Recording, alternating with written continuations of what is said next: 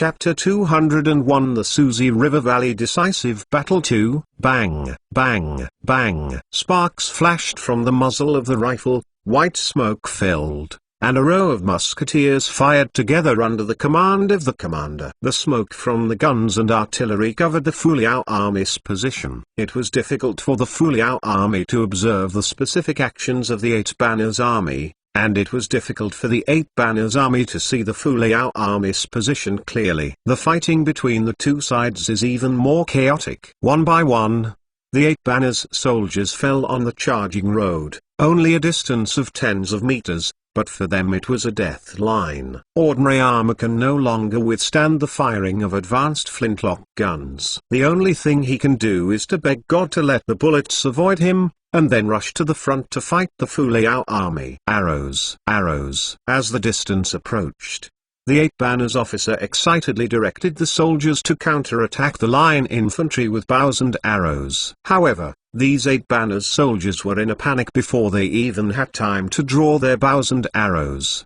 so they shot out. Some soldiers were afraid of guns and artillery, but their bows and arrows hit the infantry in the front row. It's time to counterattack. The bayonet column is ready to charge. The defending Grand Duke Karl issued an order to counterattack. Except for the front row of the 2nd Brigade, which was shooting with muskets, the 3,000 infantry behind the row formed a bayonet column. This time the troops gathered behind the horizontal team.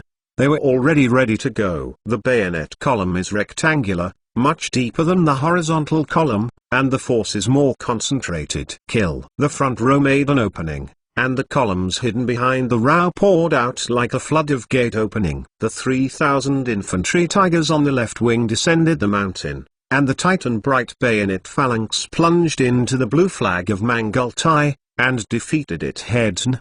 We keep up with the 2nd Brigade and completely destroy the Eight Banners. Shang Yi of the 5th Infantry Battalion commanded his men to form a 2nd bayonet phalanx and attack behind the 3,000 infantrymen of Archduke Karl. When the Fu Liao army was full of artillery fire and the Eight Banners soldiers could not observe the deployment of the Fu Liao army, the Fu Liao army had mobilized more than 10,000 troops to gather on the left flank. No, Zenlin Qi, who rushed to the front, was about to fight against the Fu Liao army's horizontal team. Unexpectedly, the horizontal team opened a hole, and the bright bayonet phalanx slammed out and pierced them into hedgehogs. These 3,000 infantry soldiers were trained by Archduke Karl in accordance with the training methods of infantry soldiers during the battle with Napoleon. The organization and discipline are far from the Eight Banners soldiers can compare. Even if the casualties are more than half, they can continue to fight. Moreover, these infantrymen are in the bayonet phalanx, and they only need to charge forward indefinitely. Zenlin Qi, which was originally the offensive side, encountered a surprise attack by these 3,000 infantrymen. The momentum of the offensive was curbed, and it was still retreating steadily. Before the Chinese army and the right wing opened the gap, they could no longer support it. On the high ground, Huang Qi paid attention to the retreating Zenlin banner, and he was very anxious. Let Li Yongfen go to support Zenlin banner quickly and stop the Fu Liao army's offensive. The cavalry who sent the order hurried to inform Li Yongfen. Li Yongfen's banner of Han people saw his masters, fierce men like Mangutai, driven back by the Fu Liao army, and couldn't help being confused. Mother, this time, it's too bad. Brothers, come with me. Li Yongfen received Huang Qi's order and could only bite the bullet. If the Fu Liao army wins this battle, he, a Han Chinese who has worked for Hu Jin for many years, will definitely not be able to eat. The Han flag reluctantly charged with weapons and assisted Zenlin Qi to resist the charge of Duke Karl. Father, the Fu Liao army concentrated almost all its forces on the left wing to counterattack. Their right wing and the Chinese army were empty, and it is estimated that without the reserve team, we might as well attack the whole army and attack their right wing and the Chinese army to completely eliminate them! Hage said beside Huang Qi. What you are saying is that this is a life-gamble battle, and it depends on who breaks through the opponent's formation first. The order is passed down, and the whole army will attack. Huang Ji pulled out the sword from his waist and pointed toward the north. Woo!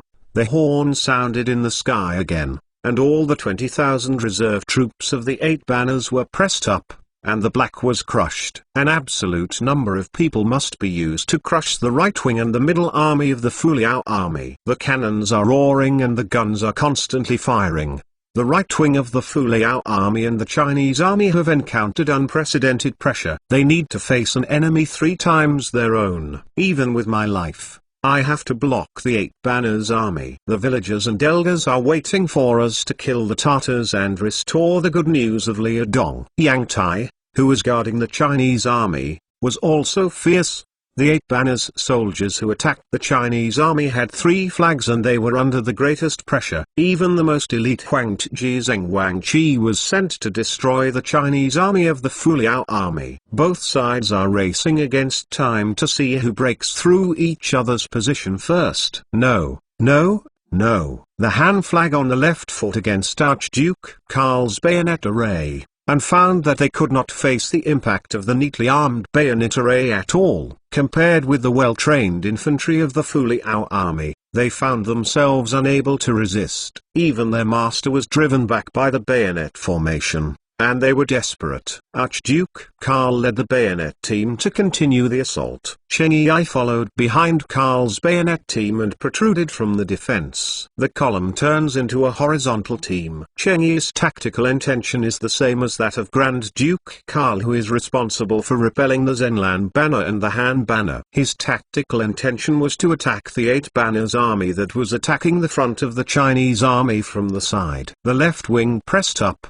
and the 8 banners troops on the front had been exposed under the muzzle of Cheng Yi's troops. The original column has become a horizontal team, which is equivalent to the 8 banners army attacking the Chinese army facing the front and side shooting of 2 horizontal teams. Shooting. With a military order, the musketeers of the 5th Infantry Brigade relentlessly squeezed the musketeers, and shot down the 8 banners soldiers with yellow flags. Your Majesty, Your Majesty. The enemy's left-wing forces exchanged fire with the forces in the middle of our army, and the Han flag has completely collapsed. Order Mangutai to hold back the left-wing troops of the Fuliao army even if he died in battle. Hage went to block the troops protruding from the enemy's left wing. The forces of the remaining 4 flags continued to attack and must break through the recovery. The position of the Liao army. As long as we can break through their defenses, we may come back. Huang Qi roared like a beast, his eyes red as a gambler.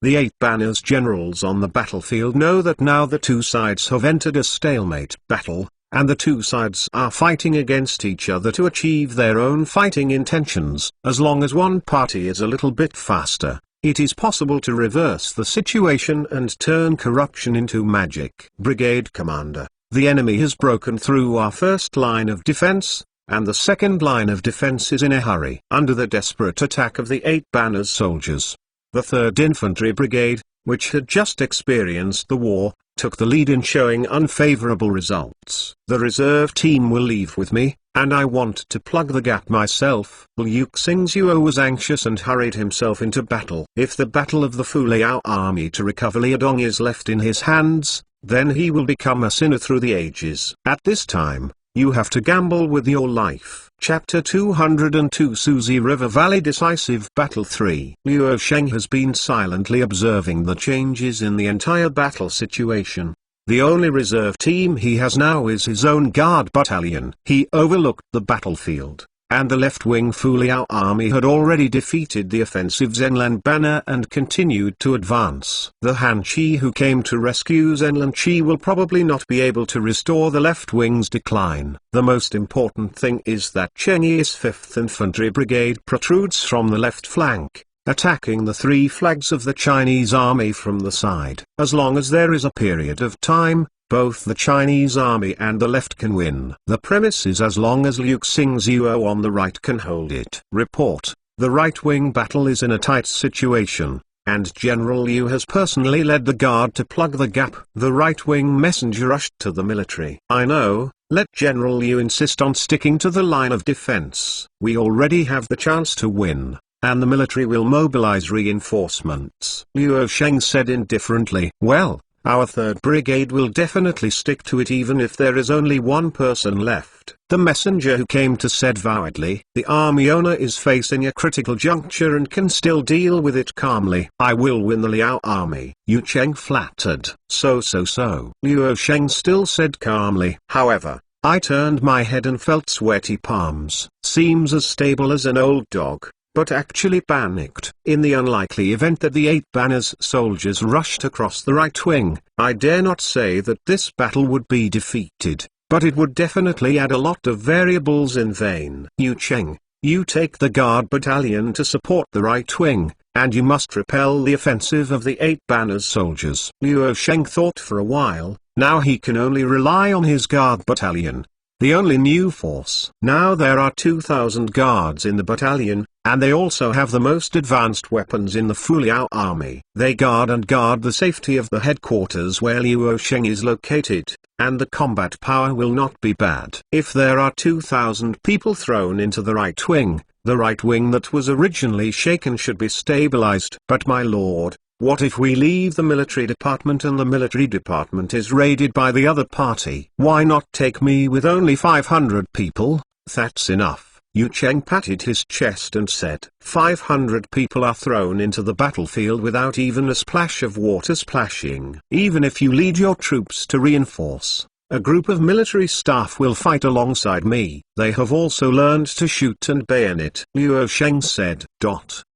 The matter is urgent. If the enemy army really has troops to kill, we will lose our lives to ensure the safety of the army owner. The staff officers of the military department said one after another. Well, since the war is urgent, Yu Cheng said as if a strong man broke his wrist. Just when Yu Cheng was about to take the soldiers from the guards battalion to reinforce the 3rd Brigade, a war horse galloped and came to the bottom of the high ground where Luo Sheng and the others were.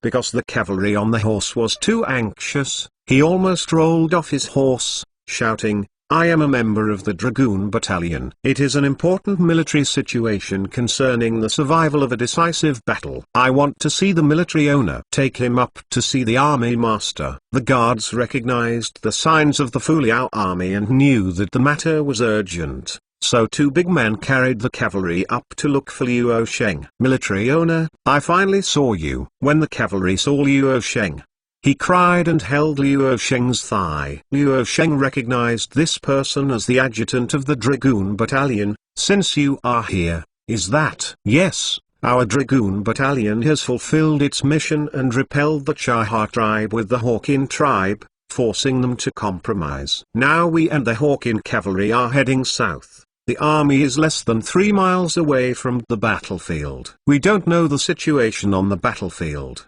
No dare to easily intervene in the battlefield to disrupt the arrangements of the army owner, so I waited for instructions 3 miles away, said the adjutant of the Dragoon Battalion. How many people and horses do you have? Luo Sheng's eyes lighted up, and there was really no way to go. Originally, there were 12,000 cavalrymen, but 2,000 were lost in the battle, and there were 10,000 cavalrymen. My dear, 10,000 cavalry. Luo Sheng's heart was cheering. This was a sudden wealth. When his dragoon camp went out, he also abducted so many Hawkin cavalry to join the battle. Suddenly there is a reserve team of 10,000 cavalry in his hand. See how I play with you. Luo Sheng began to figure out how to play with Huang Qi.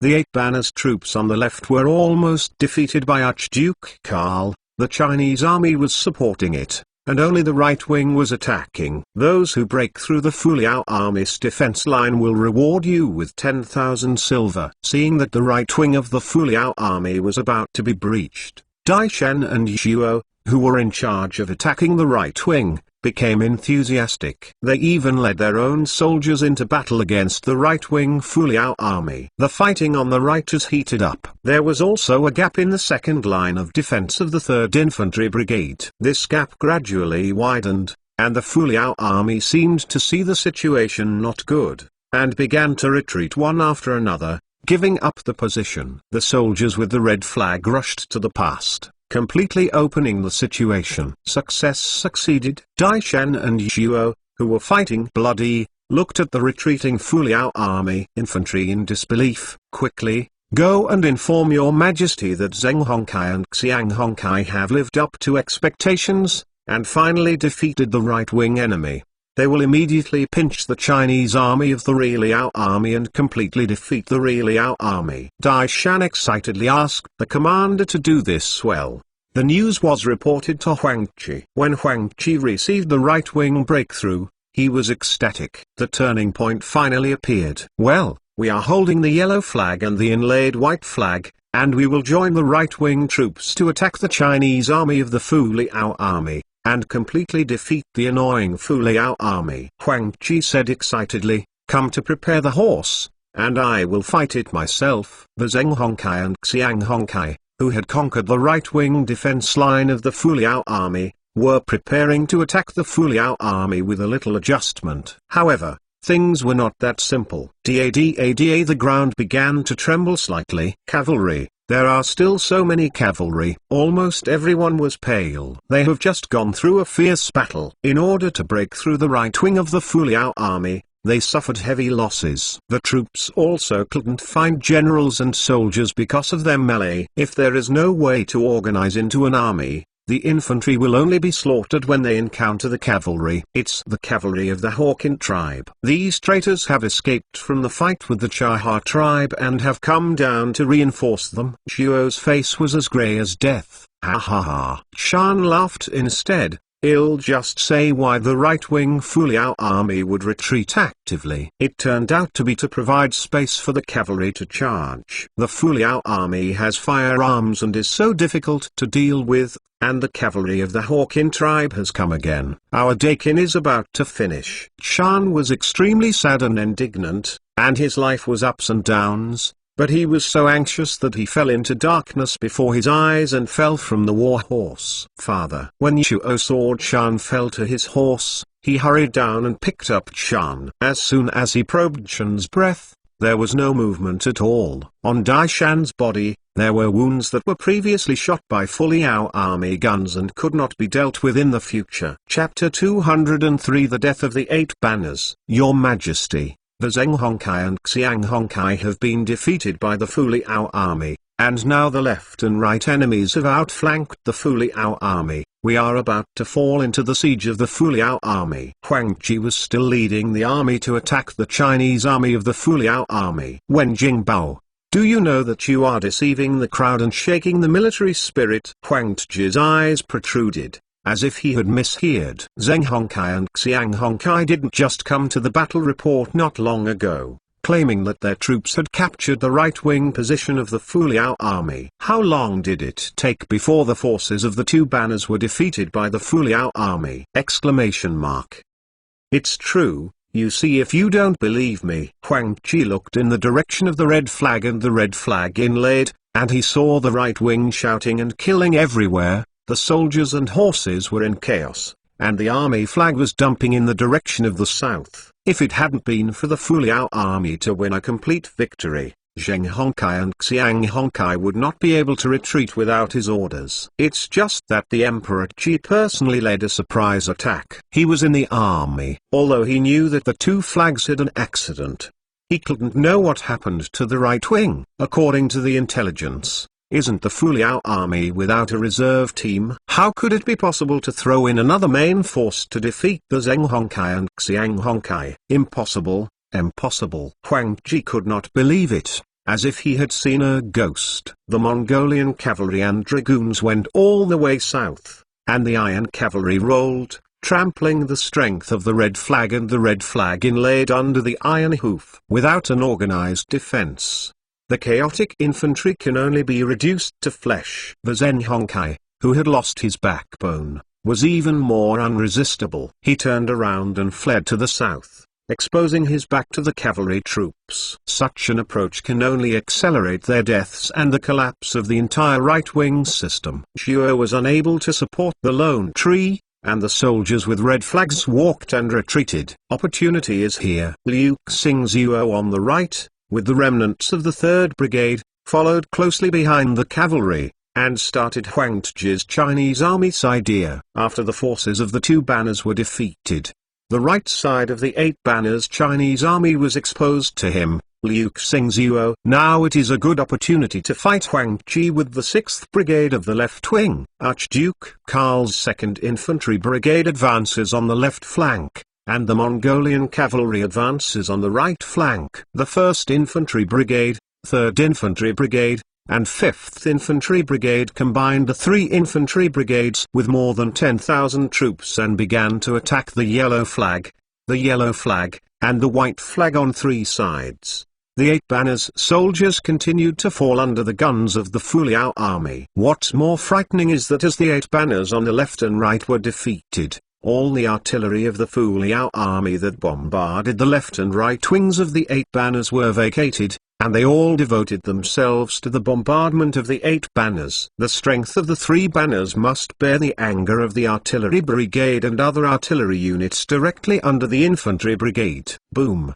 Boom! Artillery shells continued to fall like shooting stars among the soldiers of Zheng Huangkai, the most elite 8 banners unit. The shrapnel burst tore the surrounding sergeants to pieces, leaving a piece of space in the crowded crowd. As the space of the 8 banners Chinese army was compressed by the Fuliao army on the left and right wings, the casualties caused by artillery became more and more serious. Your Majesty, now the general situation is over, let's withdraw. The young Dorgan came back from the right side of the middle army wearing a battle armor, his face was covered with blood. The Mongolian cavalry defeated the red flag and the red flag. If you don't retreat, I'm afraid they will outflank our rear, and we will be surrounded by all sides, and there will be no possibility of turning over. Mongolian cavalry, the hateful Hawkin tribe, because I trust them so much. They are not as strong as the Chaha tribe. If they knew that they had slaughtered all their tribes in the past, there would be nothing like today. Huang Qi hates Yabite. If we retreat back, this battle will be lost. Wait a minute, maybe there will be a change. Your Majesty, now that we have lost, there can be no more changes. The ancients have clouds, and the Green Mountains are not afraid of no firewood. Even if we lose this battle, we still have Hetula and Green Mountains and Green Waters. The big deal is to flee to Mobai, and make a comeback with the map. Dorgan said. Huang Tji couldn't help but feel a little moved when he saw Dorgan's fighting spirit. Many Ergon is right. We lost this battle. Let's retreat. Huang Qi no longer resisted, seeing that the general situation had passed, and instead gave an order to retreat. With Huang Tji's military order, the 3 flags attacking the middle line of defense began to retreat. At first, only some of the officers who received the military order retreated with their soldiers. Later, in the chaos, the troops who did not receive the military order saw their allies retreat. They didn't understand what happened, and they rushed back, for fear of becoming the queen cannon fodder. So the phalanx of the 3 flags collapsed like dominoes because of the retreat. No,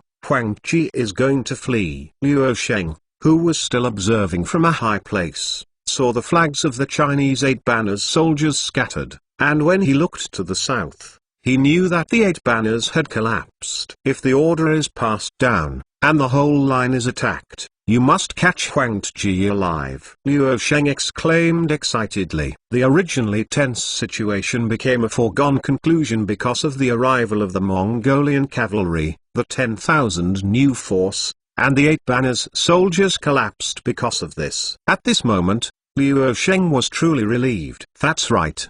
The largest battle since the formation of the Fuliao army was narrowly won, and the Fuliao army is about to regain the Liadong in a real sense. No, I will personally lead troops to pursue the enemy. Liu Sheng was eager to try, and wanted to personally lead the guards to chase Huang Qi. We must rely on you to pacify Liadong. Don't be afraid of 10,000, but just in case, what loss will happen to our Fuliao army? Isn't it the case that our Fuliao army has fallen short? Numerous military staff stopped Liu Sheng one after another. Don't let him lead troops into battle. Now the backbone of the Fuliao army is Liu Sheng. Liu Sheng finds people to implement all the techniques. People from all the kingdoms of Liadong and Liaonan have people. If something happens to Liu Sheng, the situation is now very good. Wouldn't it be out of control and trapped? Confusion. Alas, The bigger this territory is, the less freedom he will become. Liu Sheng felt deeply unable to help himself. Then let all the battalion officers kill the enemy for me, and add another military order to capture the Emperor Ji alive. Upgrade the officer to 1 level, and reward you with 10,000 silver. Liu Sheng said. Liu Sheng's orders were quickly communicated from the cavalry to the various units, and the whole army was ordered to attack and capture the Huangji practitioners alive for the first time. Oh, yeah, catch Huangji alive and get promoted to the next level. The grass will give Lao Tzu a lot of energy and charge with Lao Tzu. Tai Yang of the 1st Brigade received this military order, and the blood of the beasts boiled immediately. Tai Yang now Liu Sheng gave him the rank of colonel and brigade commander, and he will enter the ranks of generals when he is promoted to another level. The Fuliao army now has only 2 generals, Nelson and Liu Xingzuo. In the Fuliao army, the general position is very noble and rare! Chapter 204 Cleanup after the war. The battle in the Suzy River Valley lasted for more than half a day, and both sides suffered heavy casualties. After the 8 banners decided to retreat, the 2 sides chased and fought in chaos, extending the front by 30 or 40 miles, until the Fuliao army was unable to pursue and kill again. It was not that the Fuliao army did not want to continue pursuing them, but that there were too many prisoners, and there was no manpower to catch new prisoners. The mountains and plains in the Suzy River Valley were full of prisoners scurrying around, while the Fuliao army was grabbing prisoners everywhere. Liu Sheng was in a daze when he remembered that someone in later generations had said that even 50,000 pigs could not be caught for 3 days and 3 nights. It couldn't be more apparent to describe this situation. The 8 banners soldiers participated in the battle with more than 40,000 people. The fierce fighting has caused heavy casualties. The number of people who really escaped the pursuit of the Fuliao army was about 10,000. That is, there may be 20,000 prisoners in the valley. The work of cleaning the battlefield continued into the night, and the Fuliao army even lit torches to continue cleaning. The corpses of these soldiers who died in battle were collected in dug pits for uniform landfill or set fire to prevent the epidemic from spreading. Under the escort of his own soldiers, Liu Sheng patrolled the disposal of the battlefield. This battle has caused blood to stain the Suzy River Valley. The weeds here will definitely breed indiscriminately in the coming year. Seeing the bonfire under the bonfire, Liu Sheng was full of sorrow, and felt uneasy in his heart. After this battle, the Fuliao army lost more than 5,000 people, the 8 banners army killed more than 10,000. And the number of wounded soldiers was countless. Following the last battle of Sahu, another tragic and final battle broke out in Liudong. In the future, when people come here, they will think of this terrifying battle, and will also miss the military master's majestic strategy. A line of military staff touted them one after another. As soon as I am successful, I hope that there will be peace in the future and there will be no more wars. Liu Sheng shook his head. As the work of clearing the battlefield is gradually completed, the troops will report their numbers. Liu Sheng has an industrial revolution system and can clearly know how many people he has lost. Of course, he can't let others know, so as long as the reported number of casualties does not deviate too far from the actual casualties, Liu Sheng defaults to the reported casualties as statistical figures, which is recordable. Has anyone caught Huangji in each brigade? Liu Sheng summoned the commanders of each battalion and brigade level before taking a break. Yang Tai, Liu Xingzuo, Duke Karl, Shang Yi, Sun Sheng looked at each other, embarrassed to speak. If no one speaks, that is to let Huangji run away? Liu Sheng asked. His old man noticed that our dragoon battalion was going to take their back path, and fled before we formed an encirclement. Sun Sheng, a dragoon battalion officer, grabbed the scar on his head and said dejectedly, it's okay if you can't catch Huangji. In this battle, we eliminated the main force of the 8 banners. Since then, there will be no 8 banners in this world. Even if Huangji escapes back, it won't be able to overcome many storms. What's more, we surrounded Hechuara. It is shrinking. If my estimate is correct, as long as the news of the defeat of Suzy River Valley Huangdeji reaches the Crowfalcon Pass, and the Zhengbai banner guarding Crowfalcon Pass is shaken. The Southern Allied forces composed of the 4th and 6th Brigade will defeat the Crowfalcon Guan, encircle Hetula on 3 sides with us and the slave rebels. The destruction of Hujin is only in the past few days, Luo Sheng said very optimistically. Luo Sheng is not optimistic about this situation. The main force here and the Mongolian cavalry have reached a terrifying 30,000, the Southern Coalition has 10,000. And the slave rebels are estimated to have expanded to 10,000.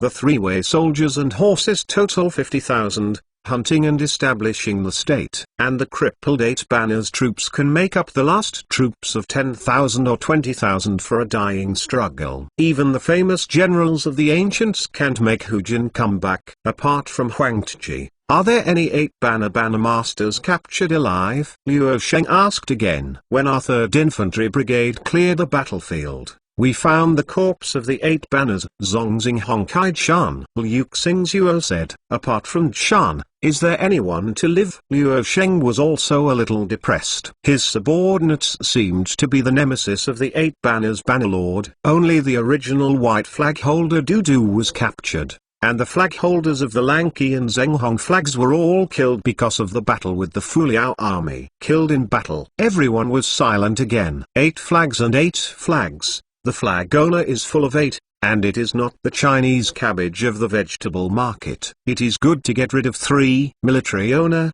although I did not catch Huangji and Jian's banner master, but I also caught a high official. I don't know if there is any reward, said Yang Tai. Oh, there is such a person in the 8 banners? Bring him up, Luo Sheng said. Yang Tailing's subordinates escorted a 5-flowered Manning. This guy is the banner owner of the Han flag set up by Huangji, the big dog Li Yongfen, Yang Tai said triumphantly. His leg was injured in the battle, so he didn't have time to escape, so he put on the clothes of a soldier and wanted to fish in troubled waters and escaped. But we were still found out by our soldiers. Li Yongfen. Upon hearing this name, the Han leaders present looked at the prisoners under this rank with disdainful eyes. Luo Sheng condescendingly looked at Li Yongfen, one of Hujin's most respected Han generals. Look up. You are the first frontier of our Ming to join Hujin. Let me see how brave you are to take refuge after the gold. In fact, Li Yongfen can be regarded as an old acquaintance of the Fuliao army. When he captured Liaonan, the Fuliao army fought against Li Yongfen and killed his son. Master Chu is forgiving. Forgive me. The young man was forced to take refuge in the Gold Man, and he fell to the present level. Forgive me. Li Yongfen did not dare to raise his head, but kept kowtow. His scalp was broken, bleeding. Did you not listen to me? Luo Sheng said sharply again. What's your command? Li Yongfen was taken aback and raised his head cautiously. I've already said, I will see how bold you are before you can join Hujin. Luo Sheng said, come on.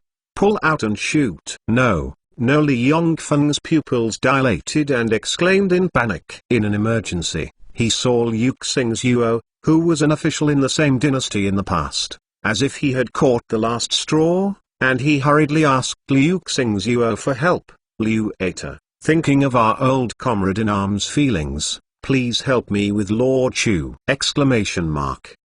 Bah. It's the shame of my life to be with you for the Golden Man. Liu Xingzuo spit on Li Yongfen. For fear of getting involved with Li Yongfen, I have always tried to abandon the dark and turn to the bright. Not as crazy as you are. Liu Eta, you are a lunatic. In order to return to Ming Dynasty, you don't even need your family. Li Yongfen was dragged out by the soldiers like a dead dog while struggling. Bang! A gunshot sounded from the empty valley. Chapter 205.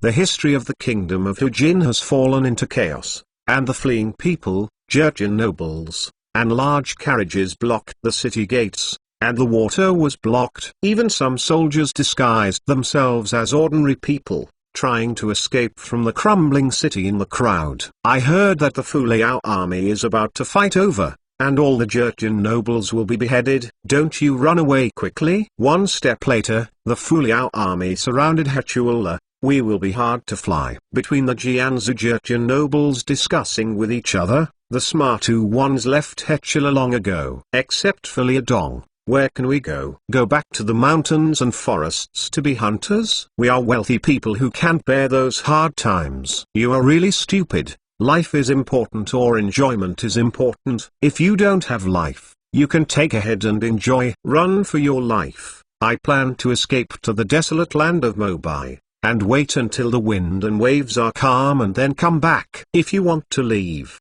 go together, and you can interact with each other. There is a reference. Huang Ji and others fled back to Hetula in embarrassment with the remnants, only to find that Hetula was in chaos, and the hearts of the people were distracted. The few defenders could no longer control the whole situation. To the northwest of Hetula, Luo Sheng led the 30,000 infantry mixed corps to the south, while to the southwest of Hetula, Xujin Chen Jishing led 10,000 infantry to break through the Yu Pass and advance northward, and Hetula was precarious.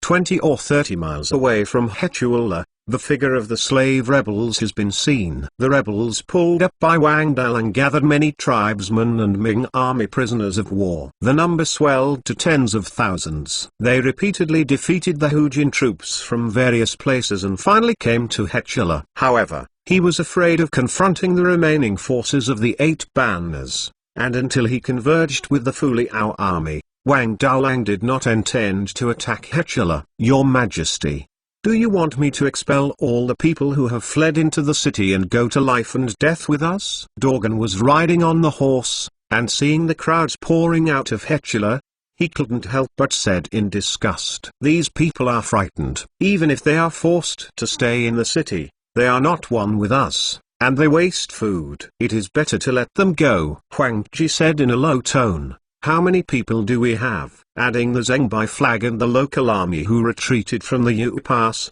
it is still dissatisfied with 20,000 yuan. Zhuo said, "If you are dissatisfied with 20,000, what shall we use to defend the city?" Huang Ji was even more desperate. "Zhuo, I can't help you. Let your father die because of this." "Don't blame your Majesty. Life and death are fate and wealth in the sky, and my Zhuo is also ready to die at any time." Zhuo, who was hit, said indifferently. Almost all the surviving 8 banners generals felt that after the war they had completely lost Jin, and they had almost no possibility of a comeback. Hage, Dorgan, Fan Wenqing, you guys come with me. Huang Ji returned to the palace, summoned a few people alone, and granted some orders in private, so that their faces changed slightly. The day before Hetula collapsed, Luo Sheng and others finally rectified the troops without any haste, and surrounded Hetula from 3 directions. At this time, the Fuliao army came with the victory.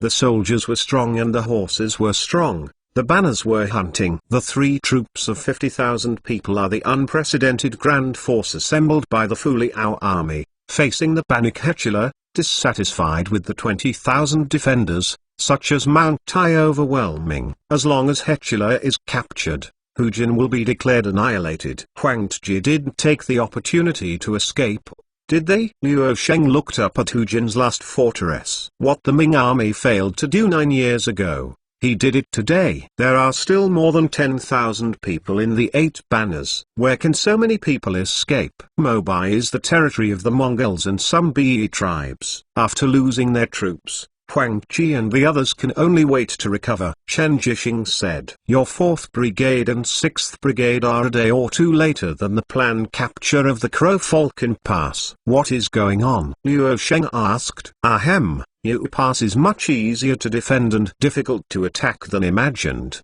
coupled with the rugged terrain and insufficient supplies. So it is a bit late than the plan made by the military." Chen Jishing and Xuji said embarrassingly. Although they eventually broke the Crow Falcon Pass and severely damaged the white flag guarding the Crow Falcon Pass. However, compared with the achievements of Luo Sheng's North Road troops which completely wiped out the inlaid blue flags and severely inflicted 6 flags, the record seemed too mediocre. This shows that our experience in tackling fortresses is still insufficient. If it weren't for our advantage in firearms, we might have been stopped for longer. We still have to strengthen tackling drills in the future. Liu Sheng said. Follow the teachings. After Liu Sheng met with the 4th Brigade and 6th Brigade from the south, Liu Sheng met Wang Dalang, the leader of the slave rebel army who had come to join. At this time, Wang Dalang no longer looked like a defeated soldier running in the Chenbai Mountains. He led the rebel army to defeat the Hujin army repeatedly and looted a lot of the Hujin army's equipment. He was wearing the armor of the Hujin general and he wanted to arm himself to the teeth. Wang Dalang pays homage to Lord Inspector of Liudong. When Wang Dalang saw the young officer Liu Sheng,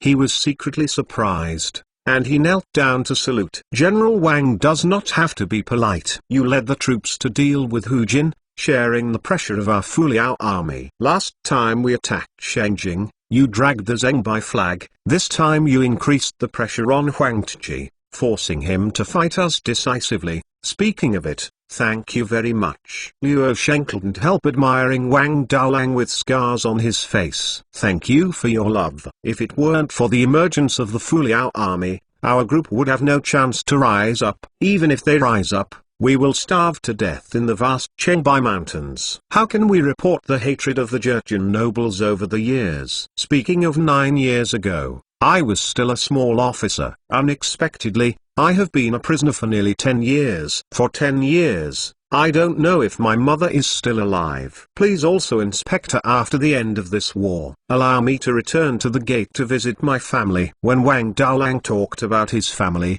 he couldn't help crying. Don't worry, after this battle, I will treat you people with lofty ideals well and give money and food to return to the pass. Of course, those who are willing to stay in our Fuliao army can also stay in Liudong and develop this peace with us. Rich black land. Liu Sheng patted Wang Dalang on the shoulder heavily. I thanked the brethren. When Wang Dalang saw that Liu Sheng not only allowed himself to wait for the prisoners from the Guan to be sent back to his hometown, but also paid travel expenses, he couldn't help but knelt down and bowed his head to Liu Sheng. Unforgettable. When I return to my hometown to visit my elders, I will definitely come back and take refuge in the inspector, and serve as the inspector. Haha, it's easy to talk about. Oh, who are these strong men? Liu Sheng noticed the few big men who had been with Wang Dalang. Their 2-meter height is considered outstanding among the crowd, and it is difficult for Liu Sheng to notice it. Sir,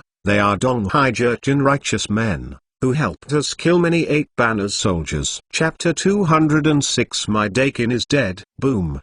Boom.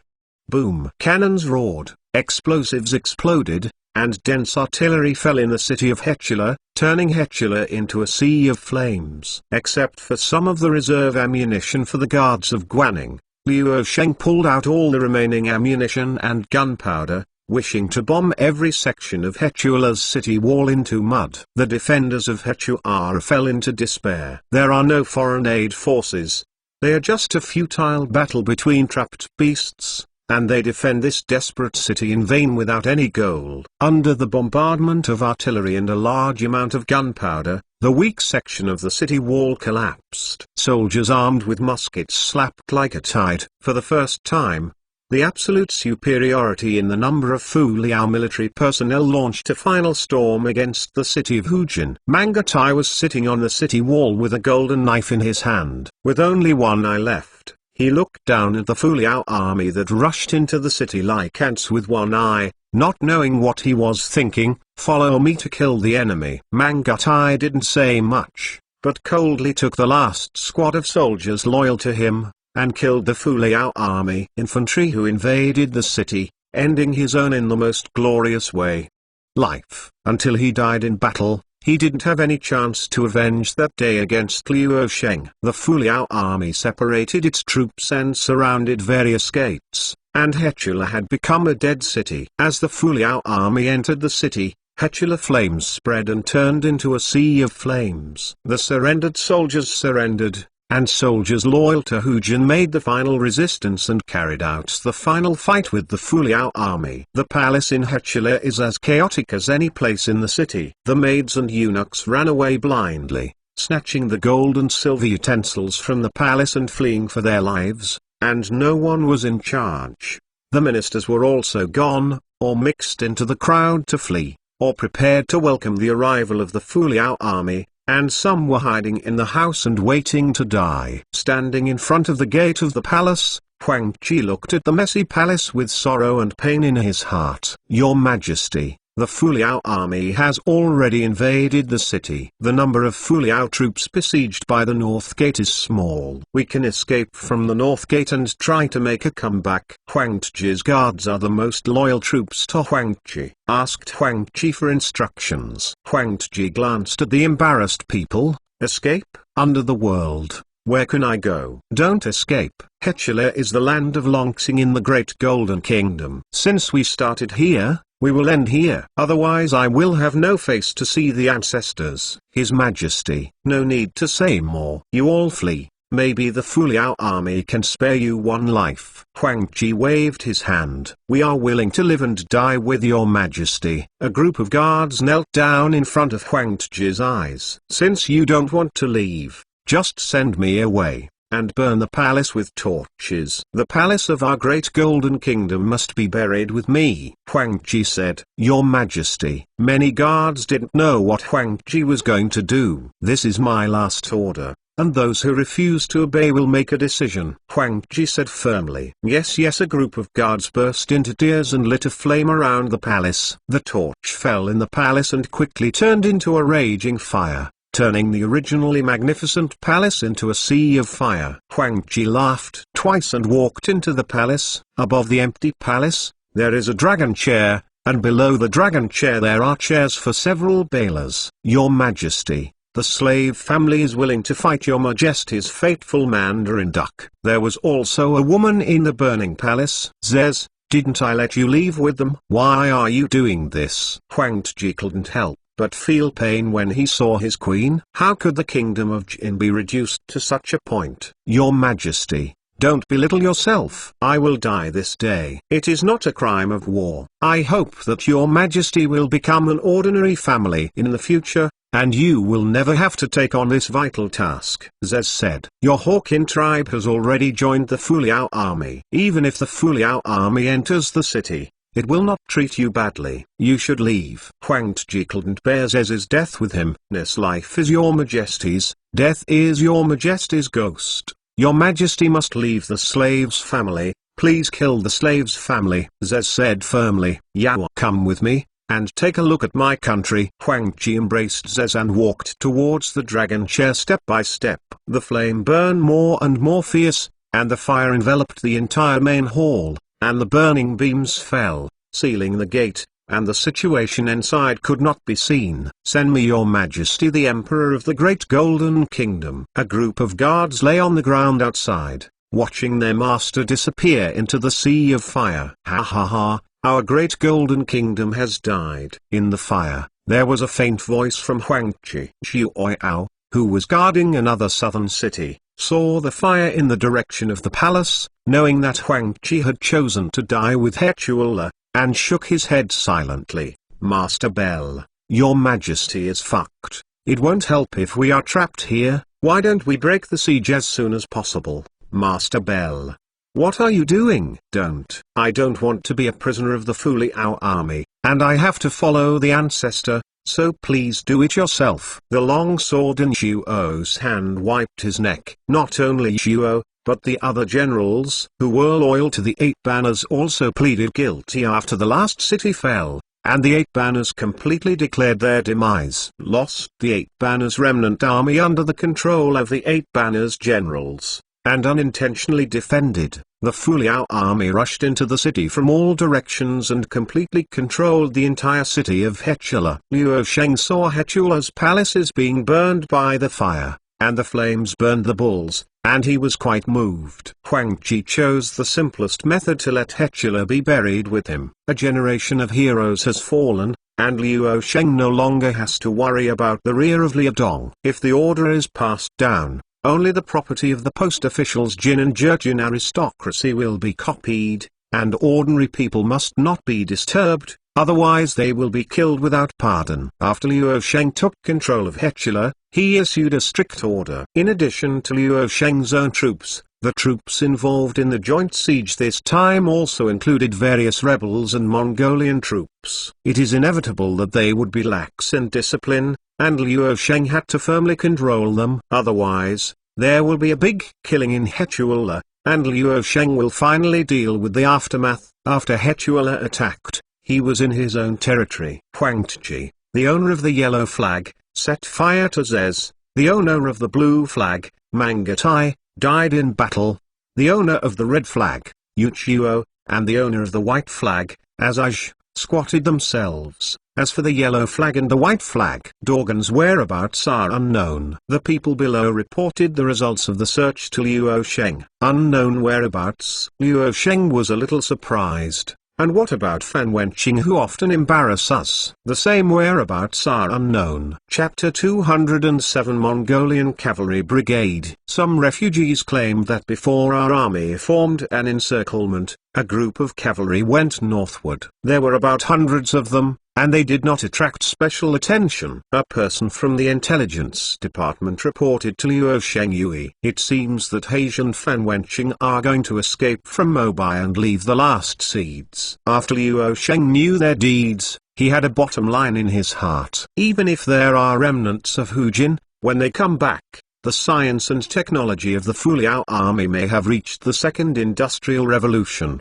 And there is nothing to fear. The palace of Hechula was burned by flames, and it was not finished for a long time, and Luo Sheng needed to send people to extinguish the fire. Luo Sheng walked half a circle around the palace, without regret. This is a rare historical relic. It can become a tourist attraction in the future. It was destroyed by Huang Tiji's fire. What a shame, what a shame. Luo Sheng couldn't help shaking his head. Also near the palace, there are several leaders of the Mongolian Hawkin tribe that traveled east to Hechula. Among them, the elderly Mangus was in tears against the scorched earth. According to the Aoki guards captured alive, his daughter Zez went to death with Huang Tiji, in a sea of flames. There were also relatives such as Zezang and Wu Keshan who cried silently. Mangusi, people can't come back to life after death. Luo Sheng saw the white-haired man sending the black-haired man to Mangusi, and he owed him a little bit. Mangus was more than 60 years old, and he personally led his troops to block Chaha's various ministries, and then went south to assist the Fuliao army in defeating the 8 banners. It can be said that it was another timely reign for Luo Sheng after Liu Xing's Yuo.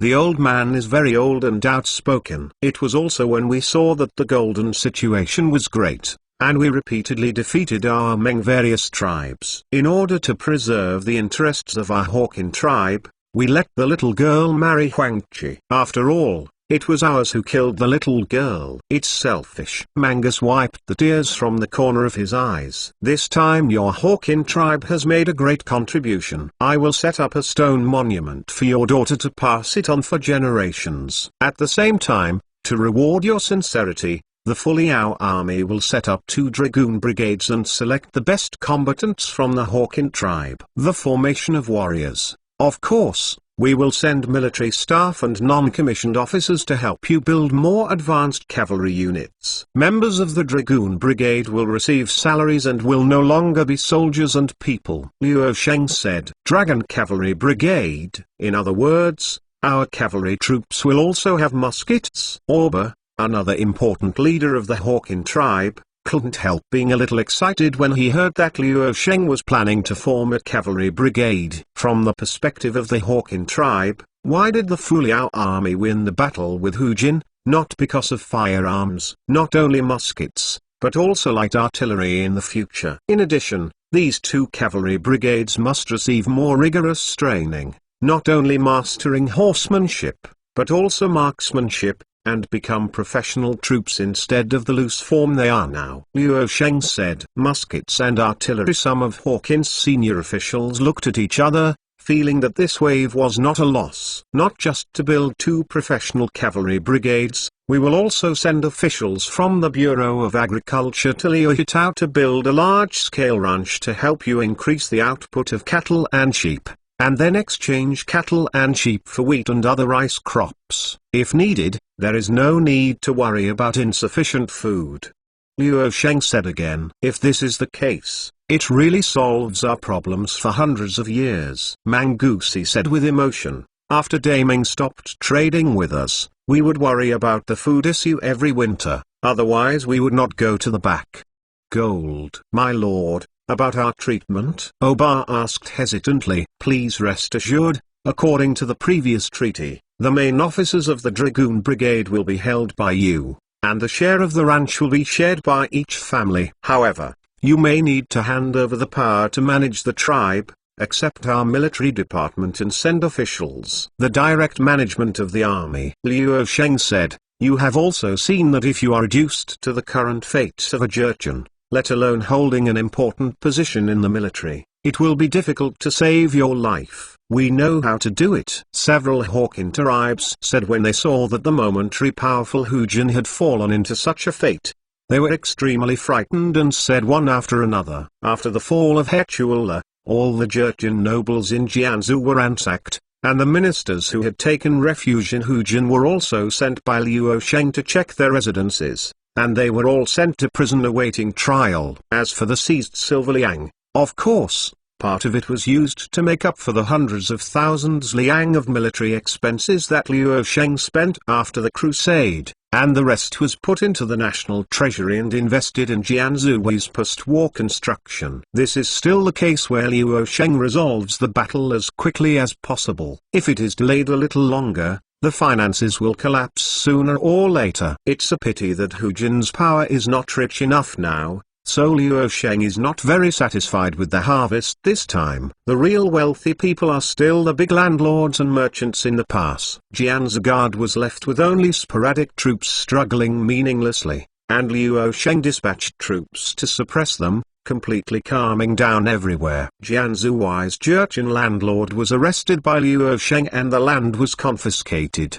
all of which were registered with the Land Management Office of the Bureau of Agriculture for large farm development. After the elimination of Hujin, the Fuliao army alone captured 20,000 to 30,000 prisoners, which is equivalent to an increase of 20,000 to 30,000 unpaid labor. Most of these people were assigned to the Anshan mining site by Liu Sheng for mining. Others were assigned by Liu Sheng to farm on official farms. With the complete destruction of the 8 banners troops, the Mongolian cavalry also returned to Liuhitao. As for the slave rebels, they were paid by Liu Sheng to pay for their travel expenses and then disbanded. Most of the Ming army prisoners of war chose to return to the pass, and some other Mongols, Donghai Jurchen, Haixi Jurchen and other tribes also returned to their tribes. Some local soldiers chose to join the Fuliao army to make up for the losses of various units in the Battle of Suzy. However, after the collapse of Jianzhou Jurchen, the most powerful tribal alliance in eastern Lining, many tribes that were originally subdued by Jianzhou Jurchen became independent. Xihai Jurchen, Donghai Jurchen, and many Mon and Mongolian tribes other than Hawkin tribe fell into chaos.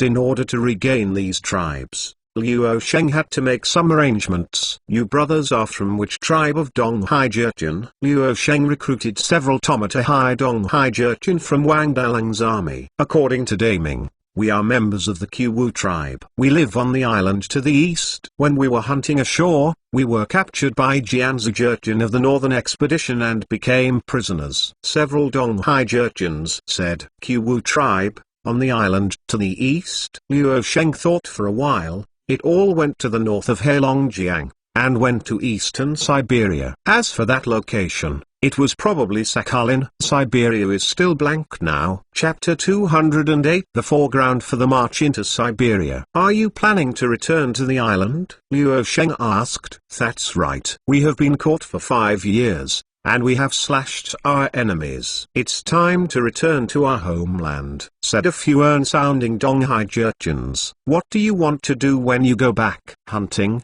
fishing, and living the old days. You don't think that with your physique and talent, doing fishing and hunting will only waste your life in vain. You have also seen that Jianzhou is far more prosperous than your islands. Liaodong and Lining Nan is more prosperous, and you are used to seeing these prosperity. Don't you want to be able to enjoy this kind of life? Luo Sheng tempted. But apart from physical work, we don't know what we can do here, said several straightforward Donghai Jurchens. Of course it is to join the army. With your physical fitness, you can definitely mix well in the army. The most important thing is that you know a lot about the far north. You can recruit more people from your tribe to come and join us. The troops formed an expedition battalion and brought the originally scattered Jurchen tribe of the East China Sea under our rule. Luo Sheng said, the Jurchen tribe actually includes countless different tribes, large and small. Sometimes, in order to make it easy to distinguish these tribes, Ming Dynasty forcibly divided these tribes into 3 tribes, Jianzi Jurchen, Haixi Jurchen, and Donghai Jurchen. Now the Jianzi Jurchen aristocracy has been destroyed, leaving the Haixi Jurchen Hada, Wula, Yi, Qe for Haixi, and the scattered East China Sea Jurchen. The East China Sea Jurchen is also called the Savage Jurchen, which is actually many tribes near the Heilongjiang River Basin and northern Heilongjiang.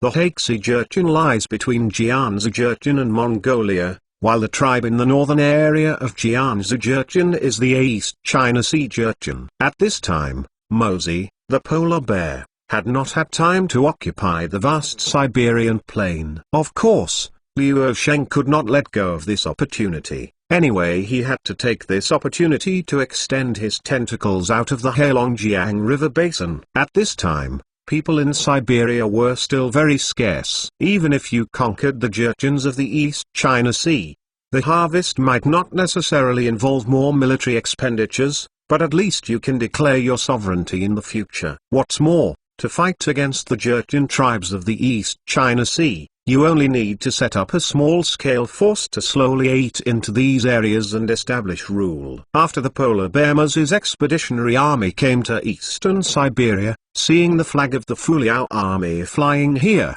I don't know what expression it would have. Expedition camp. Your lord must know that our island is 1,000 miles away from you, and it's icy and snowy. So why bother in that kind of icy place? Several Donghai Jurchens said. This is a plan for 1,000 years. The 10,000-mile plain in the extreme north is what I must get. Before that, we need to expand our power to your Sakhalin Island, which is Qwu Island. Luo Sheng said, how about it? If you recruit people from the tribe and gather people from other East China Sea tribes to form an expedition battalion with our people, I can even give you the treatment of deputy battalion officers. You also know what the deputy battalion officers are like in our Fuliao army status. Deputy camp officer. According to the truth of several Donghai girls, the expedition camp had to be at least 1,000 people in size. The conditions that Luo Sheng said were really attractive. Several Donghai Jurchens discussed in private and nodded their heads.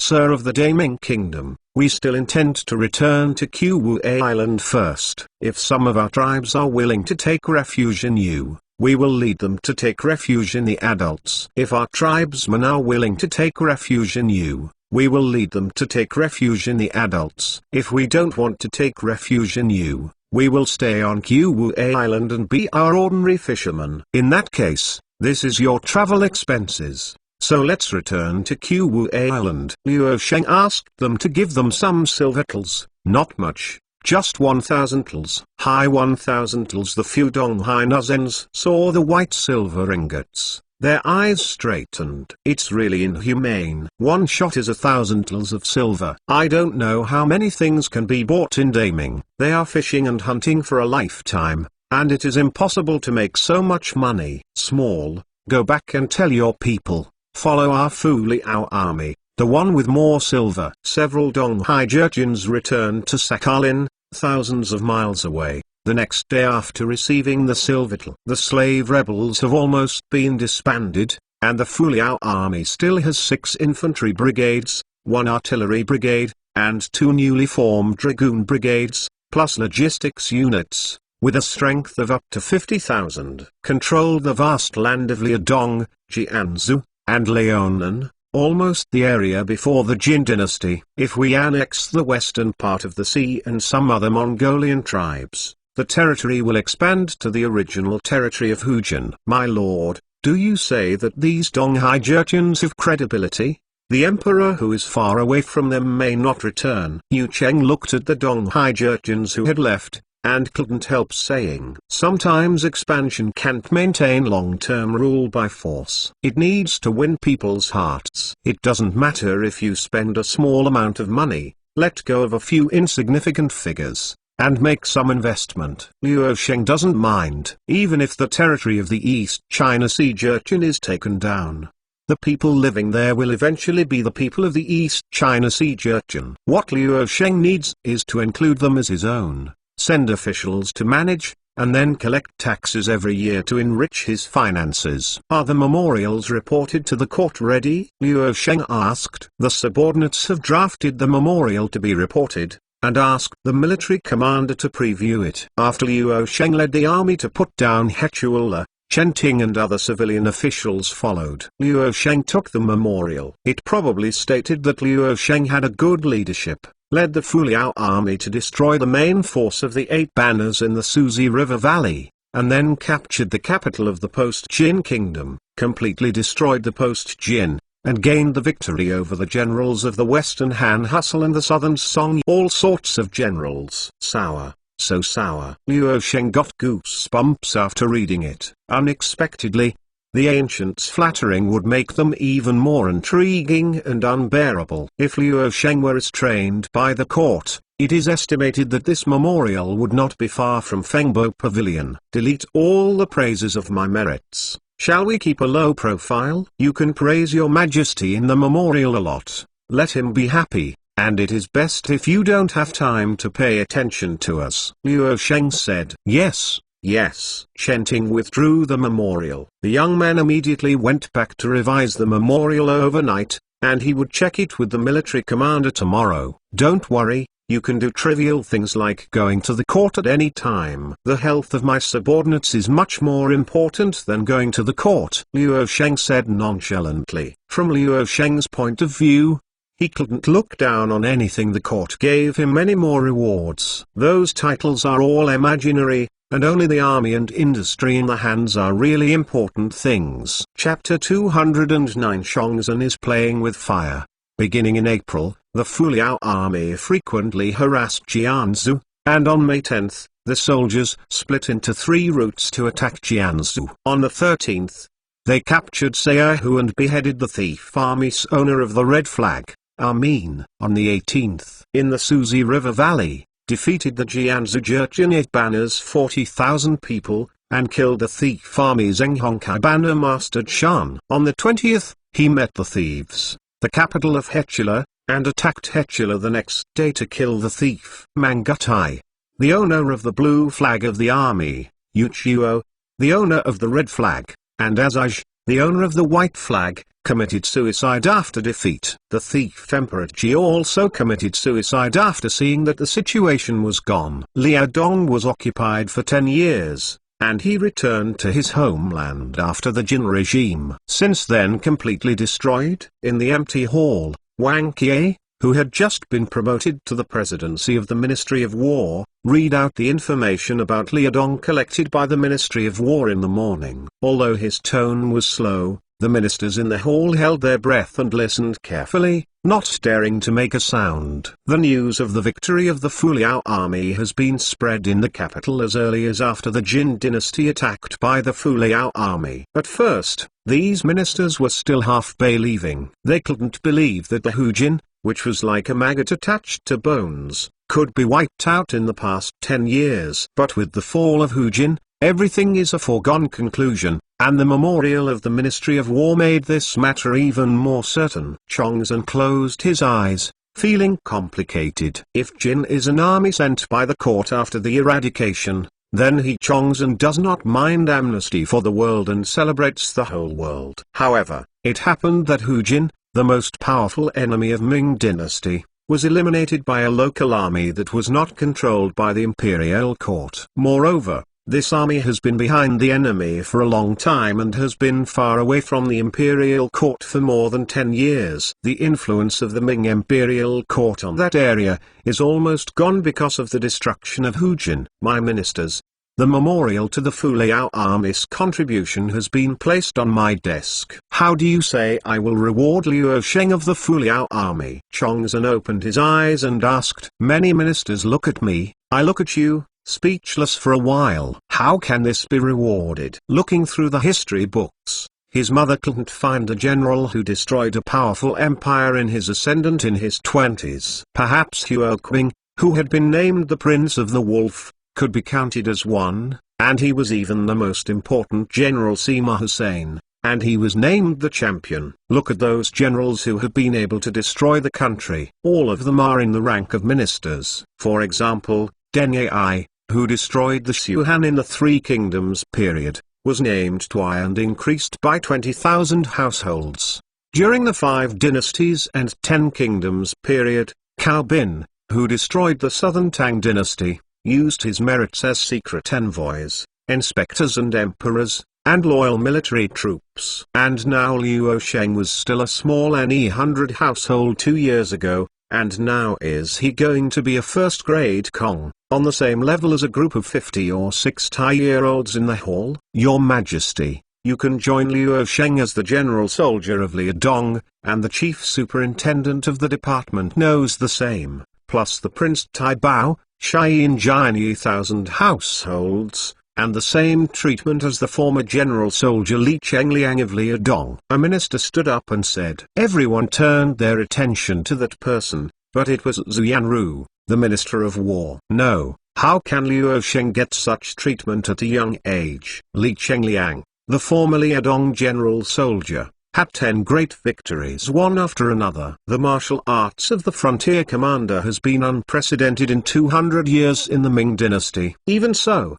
Li Chengliang has a prestigious position. Yelong is extravagant. Liu Sheng is young and energetic, and if he is an extremely human minister in his 20s, he might become another disaster for Hujin in the future. Some ministers stood up and objected. This statement is not correct. Liudong has been invaded by Hujin for a long time. Liu Sheng's Fu Liao army was started by soldiers and horses of the original Dongjiang town. And the military generals still have a heart for the court. Your Majesty can take this opportunity to seal the Fu Liao army. Officials, show them good. Wouldn't it be wonderful to use some vain official positions to temporarily appease them? Moreover, taking advantage of Liudong's stability, the court can rectify its armaments, aid droughts, and enrich the country's strength. Zhu Yanru said. It turned out to be a friendly army. The minister in the DPRK could not help but breathe a sigh of relief when he saw that Zhu Yanru was just a postponement. In addition, Your Majesty can make another decree to summon the officials of the Liao army to join the facing sense and commend them for their contributions. Zhu Yanru added. Chongzhen was silent for a while, quaint playing. Your Majesty, the minister has what to play. An official stood up. Recovering Liudong is certainly a great event. But our enemy of Ming is not outside the pass, but inside the pass. Ma Makai, I heard about the severe drought in Shaanxi. I sent you to Shaanxi for investigation. Have you completed the verification? Chongzhen saw that Ma Makai had just returned from Shaanxi. This was his first time in court. Yes. Yan'an Mansion, the official's hometown, has not rained for a year since last year, and the vegetation has withered. During the last month of last year, the people rushed to pick the grass from the mountains to satisfy their hunger. The taste is bitter and astringent, and it can only guarantee immortality. After October,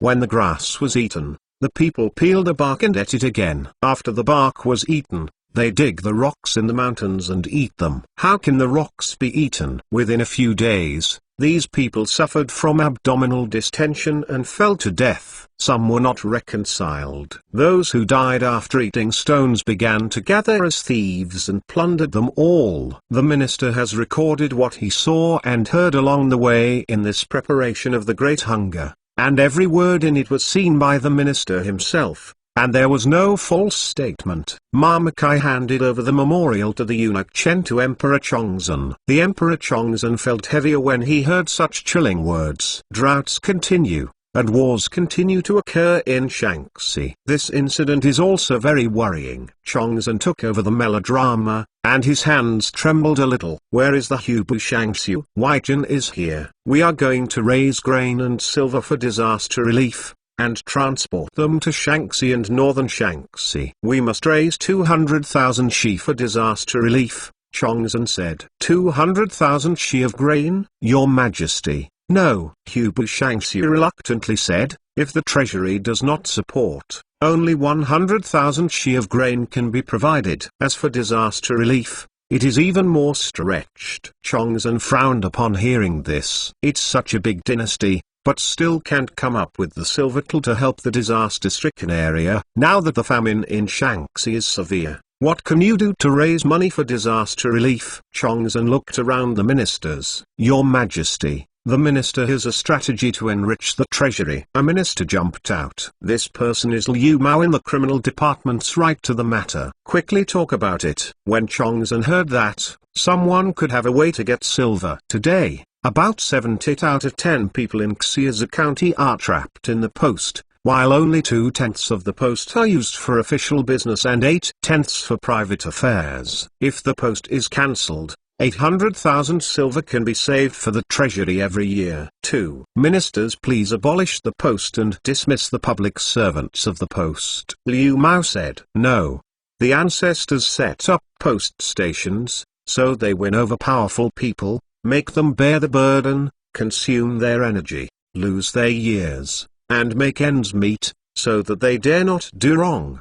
The original magical effect. How can it be easily abandoned now? Some ministers retorted immediately. 800,000 taels of silver are saved every year. After Chongzhen heard this, he was slightly heartbroken when he was short of money. It's a pity that neither Liu Mao nor Chongzhen thought that Li Ziqing, who was still serving as a horseman in Xingqing Mansion, was ousted from the post, and finally took the risk, joined the peasant rebel army, and became the later king of the king. Chapter 210 Mon and Mongolia. Military owner. The leaders of the 8 tribes of Mon and Mongolia, Bahrain, Wengnut, Zalat, Tumot, Oan, Naaman, Kalakin, and Ordos, please see me. Luo Shengang led his army back to Liadong city. The Mon and Mongol tribes attached to Hujin came to Liadong city at the same place. 8 tribes. Luo Sheng was helpless. Before he eliminated Hujin, he consumed a lot of food and allowed various superior conditions to win the Hawkin tribe. As a result, as soon as he eliminated Hujin, these scattered Mon and Mongolian tribes went to the following places to show their favor. Sure enough, the strong is respected on the prairie. Let them come in. Luo Sheng was also willing to take advantage of the victory and seize the opportunity to calm Mon and Mongolia. After the Mongol Empire was divided, the Mongol tribes were divided into 3 tribes: Mon and Mongolia, Mobai Mongolia, and Moxie Mongolia. Mon and Mongolia is dominated by Lin Dan Khan after the Golden Clan.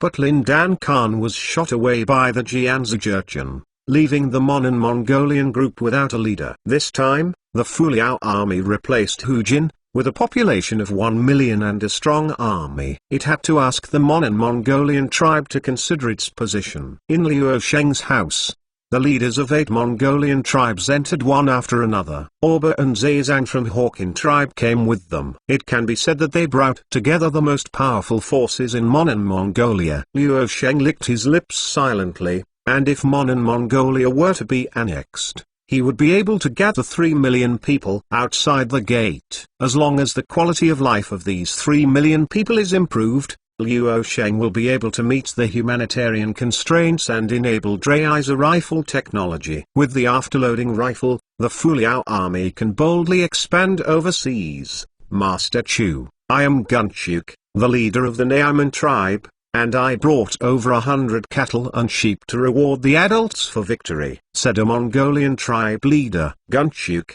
you are too petty. I am the leader of Oan, Daking Duleng, and brought 300 cattle and sheep to the adults," said another Mongolian tribe. The other Mongolian tribe leaders also offered cattle, sheep and treasures one after another. They are the masters of a series, and they are embarrassed to come to Liu Sheng without any gifts. "Naaman, Owen, you are not a vassal of Hujin. You are planning to send troops to help the 8 banners and 1 horse not long ago," Liu Sheng said playfully. "If the Hawkin tribe hadn't stopped you, maybe we would have met each other long ago."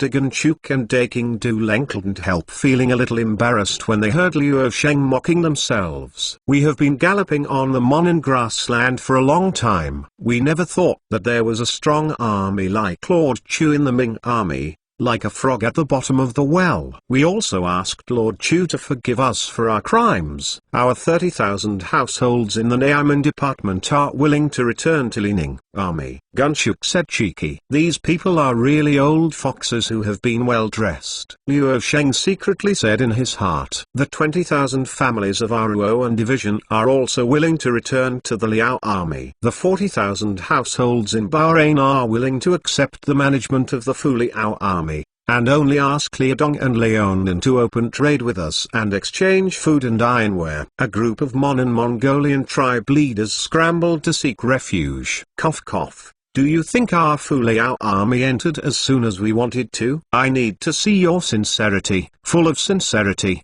no. Liu Sheng was very excited about the win over many Mongolian tribes, which was dozens of tens of thousands of nomads can provide the Fu Liao army with tens of thousands of excellent Mongolian horses and tens of thousands of the most elite cavalry. Sincerity? These people looked at each other, and for a moment they didn't know what the sincerity Liu Sheng wanted. "Zai sang, what is the sincerity of Master Chu?" Mon and Mongolian tribe leader had to ask Zai Zhang of Hawkin tribe, who took the lead in the Fu Liao army. "Doesn't that understand? There is something to offer, but where to get it without giving up?" Zai Zhang said. "These tribal leaders who have been fighting constantly are not human spirits." Although Zai Zhang said vaguely, these leaders knew well. They also heard that the Hawkin tribe had become a big figure in the Fu Liao army, and they were welpered, so they took the initiative to seek refuge. However, they also heard that in order to obtain assistance from the Fu Liao army, Hawkin let the Fu Liao army build pastures and cities, and lost the power to execute the tribe. The Fu Liao army has sent officials to the Hawkin tribe to carry out reforms. However, if you don't turn to Liu Sheng earlier, it is estimated that the end will end up similar to the end of Jianzhijurchen. Knowing Liu Sheng's rules, these tribe leaders knew what they were, and began to negotiate with Liu Sheng about the collection. At the beginning, the leaders of the Mongolian tribe refused to lose their control over the tribe. After all, they are now the head of a tribe. They would rather be a chicken head than a phoenix tail.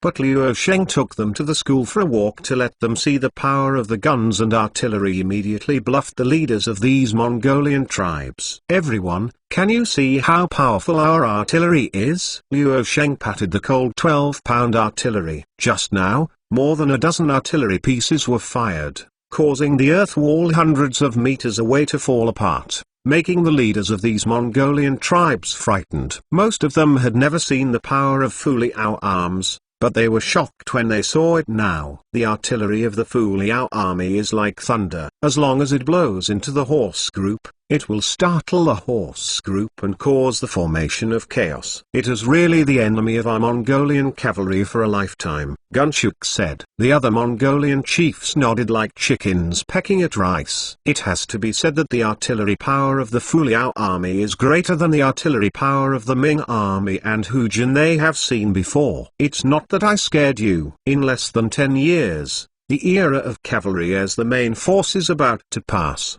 The future belongs to infantry, artillery, and warships.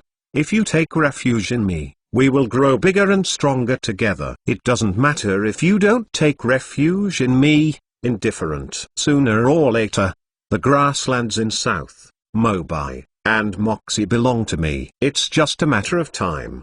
Do you know that sending charcoal in the snow and icing on the cake are different?" Liu Sheng said.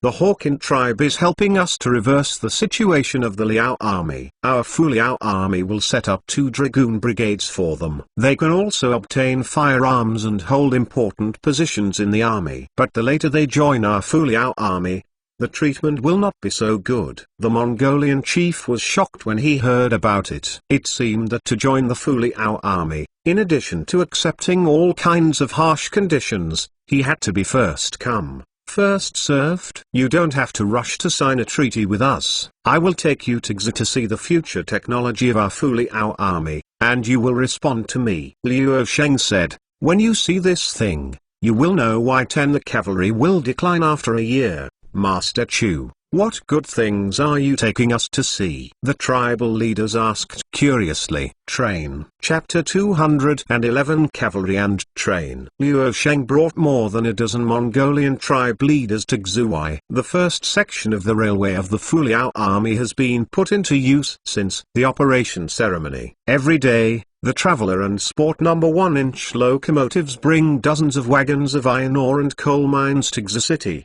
and from Xi City to the mining farms and Tishan small town. In addition to cargo, these 2 trains will also pull some passengers when they are free. Some people with fresh pictures even paid a big price to buy train qualifications, so they brag in front of their neighbors and friends. Liu Sheng notified the government-run company that runs the railway in advance and asked them to vacate the passenger car. Liu Sheng wanted to show his muscles in front of the leader of the Mongolian tribe. Seeing the giant monster nearly 100 meters long lying on the rails like a steel monster, these Mongolian tribes who have been with cows, sheep and horses for a lifetime were surprised, and then curiously touched the iron skin of the train. This is an iron horse. It needs at least 100,000 catties of pig iron, said a tribal leader. Nonsense. This is clearly an iron bull. You see there are horns on this head and the bull's head is so stout.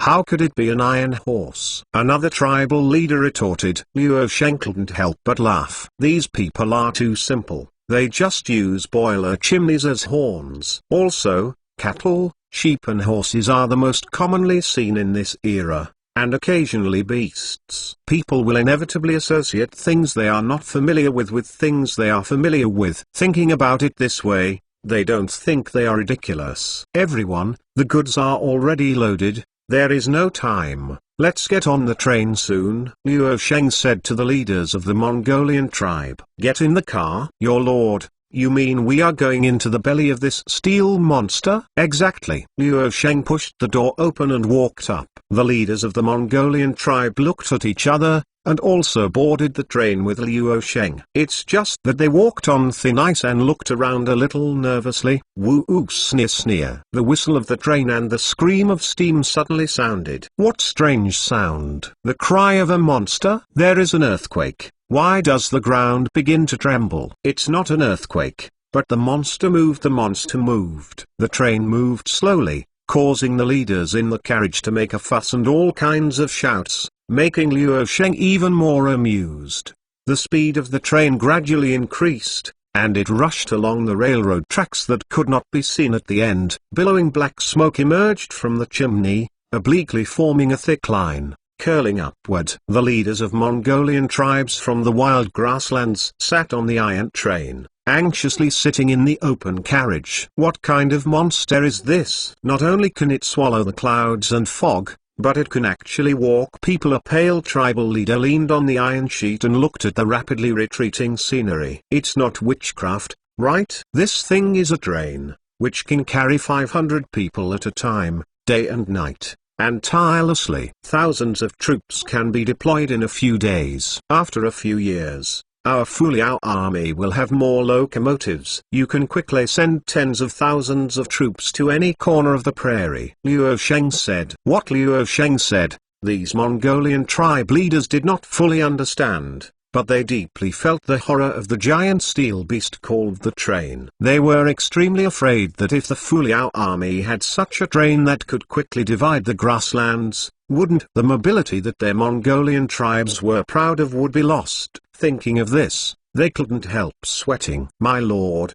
our name and division is willing to accept all the conditions of the Fu Liao army, and only requires the newly established Dragoon Brigade of the Fuliao Army to set up an official underhalf position for us, and to retain the honorable status of our clan. Gunshuk, finally knowing why the Hawkin tribe would easily give up its power to collect comprehensive functions and compete with the Fuliao army, which possesses giant steel beasts, isn't it just hitting the rocks with pebbles? Our tribe is also willing to accept all the conditions of the Fuliao army. In the train carriage, these Mongolian tribe leaders, who were greatly shocked, fully accepted the treaty of the Fuliao army. No more to say. A few years later, historians called this alliance a train treaty, and many historians even disputed what the train treaty actually recorded. After only knowing the train treaty, the Fuliao army successively sent administrative officials to the Mongolian tribes of various ethnic groups in Monan to register the population of the people of the Mongolian tribes, establish cities and pastures, and arrange their respective pastoral areas. In addition, the Fuliao army established 2 Hawkin Dragoon brigades and 3 reserve cavalry brigades. The reserve cavalry brigade is composed of people from other Mongolian tribes in Monan except the Hawkin tribe. The leaders are also from these Mongolian tribes, and Liu Sheng sent them to check and balance their military staff. Before finishing the training of the Hawkin Dragoon Brigade, Liu Sheng had no plans to arm the 3 reserve cavalry brigades, because there were too many Mongolian cavalry troops. If they were all armed, Liu Sheng would not be able to control them. Of the 2 Hawkin Dragoon brigades, one of them was expanded from the original Dragoon battalion of the Fuliao army, and the brigade commander was Dong David. As for the other Dragoon brigade, a person from the Hawkin tribe served. It initially annexed the Fuliao army of the Monan Mongolian tribe, and its forces have spread from the Hulunbuir grassland, which has been spreading from Liuhetao, from Liudong to Liudong. In the northeastern part of the pass, only the Haixi Jurchen and the Donghai Jurchen are not part of the Fuliao army. The Jurchens of the East China Sea are a scattered tribe of Jurchens. Even if the scale of thousands is large, they can't form any influence. Liu Sheng didn't take it seriously. It would be a matter of cannibalizing them sooner or later. However, the 4 major divisions of the Haixi Jurchen regained independence after the Jianzhou Jurchen was eliminated by Liu Sheng, and tossed between the Mongolian tribe and the Fuliao army. Monan Mongolia has a population of 1 million, and it can ride 100,000 vigorously to cross the world. It is a pity that the tribes are divided, each defends each other, and cannot form a climate. Lin Danhun of the Golden Family is unable to conquer many tribes. Otherwise, with the superb riding skills of the Mongolian cavalry, how can you become a vassal of Jianzhou Nuzhan? Liu Sheng sighed after placing the leaders of the Mongolian tribes. Come here, let Chengyai and Xuji come over. Liu Sheng gathered 2 brigade officers of the 5th Infantry Brigade and the 6th Infantry Brigade non-stop, following Liu Sheng all the way to the present confidant. After a while, Chang Yi and Xuji met at the door of Liu Sheng's mansion. Chengyai, what do you think the military master wants to do when summoning the 2 of us? What else can you do? It's mostly Haixi Jurchens stuff. They really don't have long eyes, and they dare to resist. It is estimated that the army leader will send troops again. Our 2 brigades are the latest brigades that have not been established for a long time, and the combat effectiveness is not strong. Will the military owner think of us first? The 2 muttered to see Liu Sheng. Chengyai and Xuji, after you 2 infantry brigades have replenished their strength, they deployed all the way to the north of Liudong and all the way to the west of Jianzhou. They began a round of battle against the Hersinian Jurchen. Surrender. Train your troops by the way. Liu Sheng said. He couldn't do everything himself, and after he got the money, he was going to rest for a while, then develop the navy and march into the wider world. Chapter 212 The Royal Shipyard Part 1 Dalian Port, after a year of construction, is quite large. When Liu Sheng turned on the sailboat battleship technology, the system once called a Royal Shipyard in Great Britain, which was in Dalian Port. Now with the development of Dalian Port, Liu Sheng attaches great importance to the development of the navy and foreign trade. Therefore, the scale of the Royal Shipyard is getting bigger and bigger, and even a second shipyard has been opened. There are more than 2,000 people in the two shipyards, hundreds of whom are shipmen from the former Royal British Shipyard. Liu Sheng also set up a ship school to recruit local laborers in southern Lining on a large scale, and conduct training ranging from 3 months to 1 year, and only then has a shipyard scale of more than 2,000 people. In addition to sailing battleships, frigates, and large and small gunboats, shipyards sometimes accept orders from merchants to build empty-bellied shipping ships for them. Because the ships of the Fuliao army were stronger and more suitable for shipping, they were sought after by merchants. The Royal Shipyard made a lot of profits because of shipbuilding, and the wages of shipyard workers were generally higher than those of other factories. Not only newly trained boatmen, but also some craftsmen passed down from generations to generations along the southeast coast. They heard from Jiangnan merchants that the Fuliao army in southern Lining was recruiting boatmen. They came a long way to make their craft useful. This is the second gunboat we have participated in building since we moved from Fuzhou to Dalian port. The shipyard worker wiped the sweat from his forehead with a coarse cloth, sweating profusely. A naval artillery ship with a length of 20 to 30 meters is different from the simple ships operating in inland rivers. It is not easy to build. From laying the keel to painting and launching,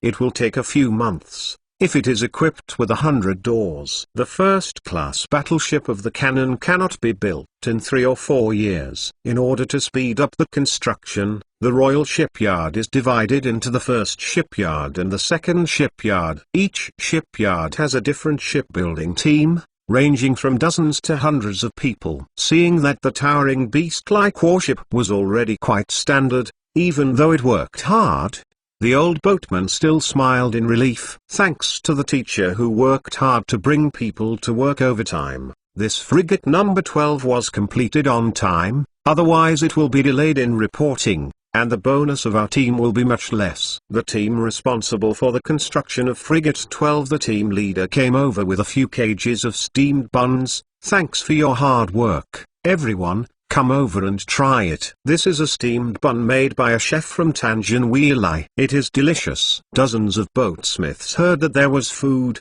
and they all gathered around and looted the buns in a short while. In the rest room, the boatmen talked about things in the shipyard or some trivial things in the search for the sun. Master, look at the ship of the battleship class in the dock. It is planned to be equipped with 56 cannons and a 36-pound cannon. That is the real gunboat. The small and medium-size gunboat we built is just for they are used as frigates. A young boatman murmured. It is the Westerners in the ship school who are responsible for building the battleship. They are familiar with the construction of battleships. We have to admit that only they can build such a big ship.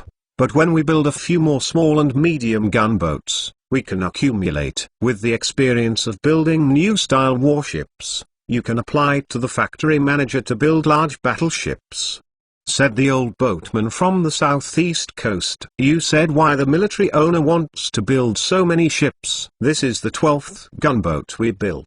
I discussed with other groups in private. There are several gunboats like ours that are being built in a hurry. The keels of the gunboat number 15 are all set up. In addition to the small and medium-sized gunboats, there are 2 battleships rated as Class 3 rushing to work. If all these ships are equipped with artillery in accordance with the specifications, there will be at least 3 or 4 hundreds of cannons and thousands of ammunition. A boatman said, with so many cannons, you can go sideways on the ocean, right? There is no such simple thing. You don't want to think about it. Our shipyard has full firepower and produces warships day and night. But the artillery produced by the Ordnance Bureau is not only the naval guns of our naval ships. There are also field guns used by the artillery brigade. In addition to the artillery, it also produces muskets, bayonets, and other ordnance. It is impossible to produce 300 or 400 cannons in such a short period of time. It is estimated that only half of the ships are equipped with artillery. Other warships are used for training.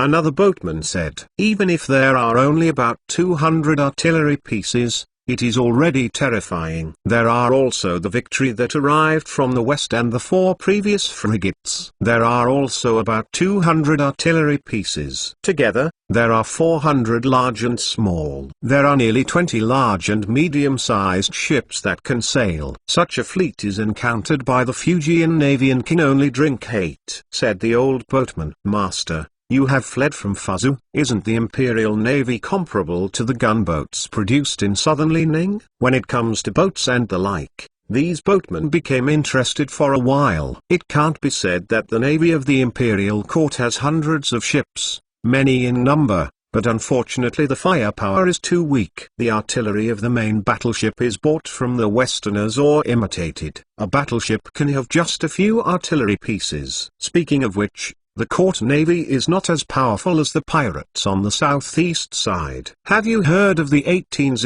The old boatman began to talk about what happened in the waters around Fuegian, and many boatmen around curiously gathered to listen to the story. Even the team leader in charge of the management squatted on the wood, listening to the story of the old boatman with relish. It is said that 3 years ago, at the estuary of Baigang Creek in Yazoo, 18 pirate merchants led by Zheng Zilong became worshipped, and they were called 18s. 18s across all over the world. In 2 years, he repeatedly broke the Navy Admiral of the Ming Dynasty. The Fuegian and Zhejiang Navy divisions under the command of Yu Zhigao were invincible.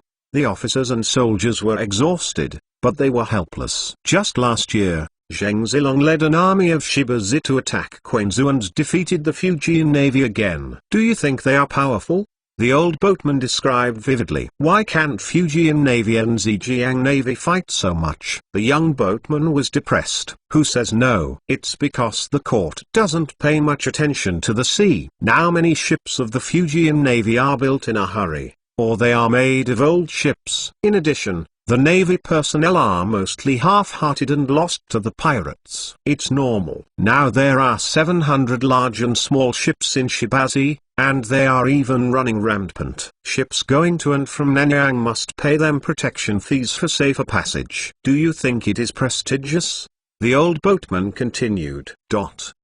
In the era of great voyages, the Imperial Court banned the sea. 18 mushrooms only made up for the Imperial Court's power gap in the ocean, and it is not to be feared. At this moment, a word came from behind everyone. Chapter 213 The Royal Shipyard Part 2. Everyone looked behind them, wondering when a group of people had already arrived in their dock. The one headed was a man dressed as a scholar in a blue shirt, and beside him was a group of big soldiers who served as guards, and a group of high-level shipyards, including the director of the Royal Shipyard, who had never seen the end of the Dragon on weekdays, followed Liu Sheng respectfully at this time. This is the commander. The vast majority of boatsmiths couldn't help but associate this man with his ultimate boss, the true owner of the shipyard, Liu Sheng. Meet the commander. A group of boatmen knelt shivering. You don't need to be polite. We don't want to go back to the Liao army. The man has gold under his knees. If he kneels again,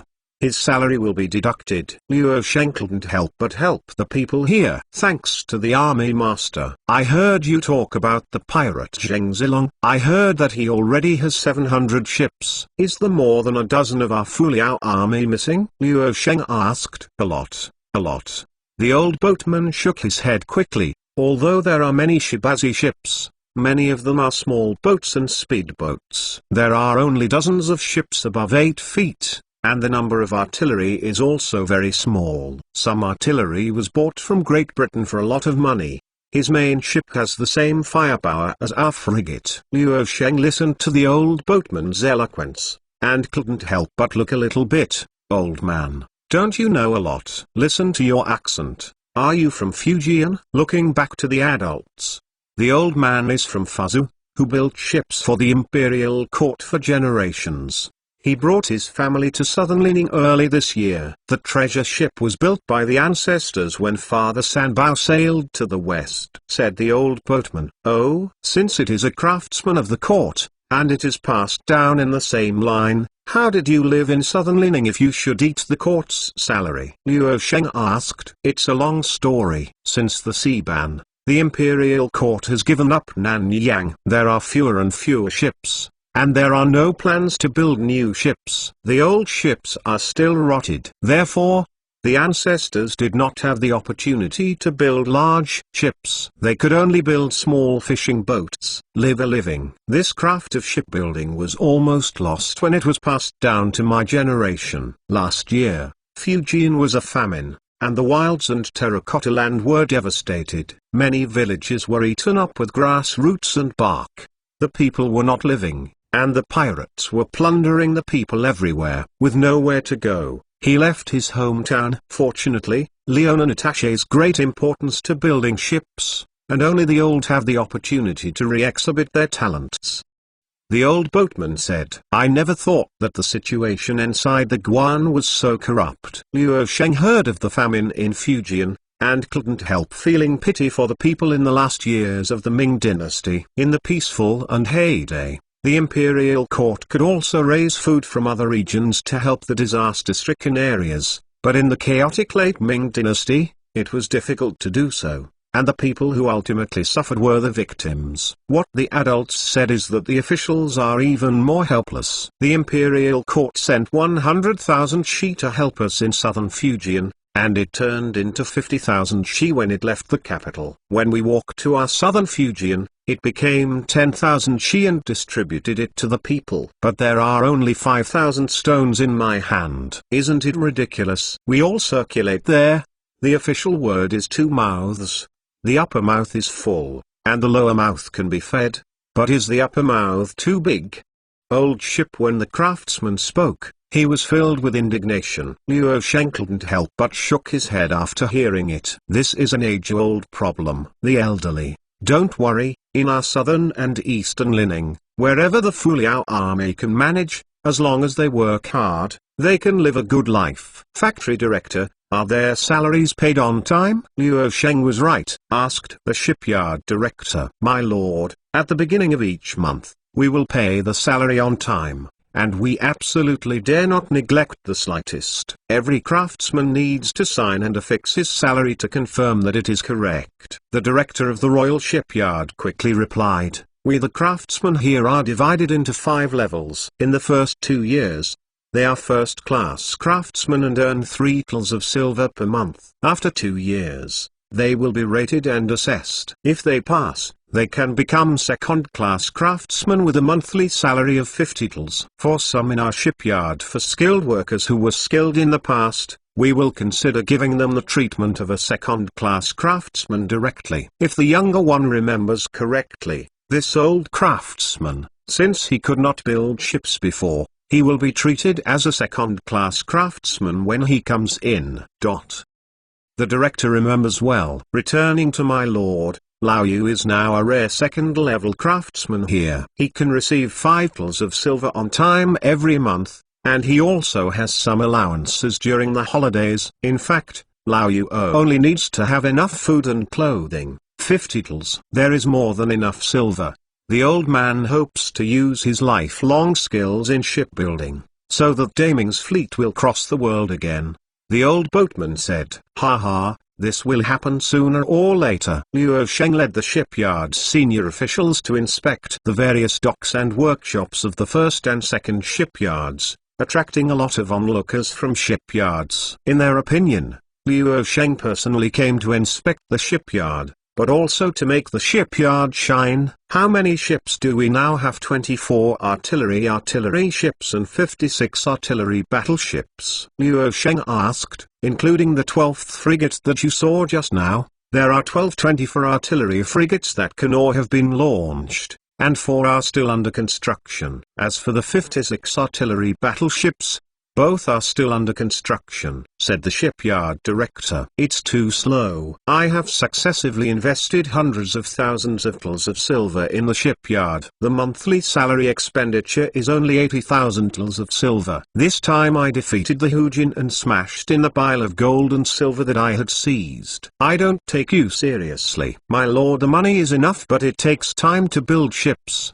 right? The director wiped his sweat nervously. Well, I don't talk nonsense. When will the two battleships be launched? Liu Sheng asked. The faster battleship can be launched next month, and the slower one will take 3 months. The director of the factory looked at Liu Sheng nervously. Liu Sheng was actually a little worried. Whether it is a railway or a battleship, the construction time is longer than he imagined. Although there is still a large population in southern Lining, there are not many skilled workers, so it can only rely on time. The time spent on each major project must be calculated on a monthly or even yearly basis. Alas, if the Industrial Revolution system can directly create these things, won't you have to wait so long? Are you calling me? The cold voice of the system suddenly sounded. You can hear all of this. Can the Industrial Revolution system really make warships and railways directly? Liu Sheng said happily. If it really could,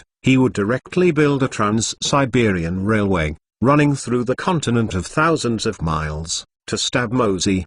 Chrysanthemum. Chapter 214 Seizure of Sea Routes. You idiot. If anything can be summoned through the system, what use do you need? The system mocked coldly. Damn, this system really doesn't give you any face. I want to ask if there should be 3 million people under my rule. I don't know if their quality of life meets the humanitarian restrictions, and whether the Decisive rifle technology has been unlocked. Liu Sheng asked about the rear rifle. Host, your population has surged in a short period of time. People are uncertain and the system can't judge. You need to wait for the people to settle down before making humanitarian restriction judgments. The system said again. Liu Sheng was a little angry, but he couldn't help it with the uncle of the system. Seeing that Liu Sheng was stunned, the director of the shipyard thought that Liu Sheng was dissatisfied with the construction progress of the sailing battleship and became even more anxious. The amount of silver that Liu Sheng invested in the shipyard was calculated as 100,000 yuan,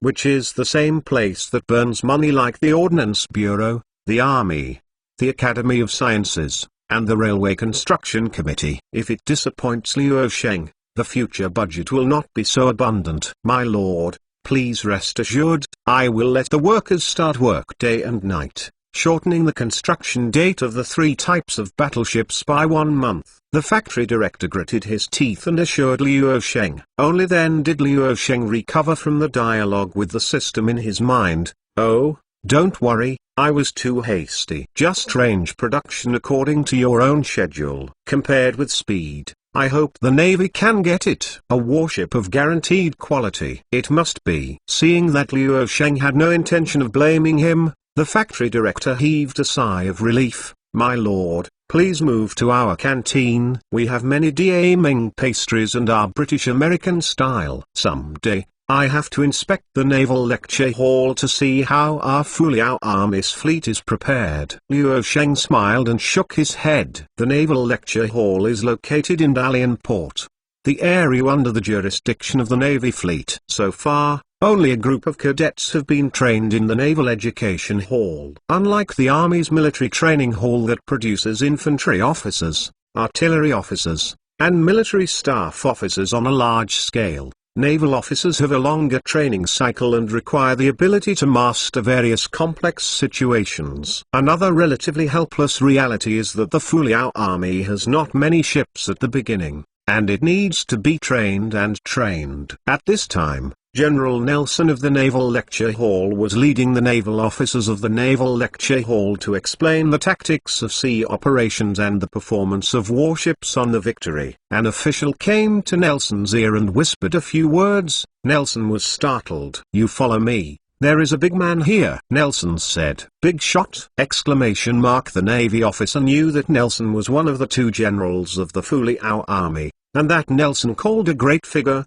Then only Liu Sheng. The commander has come to our Admiralty department. Those guys from the War Department brag to us about their achievements all day long, just like the people in our Navy department are eating dry food. Now that the Army owner comes to our Navy department, it's finally time for us to show our abilities. A group of fanatical naval officers followed Nelson, and hurried down the Victory. Sure enough, Liu Sheng and his guards were already waiting on the dock. My lord, if you come, tell your subordinates in advance, How can you let you wait here in person? Nelson said when he saw Luo Sheng. General Nelson, you look very energetic in this suit. Luo Sheng looked at Nelson's improved Navy uniform. After Nelson and the crew of the Victory arrived, Luo Sheng asked the Navy to uniformly change the uniforms, not only minus the mark of Great Britain, but not as heavy as the armor of the Ming army, but based on Luo Sheng's impression of future naval uniforms. See your lord. Dozens of naval officers behind Nelson greeted Luo Sheng in unison. I'm here today,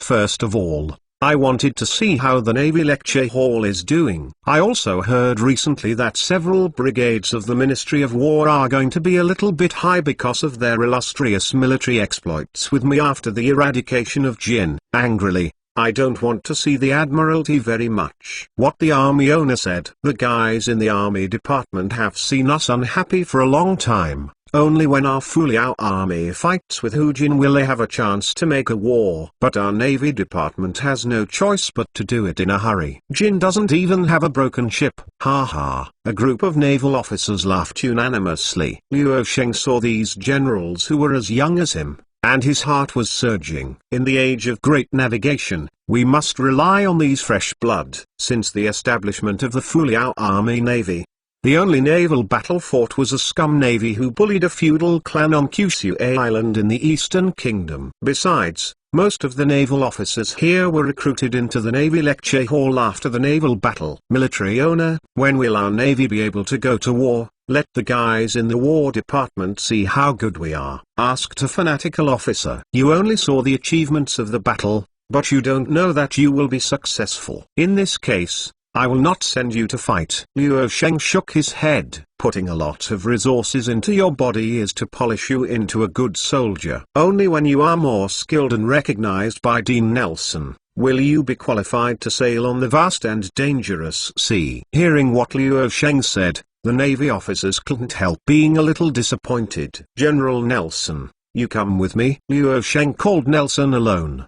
Do you know what the second purpose of my coming is? Although the Lord said that our officers are not qualified to fight, but I know that the Lord is here to prepare for the war. Nelson said, you are really keen. The main purpose of my coming this time is to plan an unprecedented crusade at sea. Luo Sheng carried his hands on his back, looking at the calm Dalian Bay, and said slowly, we are transporting a batch to Annan. The firearms were robbed by Shibazi's people and suffered heavy losses. This is not the first time Shibazi has looted the goods of our Far East Trading Company. It is very important for us to compete for the East China Sea and even the South Sea. Energy is going south. But now that we have eliminated the Hu Jin, it is necessary to consider controlling this route and collect tens of millions of silver each year. Nelson heard of Luo Sheng's ambitions, not at all surprised. His first imaginary enemy these days is not Goryeo or Dongying, but Yizhou and Nanyang, which are more geographically important. Although the Nanyang trade route is important, we are not currently able to fight the Shibazi decisively. Nelson said, I'm not yet confident that I can destroy the Shiba that is crisscrossing the East China Sea with more than 10 warships, but we need to do some preparations. I plan to lead the fleet to Ryukyu Islands in the near future and take a look at our lonely overseas country. Take a peek at Yizhou by the way. Chapter 215 takes you back to Ryukyu. How can the military owner venture to Ryukyu himself? The Ryukyu Guard is above the East China Sea, and is closer to Dongying and Yizhou. If there is any accident, it would be bad. Nelson said, it is better to go down and lead the fleet to the east. Enter the Ryukyu Islands and explore the depths of Yizhou. Luo Sheng shook his head. I wanted to see the Ryukyu Islands a long time ago. I believe you will protect my safety. By the way, how many gunboats are there in Dalian port now? At present, we have 11 frigates with 24 artillery guns and 1 battleship, Victory. 2 of them are anchored in Nagasaki port, and 2 frigates are anchored in Naha port. There is Victory 1 in Dalian port, a battleship and 7 frigates. Nelson replied, although the number is not enough, but in 2 or 3 months, our Navy can add 2 third-class battleships and more than 4 frigates under construction. The training of the soldiers can also keep up. Our navy currently has 10,000 soldiers and sailors. Even with a new gunboat, it is more than enough. It's just that these soldiers haven't participated in real naval battles, and they don't know how effective they are in actual combat. Don't worry too much about this. Any army is not a recruit at the beginning. After a few more battles, it will slowly grow up. Then settle it like this, and wait for a new battleship to come down in a month. We headed to the Ryukyu Islands. You stay secret for the time being, secretly urging naval officers and soldiers to step up training. I will let the logistics department prepare food for going to sea. Luo Sheng said. Yes, I will definitely speed up the training of the Navy and train a strong army for the commander. Nelson said. The officers of the Navy's Yutang Hall didn't know what Luo Sheng and Nelson were talking about. They were eager to fight. They just hoped that Luo Sheng planned to go to the sea. The Dean, what did the commander say to you? Isn't our Admiralty going to fight? The young naval officers saw Nelson come back, and Luo Sheng left after giving orders, so they asked Nelson curiously. The warlord said that you little cubs are not qualified to fight. When the warlord's approval is obtained, the Navy Department will be able to cross the world. Nelson said. Then what do we have to do to get the approval of the military owner? The young officers asked hotly. In the next period of time, I will conduct special training for you. If you perform well during this period, you will be able to go to sea with the army leader in the future, otherwise you will be expelled from the Admiralty. Understand? Understand. After notifying the Admiralty, Luo Sheng went to Jinzhou City, where there was another person he wanted to take on this trip. On the outskirts of Jinzhou City, due to the large-scale expansion of industry and agriculture in Jinzhou City, the originally narrow urban area is no longer sufficient to accommodate the residential population. In addition, Jinzhou City has become the hinterland of the Fuliao army, so the original Jinzhou City wall was demolished. The urban area expanded to the surrounding area. What turned out to be the outskirts of the city has also become the city. In Xinjiang district, there is a small private workshop with a population of about 60 or 70. This workshop produces the costumes of the country of Ryukyu, which has been subjugated. It is quite special in Jinzhou City, and many people are willing to buy unique Ryukyu costumes. Moreover, people who buy Ryukyu costumes believe that this is absolutely authentic costumes, because the owner of this small workshop is the original king of Ryukyu Kingdom, King Shangfeng. In the theater building of Jinzhou City, King Shangfeng was lying on the chair of the Grand Master. His eyes narrowed slightly, watching the drama on the stage with great enjoyment, and there were some drinks and snacks on the wooden table. At this time, the Three Kingdoms empty city plan is being played on the stage. Babbling. Although King Shangfeng still can't fully understand Chinese, but he already knows a little bit what he's talking about. Watching the excitement, it's better than a bird like that in Ryukyu. The place of egg is much more comfortable to be a wild emperor. A junior came next to King Shangfeng. Master Shang. There is a master waiting for you in the box. Who is it? Wang Shangfeng opened his eyes and asked. The other party only said it was a member of the Fuliao army. Shang Yi, you should hurry up. That's a member of the Fuliao army. Xiao said. There are still people from the Fuliao army looking for me. Take me quickly. King Shangfeng had no objection to the Fuliao army who had destroyed the Ryukyu kingdom. After all, the Fuliao army did not kill him. In the box of the theater building, King Shangfeng opened the door and saw the commander of the Fuliao army who had received him. For the commander of the Fuliao army who had only seen 2 or 3 faces, King Shangfeng was deeply impressed. The prosperity of Jinzhou City let him know how much Ryukyu Kingdom is watching the sky from a well. Military master, why are you looking for me? King Shangfeng knelt down subconsciously. King Shangfeng, please, I heard that you and your wives and children have set up properties in Jinzhou. You have textile factories, fishing grounds,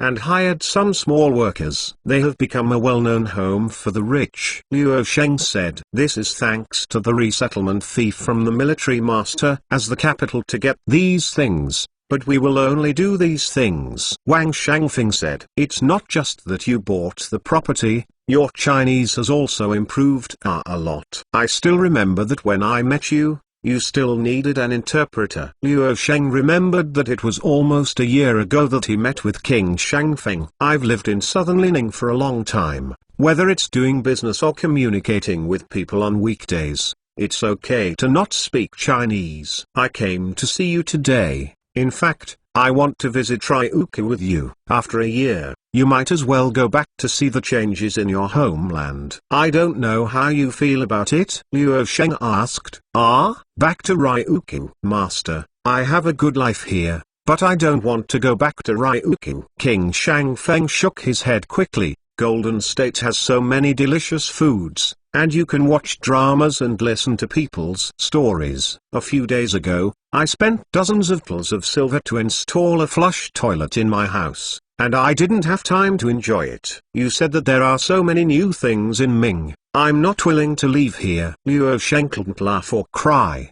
and he didn't know whether King Shangfeng had misunderstood what he meant, or really got used to the days of wealthy Jinzhou City. Don't get me wrong, I just want to visit the Ryukyu guards for a month or two. It's only time. It's not for you to go back to life in Ryukyu. Sir, do you take it seriously? Just go back and stay for a month or two? Wang Shangfeng said suspiciously. Why should I spend all this energy to fool you? I just wanted to pass you along and let you see the changes of the Ryukyu guard. If you don't want to, then forget it. Liu Sheng patted his clothes, got up and left. Him going back. I'm willing to go back with the military master to see the changes in Ryukyu, and see how the former people are living now. King Shangfeng said quickly. Chapter 216. Ready to go to sea. Liu Sheng proposed to go to the Ryukyu Islands to arrange and control the route to Southeast Asia, but Chen Ting was busy arranging logistics. More than a dozen warships, as well as supply ships,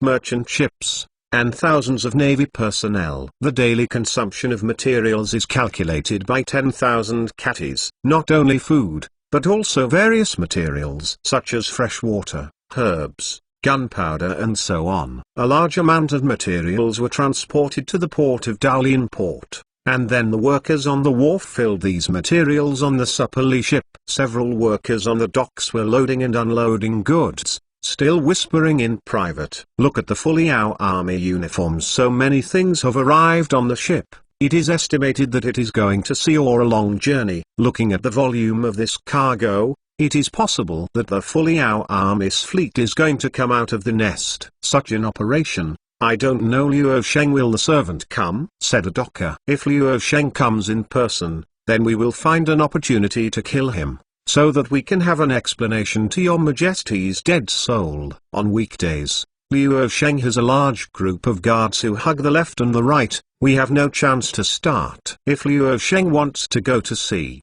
we will find a way to get into the boat where he is, in the vast ocean, take the opportunity to kill him, and then throw the corpse into the sea. These workers were the post-gold assassins who planned to assassinate Liu Sheng during the last spring festival. However, Shimadzu Misuiza's plan of assassination was inadvertently disturbed by Shimadzu's plan for the spring festival, and they lurked since then, never waiting for a good opportunity to assassinate Liu Sheng. Until the demise of Hujin, they cut off funding and had to work on the dock. A group of post-golden martial arts and powerful Aoki guards were loading and unloading goods at that dock. They were reduced to such a point that they didn't believe it, but they were forced by life. Their fleet is looking for personnel who do chores to go to sea with the army. The employment period is 3 months, with a monthly salary of 3 tals. Why should we go to apply for employment, mix into their fleet and wait for the opportunity to assassinate Liu Sheng? It's impossible for us, the Aoki guards, to work on the ship, clean the deck, and prepare the food for the big soldiers. The assassin leader said dissatisfiedly. Boss, what we are doing now is no more glorious than doing miscellaneous things on a boat, and it's less than 2 tals of silver a month. When we go to the boat for 3 months of chores, we can also save a few dollars to improve our food. An assassin said. It makes sense. If you take care of food and drink, I will count those of us in 1 month. We can earn dozens of tools in 3 months. We are going to send it out. The assassin leader rubbed his hands. Boss, isn't our most important thing to assassinate Liu Sheng and avenge your majesty? Assassin, how can we assassinate without funds? I think it's good to be a handyman on a boat. You can assassinate Liu Sheng and save money. The assassin leader nodded, giving up his ethics a long time ago. As time went by, more and more people became aware of the movement of the Dalian port navy, and some businessmen from the Far East Trading Company also came to Liu Sheng to attack Liu Sheng, wanting to understand Liu Sheng's next big move, so as to spot business opportunities in advance. But Liu Sheng was not moved at all. Except for some of the closest people, no one knew that Liu Sheng was going to the Ryukyu Islands in person. The 5th Infantry Brigade and the 6th Infantry Brigade came to the battle report. They recently fought the Decisive in 7 battles, beheading thousands of them, and opened up the channel from Jiangsu to Hulunbuir. The Decisive was divided into 2 parts, and the power was further reduced. Zhao Guang of the military staff headquarters reported to Liu Sheng the fighting situation west of Jiangsu. Hexinuzan is just dying and struggling. Sooner or later, he will surrender to us. Let the 5th Infantry Brigade and the 6th Infantry Brigade continue to grind them until they voluntarily surrender to us. Liu Sheng waved his hand. Order the 3rd Infantry Brigade to guard and build the prefecture guards against the remnants of the Jurchen aristocracy in Jiangsu, the 2nd Infantry Brigade, the 4th Infantry Brigade and the 2 Dragoon Brigades defend Xiningbao, Liuhetao, and Liudongqing generation defenses to prevent the Ming army from going south in the direction of Niniuan. The 1st Infantry Brigade, Artillery Brigade, it is stationed in Jinzhou and is responsible for the newly prepared Overseas Infantry Brigade and Overseas Artillery Brigade. My lord, will we expand the army too quickly? Now our army has 6 infantry brigades, 2 cavalry brigades, and 1 artillery brigade, with a total of 9 brigades and 50,000 people. Even the first-line army in Niniuan is not as much as ours. Is more than enough to be responsible for defense. Why increase military expenditures? Zhao Guang asked inexplicably. Look a long-term view. The newly formed infantry brigade and artillery brigade are not for defense, but for offense. We must have an army that can be deployed on any island in the East China Sea at any time to conduct mountain operations and destroy the enemy. For this Overseas Infantry Brigade and Overseas Artillery Brigade, the organization I gave them is 7,000 to 8,000, which is much more than the ordinary infantry brigade. The markets in Nanyang and the East China Sea are worth tens of thousands of tons of silver each year, not only in Dongying and Goryeo,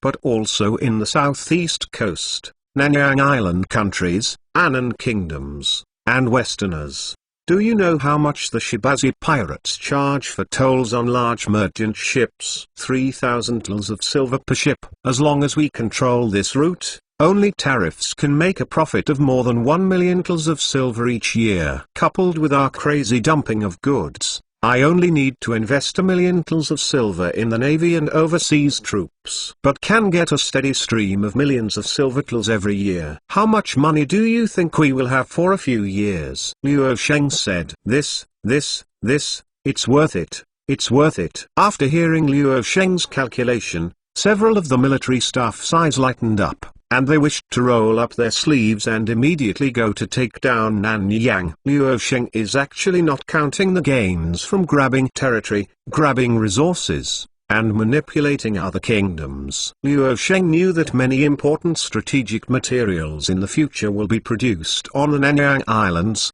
such as natural rubber. So, I will not hesitate to take risks and work hard for the glorious future of our Fuliao army. Is it easy for me? Liu Sheng couldn't help becoming intoxicated. Time continued to pass, and soon it was autumn. Liu Sheng came to this time and entered the 3rd year. With the emergence of 2 third-class battleships and a number of 24 artillery ships, the number of battleships under the jurisdiction of the Admiralty reached a staggering 3. 2 of the battleships were sail battleships produced in southern Lining. They were named Darkin and Darky by Luo Sheng. The goal was to gather the 7 heroes of the Warring States period. In addition to the 3 battleships, there are 13 frigates, and 2 gunboats stay at Dalian port. This time out to sea, there were 16 naval warships, 7 supply ships, and several merchant ships heading to the Ryukyu trade. The owners of these merchant ships were also astute, and they took advantage of this opportunity to let the navy fill the way, and their merchant ships followed behind. With such a strong army in the East China Sea, who would not open their eyes to rob? Are you tired of life, or are you looking for smoke? Chapter 217 arrived in Ryukyu. At a glance, there is a vast expanse of sea all around, boundless. The weather is also surprisingly good, with a clear sky.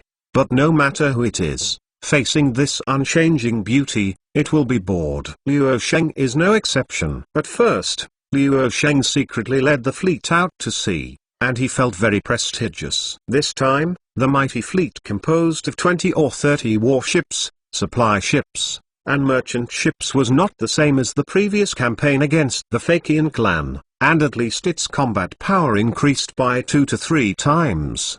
But after a long time sailing on the sea and lack of entertainment, Luo Sheng couldn't stand it anymore. The reason was simple. The speed of the sailing boat was too slow. First of all, the sailboat is windy and walks fast when encountering ocean currents. When the wind stops and deviates from the direction of the current, it slows down again. Luo Sheng at least underestimated the distance between Dalian port and Naha port. According to the route map drawn by the Ministry of the Admiralty, the distance between Dalian port and Naha port is about 3,000 miles, and it will take several days if it is faster. The fleet left Dalian port, and after a replenishment at the port of Korea, it transferred to the East China Sea and headed straight for Naha port. Naha port is on the same island as Shiryo Castle, the capital of the former Ryukyu kingdom. It is located in the middle of the Ryukyu Islands and is the economic center of the Ryukyu Islands. The guard post of the Ryukyu Guard newly established by the Fuliao army is in Shiri Castle, and Naha port is naturally the same as before, serving as the most important port of the Ryukyu Islands. There are 224 artillery boats anchored in Naha port throughout the year to frighten the surrounding pirates. General Nelson, how long are we from Naha port? Luo Sheng finally couldn't help asking Nelson. He is now on the Victory with 100 artillery. A little tired of seeing the unchanging luxury seascape. You don't have to worry about it. There are less than 200 miles away, and you can arrive tomorrow. Nelson said, this is nothing compared to our crossing of the Atlantic Ocean, the Cape of Good Hope, and the Strait of Magellan, the predecessors of the Great Voyage era, the whole drifting on the sea for a whole month, and there is no way to determine where they went. Countless people died of scurvy. But when we went to Ryukyu from southern Lining, we had clear nautical charts and supply points on the way. The journey is not far away. Luo Sheng nodded. Indeed, this area of the East China Sea has been explored by merchants from Daming, Dongying, and Korea, and a mature route has been formed. It is not uncommon for merchant ships from the southeast coast to ship to Dongying and Goryeo via Ryukyu. Otherwise, the Shimadzu family would not control the Ryukyu country after the Daming sea ban, in order to find a way to obtain goods from Daming. Nasty on the deck of the Victory, Luo Sheng's guard Yu Cheng had a pale face and vomited madly at the sea. Not only Yu Cheng, but some other seasick guards also tossed to death. This time he went out to sea. Not only did Luo Sheng bring the navy, but also an escort of hundreds of people, distributed in different ships. Yu Cheng, are you okay? Luo Sheng couldn't help but sympathize with his subordinates. Thank you, my lord. I'm fine.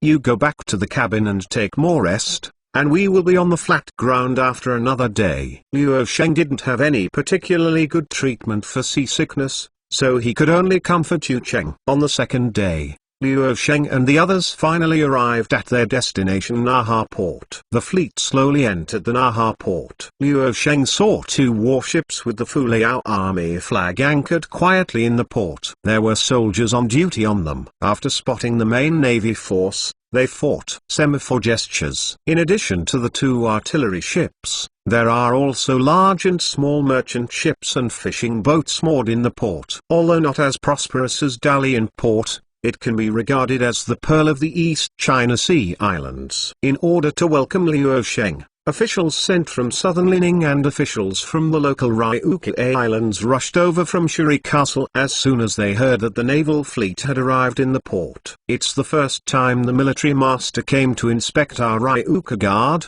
and we must not leave a bad impression on the military owner. The chief of the Ryukyu Guard said to the other officials, "My lord, the Chinese of our Ryukyu officials is not very standard. Will the military owner be offended?" A local Ryukyu official asked anxiously. "Don't worry, as long as the military leader can understand and see you eagerly learning the Ming culture, you will be very satisfied." The Ryukyu chief said. Liu Sheng got off the Victory, stepped on the solid ground, and looked at the green mountains and rivers with a slight smile. "Hey! This Ryukyu island chain has become the territory of Daming, and there will be no more disputes, and the investment and construction here is also worthwhile. In the future, this place can become a military port or a tourist attraction." Yu Cheng waited for the escort who didn't know the water, got out of the warship and returned to the land. His complexion improved a lot. Xiaogyuan Haywin has seen the master of the military. When Ryukyu's civil and military officials saw Liu Sheng, they hurriedly saluted. Liu Sheng knew about Haywin. He was one of the officials of Jinzhou City before, and he was also the first group of officials to take refuge in Liu Sheng. After recovering the Ryukyu Islands from the Shimadzu family, Liu Sheng sent a group of civil officials led by Haywin to preside over the construction of the Ryukyu Islands. According to Liu Sheng's plan, the Ryukyu Islands are far from southern Lining and are difficult to govern. In order to prevent Ryukyu from separating from Ming Dynasty again, the governor of the Ryukyu Islands will be changed every 3 years. You don't need to be polite. The sergeants you brought are soldiers from the Ryukyu camp, right? Liu Sheng asked curiously when he saw some pretty-looking troops behind everyone. Yes, they are the soldiers of the Ryukyu infantry battalion. There are 1,500 people. Most of them are local soldiers who are brave and good at fighting. A native Ryukyu officer said proudly, "We are equipped with muskets. If those from Dongying dare to come again, I will take our Ryukyu warriors and drive them into the sea." This is a bit earlier. The musket is important, but training and actual combat are also necessary. In order to protect the safety of the islanders of the Ryukyu Islands, you still need to train hard on weekdays. Liu Sheng said. "Yes, the army owner gave us guns and wealth. We must live up to the army owner." The Ryukyu officer saluted. Liu Sheng turned his head and asked King Shangfeng, who followed him over to Ryukyu. "King Shangfeng, what is the difference between the Ryukyu army now and a year ago? The change is so great, I can't imagine. Before I left, they still used big swords and bows, but now this is the musket used in southern Lining, isn't it?" Wang Shangfeng couldn't believe it when he saw that he was in tatters. The rotten guards turned into advanced musketeers, as if they were completely reborn, with a majestic aura just standing there. When local officials and military officers in Ryukyu saw a fat man dressed in Han costumes, it was difficult to think of him as their former king. However, Liu Sheng's words clearly convinced them that this was indeed their king. Chapter 218 The construction of Ryukyu Guards. "I am not your king anymore. We are all citizens of Daming, and I will be called Shang Yuanwei from now on." Shang Feng was a little bit ashamed to see his former subordinates. "Except for the commander and the member, let us take you to Shuri Castle, and let me introduce the changes in Shuri Castle," said Haywin, who is good at observing words and expressions. "For the soldiers of the navy, we will make people arrange accommodation for them. Then you lead the way. I want to take a good look at the development of our Ryukyu Guards. If you are not satisfied, the allowance will be halved at the end of the year." Liu Sheng said. "Huh?" As a result, Ryukyu officials are under great pressure. However, the officers watched the excitement on the sidelines, and the army owner could not blame his dissatisfaction with his political performance on the Ryukyu camp. Shuri Castle is close to Naha Port, which is equivalent to the relationship between Jinzu City and Dalian Port, and is quite large. Of course, compared with the large cities in southern Lining and eastern Liaodong, Shuri Castle is at best a small city with a population of more than 10,000. And a low city wall is better than nothing. The arrival of Luo Sheng, a team of hundreds of people, caused a huge sensation in Shuri Castle. Many people came to watch,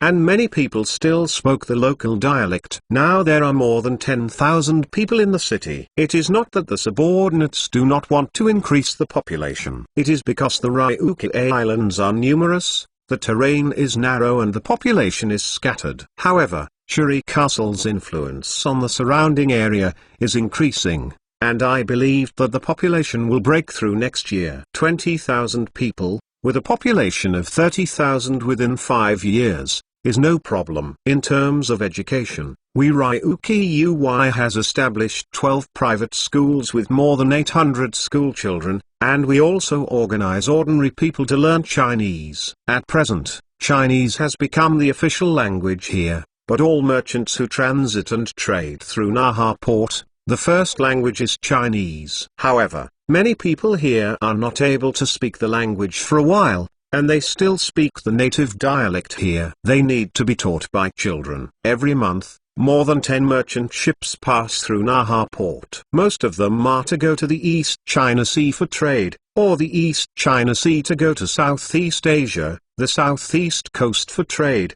or simply trade with us here. We organize the residents here to fish and grow crops and fruit. Haywin and others introduced Luo Sheng and the others as they walked. King Shangfeng looked at the renewed Shuri Castle and vaguely saw the shadow of Jinzu City. If it develops with such a momentum, even if it cannot catch up with the populous Jinzu City, it will enter the ranks of developed cities. But it is much better than that backward country in the past. Luo Sheng actually did not hold much hope for the development of industry in the Ryukyu Islands, as long as the Ryukyu Islands were self-sufficient. After all, the mineral resources on the islands cannot be said to be rich.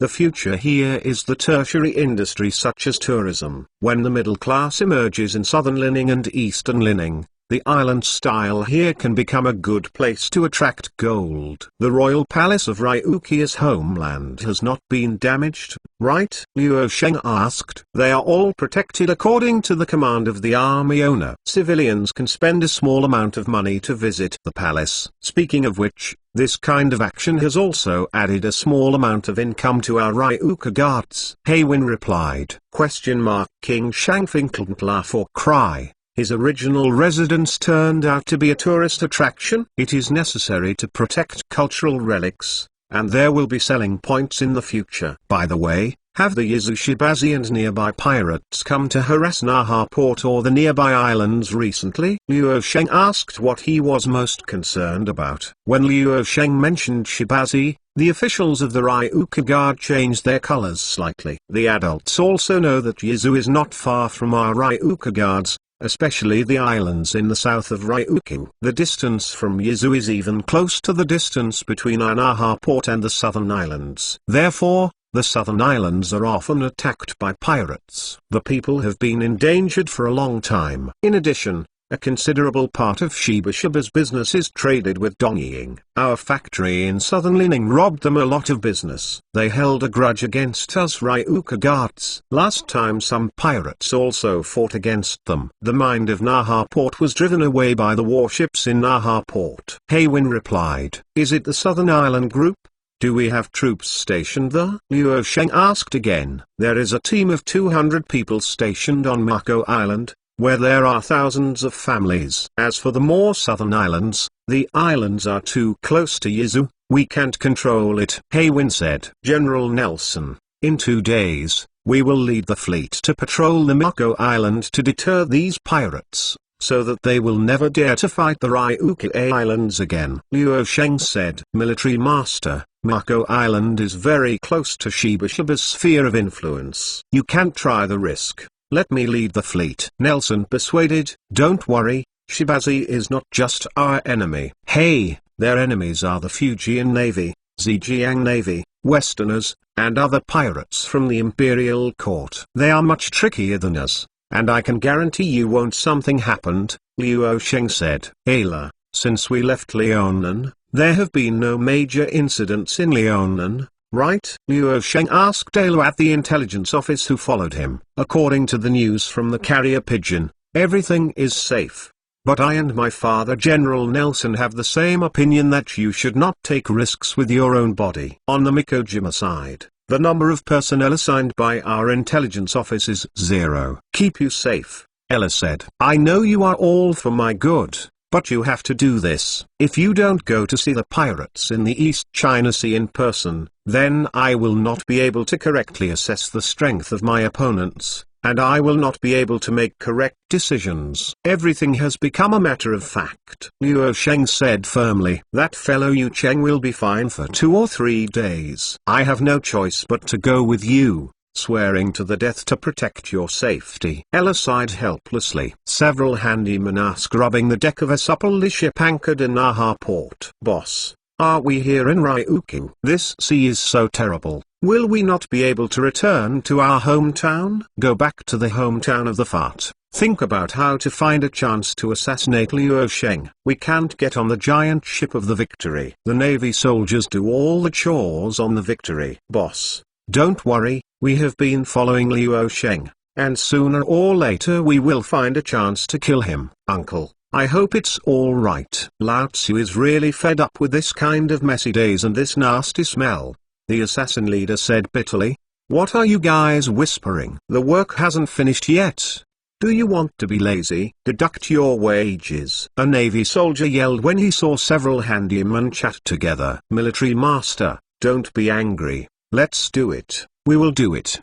The assassin leader heard that he would be deducting wages, and he quickly pleased with a smiley face. Chapter 219 Mako Island. Mikojimu is 600 miles from Shuri Castle, and it takes a whole day and night to arrive from Naha port. There are more than 3,000 people there. It is not a developed one, but it is an important archipelago in the southern part of the Ryukyu Islands. To the south is the Yaeyama Islands, and to the southwest is Yizu. The one who is active in the northern part of Yizu is Zhengzi in Shibazi's Hong. This person is the younger brother of Zheng Zilong, the leader of Shibazi. He is brave and decisive. Zheng Xing and other generals assisted him. In addition to Zheng Zilong and Liu Xiang, he was in Shibazi. China is the most powerful, with nearly 100 warships, responsible for the trade between Shibazi and Dongying. Recently, we learned that our Fuliao army controlled Ryukyu and opened factories in southern Lining,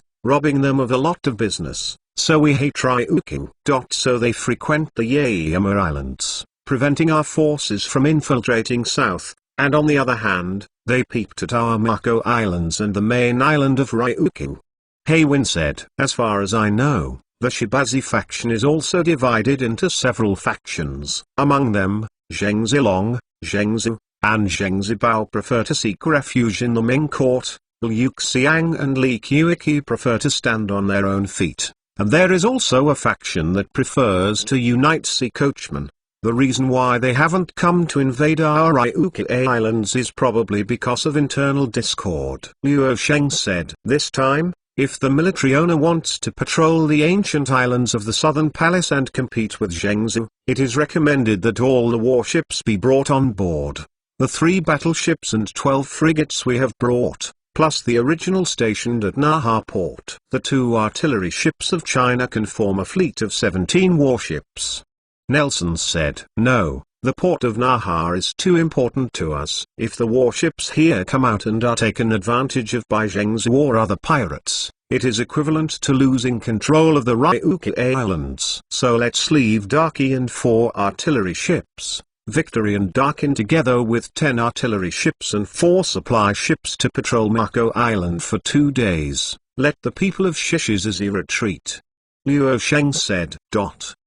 If you just go to demonstrate, then your subordinates will be relieved. The 200-man team on Mako Island has returned news that no pirates have been found on Mako Island in the past 1 or 2 months. You can use Mako Island as a base, and then go south. Investigate the pirates on the Yashan Islands. Some merchants who came from Yizu once claimed that when they passed the Yashan Islands, they found pirate ships. If the subordinates guessed well, Shibazi should have one of the islands in the Yashan Islands. Not a small stronghold, Haywin said. Then let's meet them. General Nelson, you order the Navy to restock the ammunition, add fresh food and fruit, and we will set off with the fleet in a few days. In addition to Shuri Castle, Liu Sheng also inspected several cities in the north. In the past, there were 3 kingdoms on the main island of Ryukyu. Later, the kingdom of Ryukyu was formed after one kingdom unified the whole island. Therefore, there are many cities on the main island of Ryukyu, and the population is scattered. Mikojimu is far away from the main island of Ryukyu, and the Ryukyu kingdom has insufficient control over Mako Island. However, thanks to the sparse population of these islands, they are rarely missed by the surrounding forces. After the establishment of the Ryukyu Guard, a team of 200 people was stationed on Mikojima to declare sovereignty. After inspecting the main cities on the main island of Ryukyu, Liu Sheng took the victory again and led the fleet southward, preparing to head to Mako Island. Sir, your subordinates will accompany you to Mako Island to protect your safety. Yu Cheng said to Liu Sheng with a sullen expression. You should rest in Shuri Castle for a few more days, and wait for me to come back. If you continue to toss like this, will you protect me or I will protect you? Liu Sheng saw Yu Cheng, who was tossed to death after several days of sailing, said quickly. Going to Mako Island may have to sail for a whole day. What accidents happen in the middle and have to hover in the sea, plus the possibility of encountering pirates in naval battles, and taking care of such a large group of children, wouldn't he be exhausted? Liu Sheng. So Liu Sheng simply left all the seasick escorts in Shuryo Castle, and waited until he returned from Mako Island, and then returned to Southern Lining with the ship. But my lord, if something happens, who will protect you? Yu Cheng worried. Don't come to the crow's mouth, and these guards, navy, and intelligence personnel who are not seasick. If I can't do it, I am not a vegetarian. Liu Sheng rolled his eyes. The fleet set sail again, and Liu Sheng ordered 4 supply ships to follow the fleet. Among the Supply ships, there happened to be the Supply ship where the assassins fleeing from Hujin were located. Don't look at this vast sea, but there is nothing on the sea.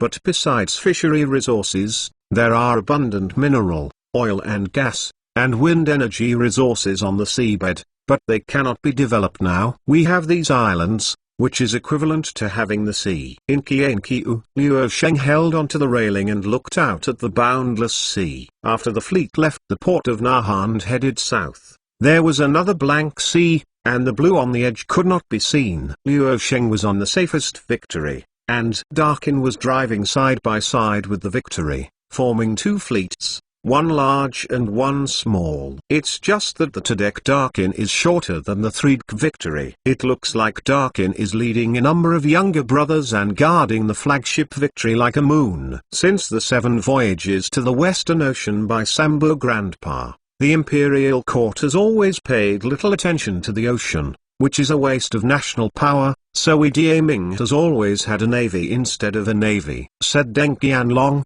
the fleet lieutenant. It was a waste of national power because the court's fleet was for tribute trade, not for capital accumulation. Naturally, it was not possible to obtain far more than the cost of voyages from the routes. During the Southern Song dynasty, the court communicated with more than 50 countries and regions and established the Shibo division in the last year of Gaozong. Shibo's income reached 2 million guan. Liu Sheng said, My lord, what is capital accumulation? Deng Qianlong asked inexplicably. Simply put, it is to grab the market, grab resources, grab people. It's similar to being a pirate. Then we will become the same pirates as Shibazi. Yes, if we want to do it, We will be the biggest pirate in the world and grab the whole world," Luo Sheng said boldly. When Luo Sheng and Deng Qianlong talked about the accumulation of primitive capital, Nelson walked over, his expression a little ugly. "Military owner, look at the eastern sky. It seems that a storm is coming." Luo Sheng looked towards the vast Pacific Ocean to the east, and saw that the vast expanse of the sky was densely covered with black clouds, and they were moving quickly to the west. The turbid sea was rolling, and lightning screamed from the horizon. The sails on the Victory were hunting and rustling because of the sudden sea breeze. All the Navy soldiers, including Luo Sheng, had a slight change in their expressions. It seemed that there was a big trouble on this voyage. Chapter 220 Sea Storm. The wind is getting stronger and stronger. Luo Sheng's face is a little distorted, his face is bloodless. The waves began to turbulent, and huge waves several meters high began to beat the ships. This is obviously a typhoon on the sea. Lower the mainsail, raise the spinnaker, and stay away from the eye of the storm. Nelson and other naval officers hurriedly directed the Navy soldiers to deal with this unexpected natural disaster. Almost all the Navy soldiers hurriedly followed the operations during the exercise on weekdays. This moment is a real test of the life and death of the sailor. Most of the soldiers on the Victory were naval soldiers from Great Britain who had fought in the Atlantic Ocean. They had rich experience in fighting storms, and they were more calm than the soldiers on other ships. The huge waves continued to beat the Victory, and the Victory was rolled up by the huge waves, undulating, and Luo Sheng on the deck was unstable. And around him are soldiers busy fighting the sea storm. "Major Ella, I want to command the fleet, and the commander will leave it to you." Nelson, who has the most sailing experience, did not dare to underestimate this sudden typhoon. Moreover, he not only has to lead the Victory against the typhoon, but also make sure the entire fleet is safe and sound. As for the burden of this fleet, Luo Sheng had no time to take care of it. It was not just a violent wind. As the eye of the storm approached, rain fell from the sky. The strong wind, heavy rain, and big waves made Luo Sheng frightened. The Victory is a draft of thousands of tons, but even if the modern 10,000-ton giant ship encounters a typhoon at sea, I dare not say that it is 100% confident that it can survive. As a wooden sail, the Victory cannot guarantee that it will survive. The commander followed me back to the cabin. There are our heroic sailors on the deck, who will definitely be able to keep the Victory. Ella took a few Navy soldiers to protect Luo Sheng. Bang! The huge wave that was suddenly set off rolled onto the deck, violently slammed Luo Sheng against the ship's wall, almost being swept into the sea. Luo Sheng, whose whole body was wet by the seawater, got up, only to feel pain all over his body. The waves were still tumbling, the big waves were overwhelming, and the heavy rain fell, making Luo Sheng a little confused. Luo Sheng's guards and the Navy soldiers led by Ella were also overturned by the big waves, and immediately looked for Luo Sheng's whereabouts after getting up. "Soldier, quickly follow me into the cabin." Ella couldn't help but breathe a sigh of relief when she saw that Luo Sheng hadn't been swallowed into the sea by the huge wave. Luo Sheng hurriedly took people into the cabin. The naval soldiers staying on the deck used planks and canvas to seal the cabin entrance to prevent the sea water brought by the big waves from pouring into the cabin. Call. Only after Luo Sheng entered the safer cabin did he ease off slightly. His uncle, sailing on the sea or something is so dangerous. Luo Sheng took the towel and wiped the sea and rain off his face, and said bitterly, "Just a little bit." He was buried in the sea. The storm continued, and the huge hull of the Victory shook violently in the terrifying storm. Even if he was in the cabin, Luo Sheng could feel the big waves outside. One can imagine the pressure on Nelson and the Navy soldiers who are still fighting the big waves on the deck. At this time, I can only pray to heaven. Ella was also getting wet by the huge waves and was wiping her hair.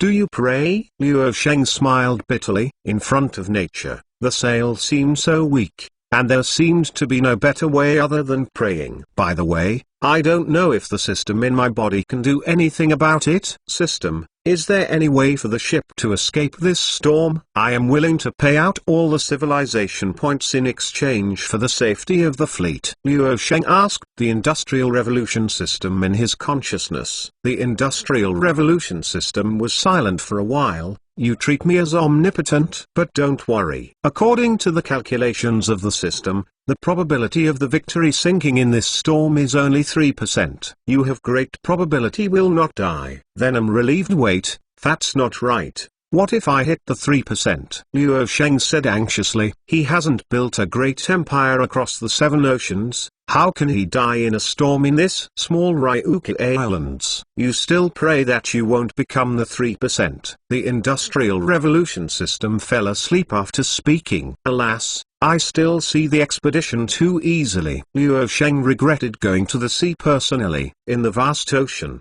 the death rate was quite high. Liu Sheng drifted for most of the day in the panic, before the cabin gradually stabilized, and it seemed that the wind and waves outside were not so big. The cabin planks were opened, and Deng Qianlong got down into the cabin. Fortunately, military owner, we have already escaped the eye of the storm. Although there are still some wind and rain, there is no major problem. After hearing that, Liu Sheng, who was panicked all day long in the cabin, finally relaxed. Is General Nelson and the others okay? General Nelson was fine, but what? We have a gunboat and a supple ship that was sunk by the storm, and the rest of the ships were damaged. Some of the people on the sunken ship were rescued, and some I'm afraid they are killed. 2 ships sank. Liu Sheng was silent for a while. Such a loss is a disaster for the newly established fully our fleet. In going to the deck, Liu Sheng felt distressed when he heard the news of the sinking of the 2 ships. When Liu Sheng returned to the deck, the sky was still grey with light rain. The deck was in a mess, and the sailors were clearing it up. Many sailors who were fighting the storm on the deck were drawn into the sea because of the storm. The sailors of the Victory have seen many such disasters and can bear the pain of losing their comrades. However, the sailors on ships other than Victory fell into grief and helplessness. Many of them struggled with such a storm for the first time and experienced the cruelty of a long voyage. Take the list of casualties, and for the sailors who died on this voyage, the pension will be doubled. Liu Sheng could only use money to comfort the soldiers a little. This shipwreck resulted in the loss of a 24 artillery ship and a supple ship, plus the other damaged warships. In less than a day, the direct damage caused was more than 100,000 tals of silver. Not to mention the sacrificed soldiers. Although the fleet suffered a storm, the voyage continued, and the fleet gradually sailed towards Mikojima in the gloomy weather.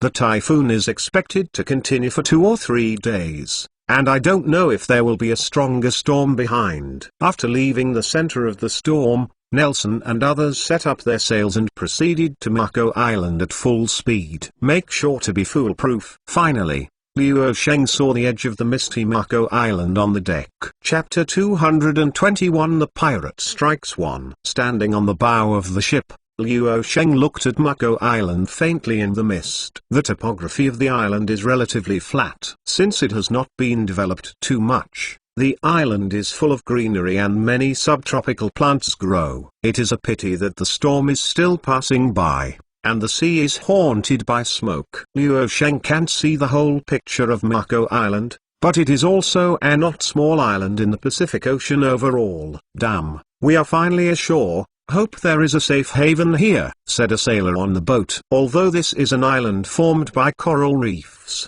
the terrain is not high, but according to the nautical chart, there is a simple port in the northwest of the island, which happens to block the wind, which is more than enough to stop such wind and waves. Nelson said to Liu Sheng. The fleet bypassed the armband extending northwest from Mako Island, and the wind gradually slowed down. At the northwestern port of Mikojima, there is a fishing port. From a distance, you can see a series of thatched houses forming small villages. There is also a wooden pole around the small village, and you can see the flag of the Fuliao army drooping in the rain. It's the military flag of our Fuliao army. Liu Sheng saw the military flag flying above the East China Sea, and he couldn't help sweeping away the haze of the storm he had encountered before, showing great pride. Yes, unknowingly, The Fuliao army already has the capital to intervene in the East China Sea. The 5th Battalion of the Ryuka Battalion is stationed 1 Mikojima. The captain is Charging,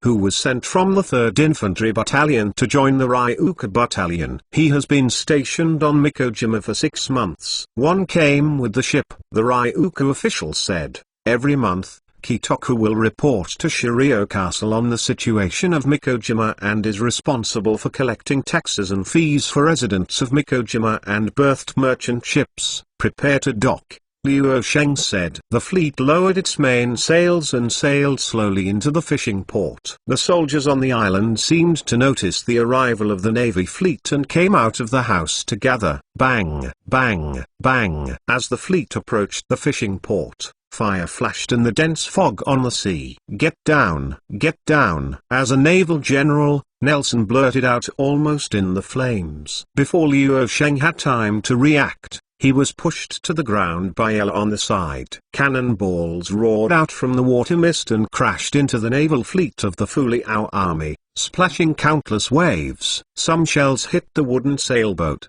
the broken wood broke, and the boat rod broke. A cannonball flew over the heads of Liu Sheng and others, smashing a mast across the waist, and sawdust fell to the ground. Liu Sheng's ears buzzed. What the hell is this? Liu Sheng was blinded again. How come I was suddenly attacked, and I was too unlucky on this voyage? After a round of shells in the mist, the enemy's offensive temporarily stopped, and Nelson and others stood up and prepared to counterattack. The gunner is loading ammunition, ready to fight back. Nelson stood up and commanded the Navy to turn the bow so that the more powerful starboard side was aimed at the direction of the shell attack. According to the opponent's artillery fire, it is estimated that the number of enemy's artillery is about 60, and the maximum number of unilateral artillery is 30. The number of enemy ships hidden in the fog is unknown. The artillery shells have no eyes. The escort landed in a small boat and must protect his safety. Nelson said. General Nelson, we must annihilate this pirate. Liu Sheng said bitterly. The storm was set off by nature,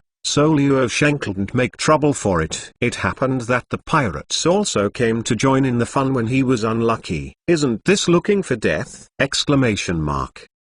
With our firepower, it is enough to suppress the enemy. You military master, leave this dangerous place. The fleet changed from its original formation to a horizontal line, and all the artillery of the single string was aimed at the pirate ship hidden in the mist. There are more than 50 artillery pieces on one side of the Victory, while the other 24 artillery frigates have 10 artillery pieces on one side. Due to the storm, many artillery pieces were destroyed. Even so, the firepower on one side can reach 100 artillery pieces. Boom! Exclamation mark. The Victory took the lead, with more than 50 artillery firing volleys, and the huge hull was a stop.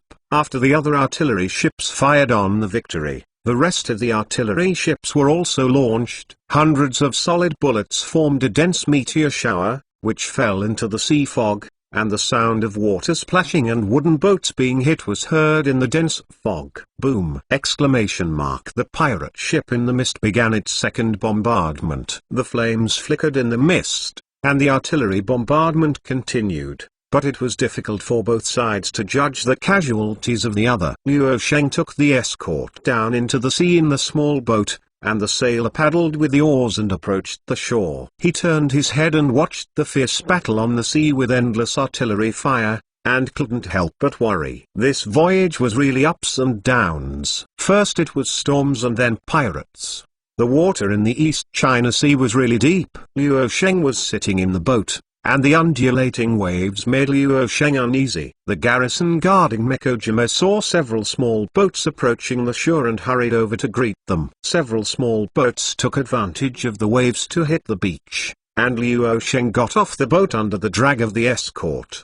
Charging, the captain of the Mako Island garrison. Can the commander be here? Asked a general in armor on the shore. I am Liu Sheng. Liu Sheng said. 3 days ago, I received news from Shiryo Castle, saying that the army chief came to Mikojima. We were waiting at this fishing port early. Charging said. Do you know which pirate fleet is the fleet that is at war with us? Liu Sheng saw the two fleets still at war on the shore. You could see the flames in the mist, and the sound of guns was like thunder.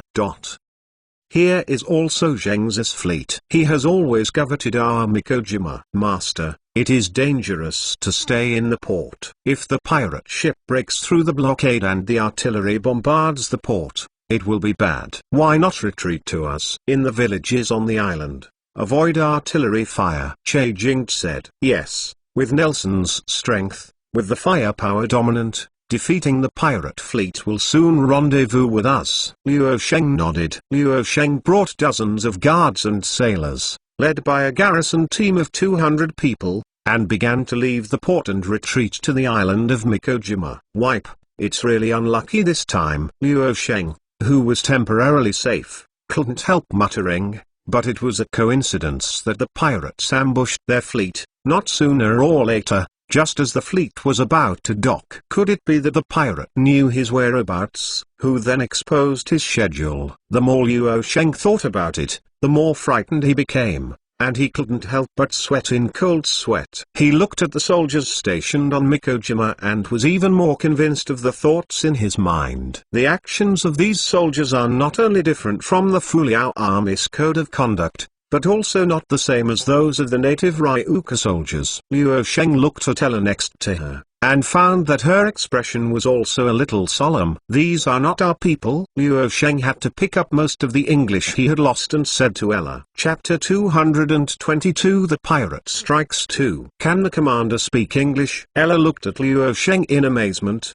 Sir, did you also find out? I think their body shape and the smell on their bodies are like the pirates we are looking for. Way to speak slowly and use simple words, otherwise I don't understand. Luo Sheng said. We seem to have entered their trap, and we are trying to escape. Here are some of our sailors from Great Britain. I communicate with them in English. When the right time is right, we will take the lead, and then you will take the opportunity to escape. Ella said as she gestured. When Che Jing and others heard Luo Sheng talking with Ella in words that they didn't understand, they couldn't help but ask nervously, My lord, who is this female general? She is a native of Great Britain over the Western Ocean, and is also the target of our Liao Army United. She does not understand Chinese. I am introducing her to Mako Island in English. Luo Sheng said. It turns out that we are behind Great Britain. I heard that Shibazi is close to the people of the windmill country. Che Jing seemed afraid to talk too much,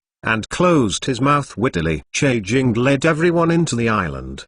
The mountain roads on the island were a little muddy because of the rain, with bushes on both sides. Military owner, there was a fork just now. I ordered the soldiers to stop them, and then protect you back into the fork, hiding in dense grass as much as possible. When General Nelson repels the pirate's ship, he will definitely go ashore to look for it. Ours will be a silver lining at that time, Ella said. When Luo Sheng listened to Ella's words, she didn't quite understand some vocabulary, but she still roughly understood what Ella meant. So he nodded. Wait a minute, I will cheat Che Jing. Good. Ella then communicated with the sailor in English and made arrangements. Luo Sheng was not idle, and beckoned to Che Jing. Che Jing, come here for a while. I am coming to Mako Island this time. In fact, I need to make big moves and I need you. My lord, what is it? Che Jing leaned over. Important news related to the Imperial Court's extermination of Shibazi. Please listen to it. Luo Sheng said mysteriously. Che Jing hesitated for a moment,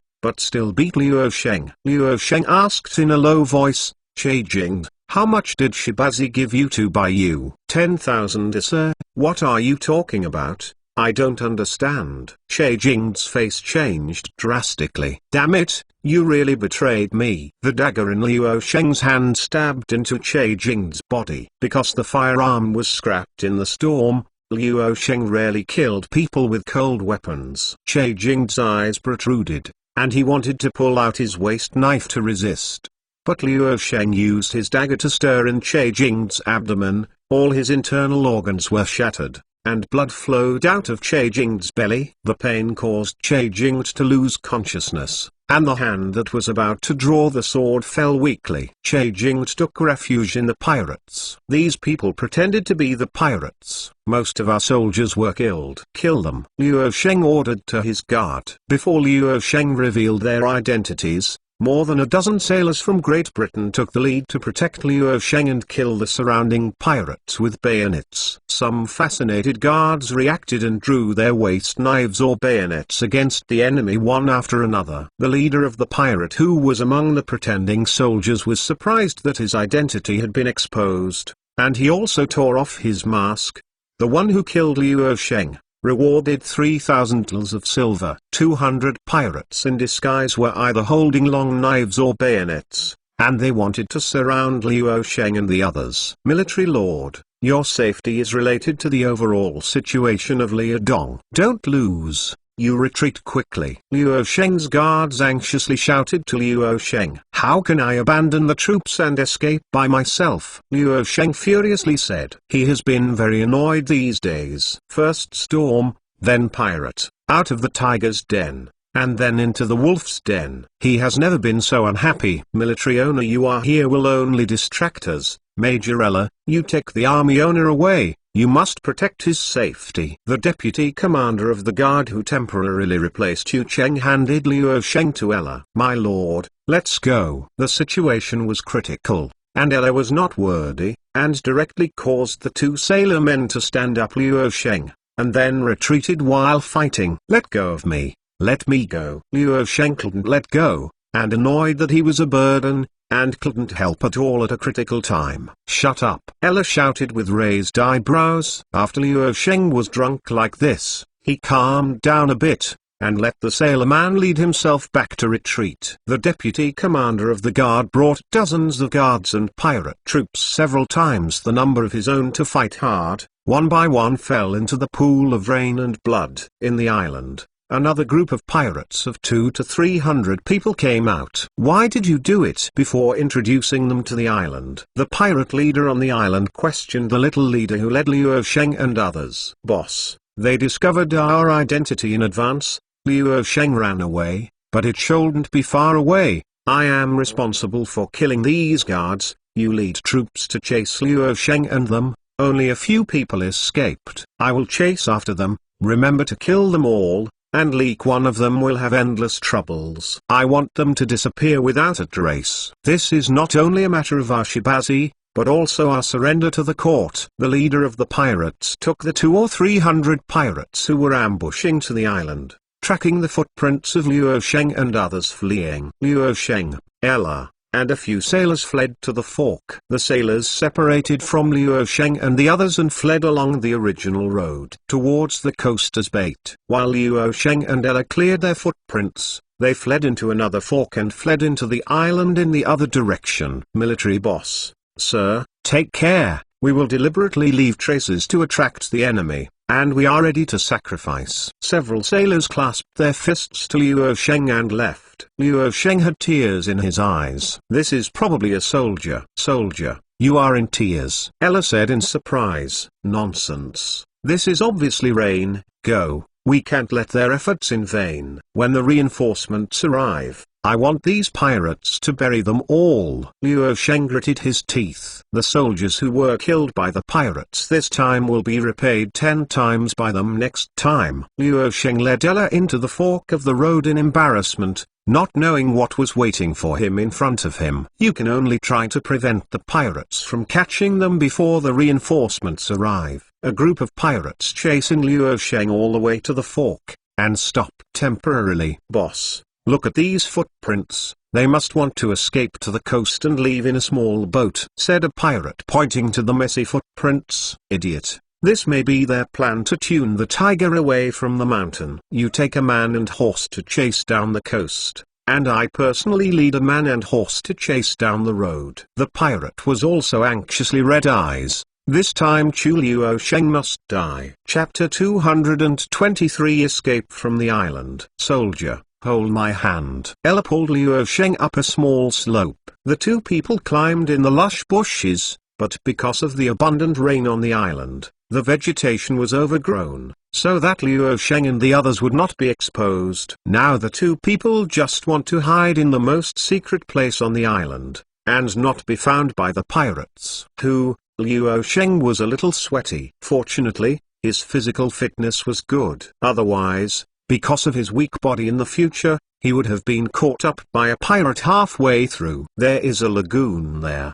The four walls of the lake seem to be flat. In fact, people can hide under the reef. After we cleaned up the surrounding traces, we hid in the cracks under the reef. They couldn't find us for a while. Yes, it's just that it's damp. We may have to soak in the lake, and the military owner may have to feel wronged. Ella looked around and found that the flat coral reef island did not have too complicated terrain to hide, so she had to say to Liu Sheng, "I'm afraid of being wronged if my life is gone. We will go down after we clean up the traces," Liu Sheng said. After the two hurriedly dealt with the traces, they carefully went down to the bottom of the lagoon, and then found a dark corner and hid under the reef. The bottom of the reef is really wet, the lake is not up to the waist, and there are water plants floating around and the smell of mud. Oh, in ancient times, Cao Cao was defeated by Harong Dao. I haven't done anything yet. These pirates will start to be strong. It seems that I underestimated the world. Liu Sheng sighed. Perhaps Jin was too safe after the elimination.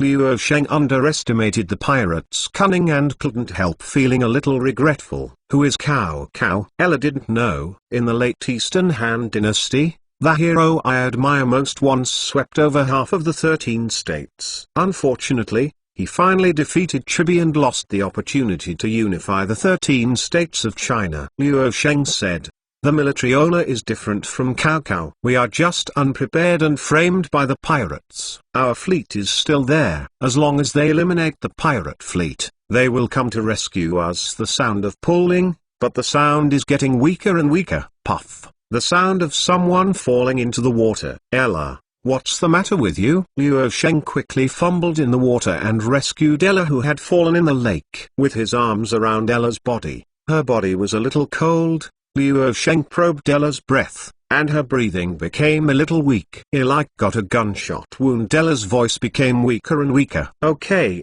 you can't waste your energy to speak anymore. You hold on, I will find a way." Liu Sheng would bite his lips. At first Liu Sheng thought that he could do everything with guns and artillery, but there were too many things that he couldn't do well. I said there was a way to save her, but there was no one looking around, and there was a danger of being spotted by a pirate at any time. So what to save? "This is God's arrangement," Ella said. To protect my lord," Ella said intermittently. "Fuck God.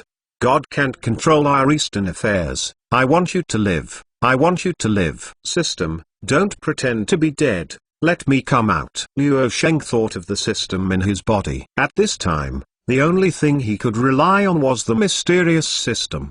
"Do you have any instructions from the host?" The system was very polite this time. "I want to continue my life." "For Ella, what can you do?" Liu Sheng asked. "Is it possible that I can call out a doctor if I turn on relevant medical technology now?" "This one." "Say it." "Host, your civilization point may not be able to activate advanced medical technology. This person's vitality is already very weak. The medical technology before the 19th century cannot completely guarantee that she can be cured. Moreover, the doctor who is summoned may not be able to treat gunshot wounds. It is not necessarily equipped with corresponding drugs and medical equipment. Besides, there are pirate activities outside, and treatment cannot be carried out," the system said. "Then what else is there?" "You can take the civilized points I saved these days, and I want to save her," Liu Sheng said. "It's not impossible. Ella is the person summoned by the system, as long as the system recalls her and repairs her," the system said. "So simple?" Liu Sheng was a little stunned when he heard it. "It's that simple," the system said. "As long as the summoned person hasn't hiccup, it can be recovered by spending 3,000 civilization points." "I suspect you are playing with me." Liu Sheng from another village was angry and funny. "Isn't it 3,000 civilized points? Just deduct it." "The host, you have activated the rescue function, and the system will recall a designated object for repair. The repair time is uncertain. please be patient. After the system prompts, Ella in Liu Sheng's arms disappears, as if she appeared in plain sight during the call. Liu Sheng breathed a sigh of relief. In terms of emotion and reason, Liu Sheng had to keep Ella and hand it over to the almost omnipotent system, rather than handing it over to the summoning doctor. However, unless it is to rescue important people, the consumption of 3,000 civilization points is too exaggerated. In other words, by rescuing a few people, all of Liu Sheng's current civilization points can be consumed. Under the gloomy reef, only Liu Sheng was left alone in the water, very gloomy, with only water fleas jumping around. You come out of the system and chat with me. I'm so lonely, Liu Sheng said. Roll. After about half an hour, there was movement above the reef. A group of pirates searched around. Liu Sheng noticed the movement above. Boss, they have lost track around here. They should be hiding somewhere. A pirate's voice came from above. Spread them all out for me. Check every place carefully, and we must pick them out and kill them, said the leader of the pirate. Yes. More than 100 pirates searched for the nearby grass and spread out. The leader of the pirates stood on the reef and looked around the surrounding grass. Because of the dense grass, it seemed that Liu Sheng could hide anywhere. Okay. The pirate leader saw some gaps under the reefs around the lagoon and couldn't help but wonder. You guys follow me to the edge of the lake to check. The pirate leader took a few people down to the edge of the lagoon, dripping in the water to check whether there were Tibetans in the gap under the reef. But they didn't find anyone hiding under the reef. Looking all over the lake at a glance, it was raining, and the microwave was rippling. Guru Liu Sheng was uncomfortably buried in the lake, leaving a reed to breathe in the dark corner. This is already his limit. Go ahead. In his heart, Liu Sheng urged these pirates to leave quickly, but at the same time he held a lot of hatred. These nasty pirates must be calm. Chapter 224 Liu Sheng's Fury. Liu Sheng prayed under the water that the pirate would not find himself. After a while, there was a faint sound of warfare from the reef shore. He came out of the water quietly, hiding behind a cluster of reeds, watching what happened. Reinforcements are here. Only saw Nelson bring a group of naval soldiers to kill and encircle the pirates. The two sides fought fiercely in the rain, with swords in hand. Ordinary pirates were really not opponents of the regular navy, and soon gradually lost, and the rest fled in all directions. Find the commander quickly. After defeating the pirates, Nelson was not in a hurry to chase the remnants of the escaped pirates, but ordered the soldiers to search the surroundings for Liu Sheng's traces.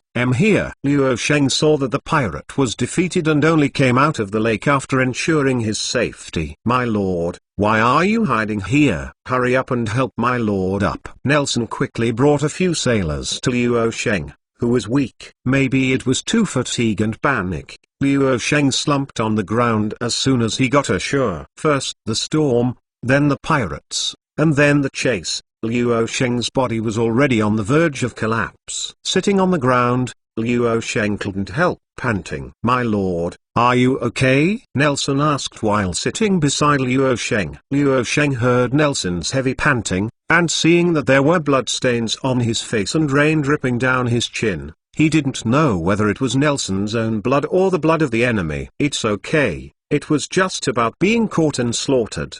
How about the pirates' ship rebelled? Liu Sheng asked. Their firepower is far less than ours, and they seem to underestimate the firepower of our fleet. So after we fired back, they were hit hard. 3 enemy ships were sunk by our side, 1 was captured, and the others suffered. After being hit hard, we fled quickly. Our warship was basically intact except for 2 lightly wounded. Because we were concerned about the safety of the army owner, we did not pursue it to prevent them from turning back and attacking the island. Fortunately, you came in time. Liu Sheng was afraid after a while. If the navy comes later, maybe Liu Sheng will hang up. My lord should reward those sailors who desperately returned to the coast. Only one of them escaped back and told us the general trace of the commander. Only then did the commander find you. Nelson said. Damn pirate. Liu Sheng gritted his teeth. Of the dozens of soldiers who followed Liu Sheng ashore,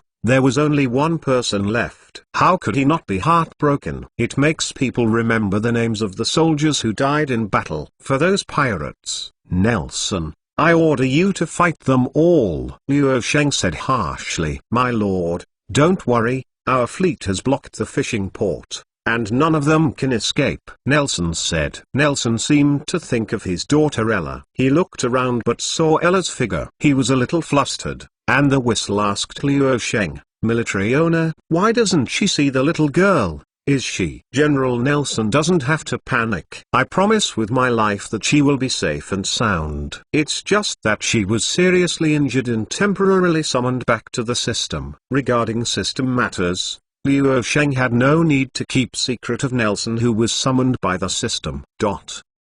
Because Nelson cannot go against the will of the system. Seriously injured. Although there is no harm in the system, I feel uncomfortable to let her endure such pain. If I hadn't let the army master you go ashore, it would be fine. Nelson beat his chest with regret. No wonder you, who thought our army on the island would rebel. Liu Sheng was also depressed. He instigated a lot of Hu Jin's troops. This is the first time his men have been instigated. Sure enough, the site was huge, and there were all kinds of birds in the woods, not to mention that it was still on Mako Island, which was beyond reach. Dare to hurt my daughter? Shit, fuck, I will lead my troops to search the island, even if I dig 3 feet, I will catch them. Just now he advised Liu Sheng not to rush to catch the pirate trapped on the island. Sooner or later, Nelson blows his beard and stares, and immediately arranges soldiers to search Mako Island angrily. This guy is still a daughter. Liu Sheng had a deeper understanding of Nelson,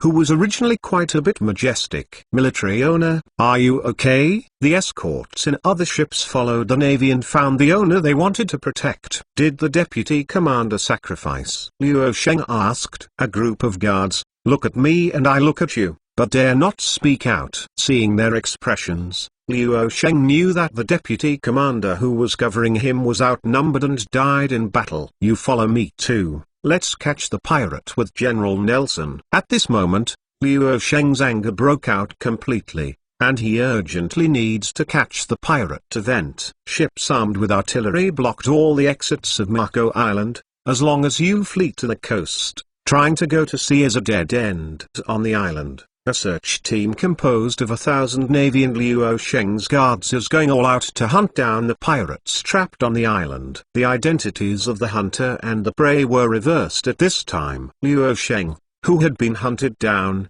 became a hunter, with red eyes tearing the prey to pieces.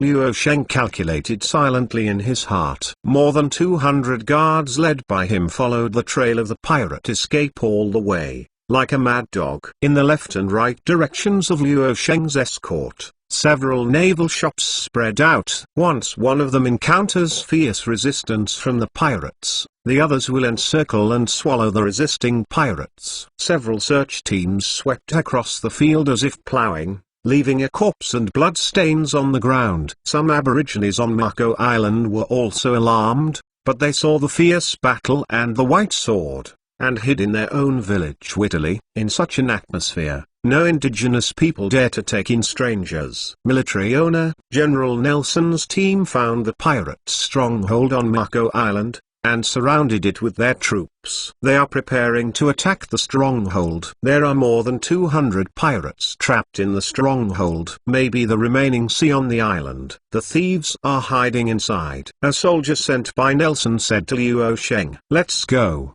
Let's reinforce in the past." Finally found the culprit. Without saying anything, Liu Sheng took a knife and led the guard to kill him. The naval stronghold surrounded by Nelson was a village that was originally a stronghold of the Mako Island garrison, and the flag of the Fuliao army was hunting. At this time, it was occupied by the pirates, as the last line of defense, causing Liu Sheng's kick out of smoke. The mere pirate dared to occupy his island, and also under the banner of the Fuliao army. Come on, go back to the boat and take a few artillery pieces. Today I want to teach them how to die. Chapter 225 Fleet Assembly 1. Boss, we are surrounded. Idiot, I don't need you to tell me to. The pirate leader led more than 200 remnants trapped in the stronghold, anxiously looking at the surrounding situation. Outside the small village, people from the Fuliao army's navy and guards surged and trapped them here. Moreover,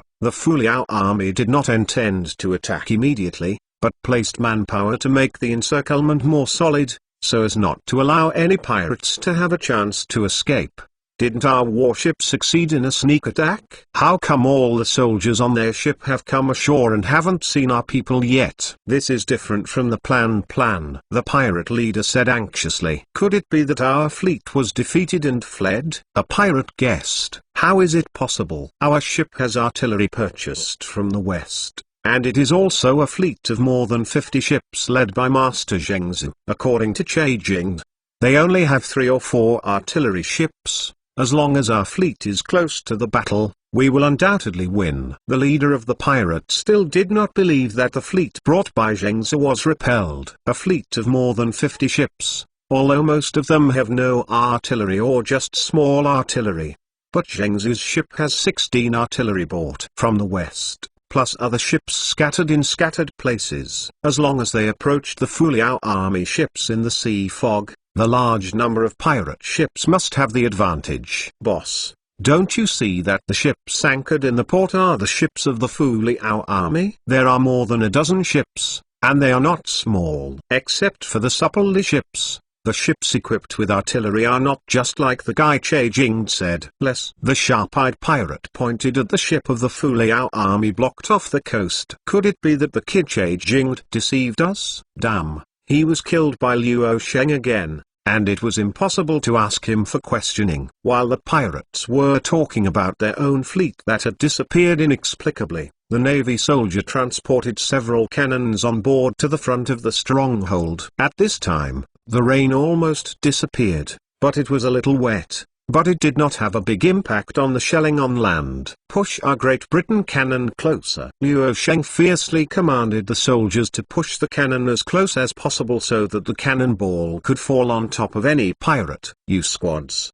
after the artillery breaks their defenses, follow me to attack. Nelson said to several subordinates. The navy of this era is not only water warfare, even land warfare is not inferior, because they often have to go through the battle to connect the ship, or suppress the indigenous people in the colony. Fire. Boom. Several flat-bottom thunders exploded, white smoke rolled, and the heavy cannon trembled backwards due to the terrible recoil, causing the muddy ground to sink slightly. At the same time, the iron ball roared and fell into the stronghold held by the pirates. The heavy iron ball smashed the left body of a pirate, and then bounced on the ground, killing and injuring the pirate in the stronghold. The poor pirate was smashed to the ground, and his left half was bloody, absolutely unable to survive, but moaning in vain. What is even more frightening is that the artillery shells continue, destroying the simple stone wall originally built by the Makojima garrison. Boss, no,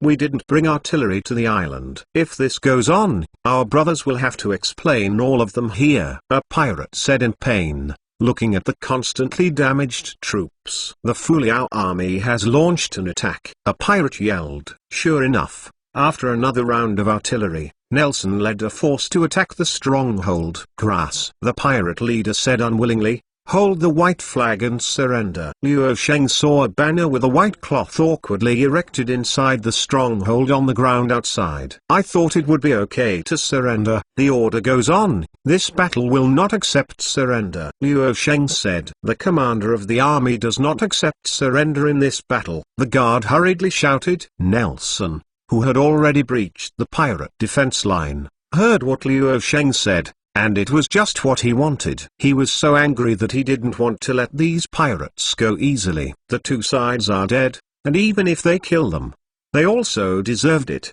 The elite navy soldiers held muskets along the gaps that the artillery bombarded, opened the way with their shots, and then bayoneted in hand-to-hand combat. These navy soldiers, who also felt the fire, riveted enough strength to slaughter the pirates in the stronghold one by one. "We surrender, surrender." The leader of the pirate wanted to cry without tears, but this time he pitied himself miserably. However, the cruel navy soldiers ignored them, and the bayonet phalanx marched forward, puncturing the inside of the stronghold. Some unbearable pirates hurriedly escaped from the stronghold, but the guards had been waiting outside, and their empty guns were aimed at them. "Launch!" Liu Sheng's command knife pointed at these pirates who were frightened by the muzzle. Bang bang bang. Sparks flew from the muzzle of the musket, and the bullet hit the pirate's body, falling to the ground. In less than half an hour, the attack on the pirate stronghold came to an end. All the pirates in the stronghold were wiped out,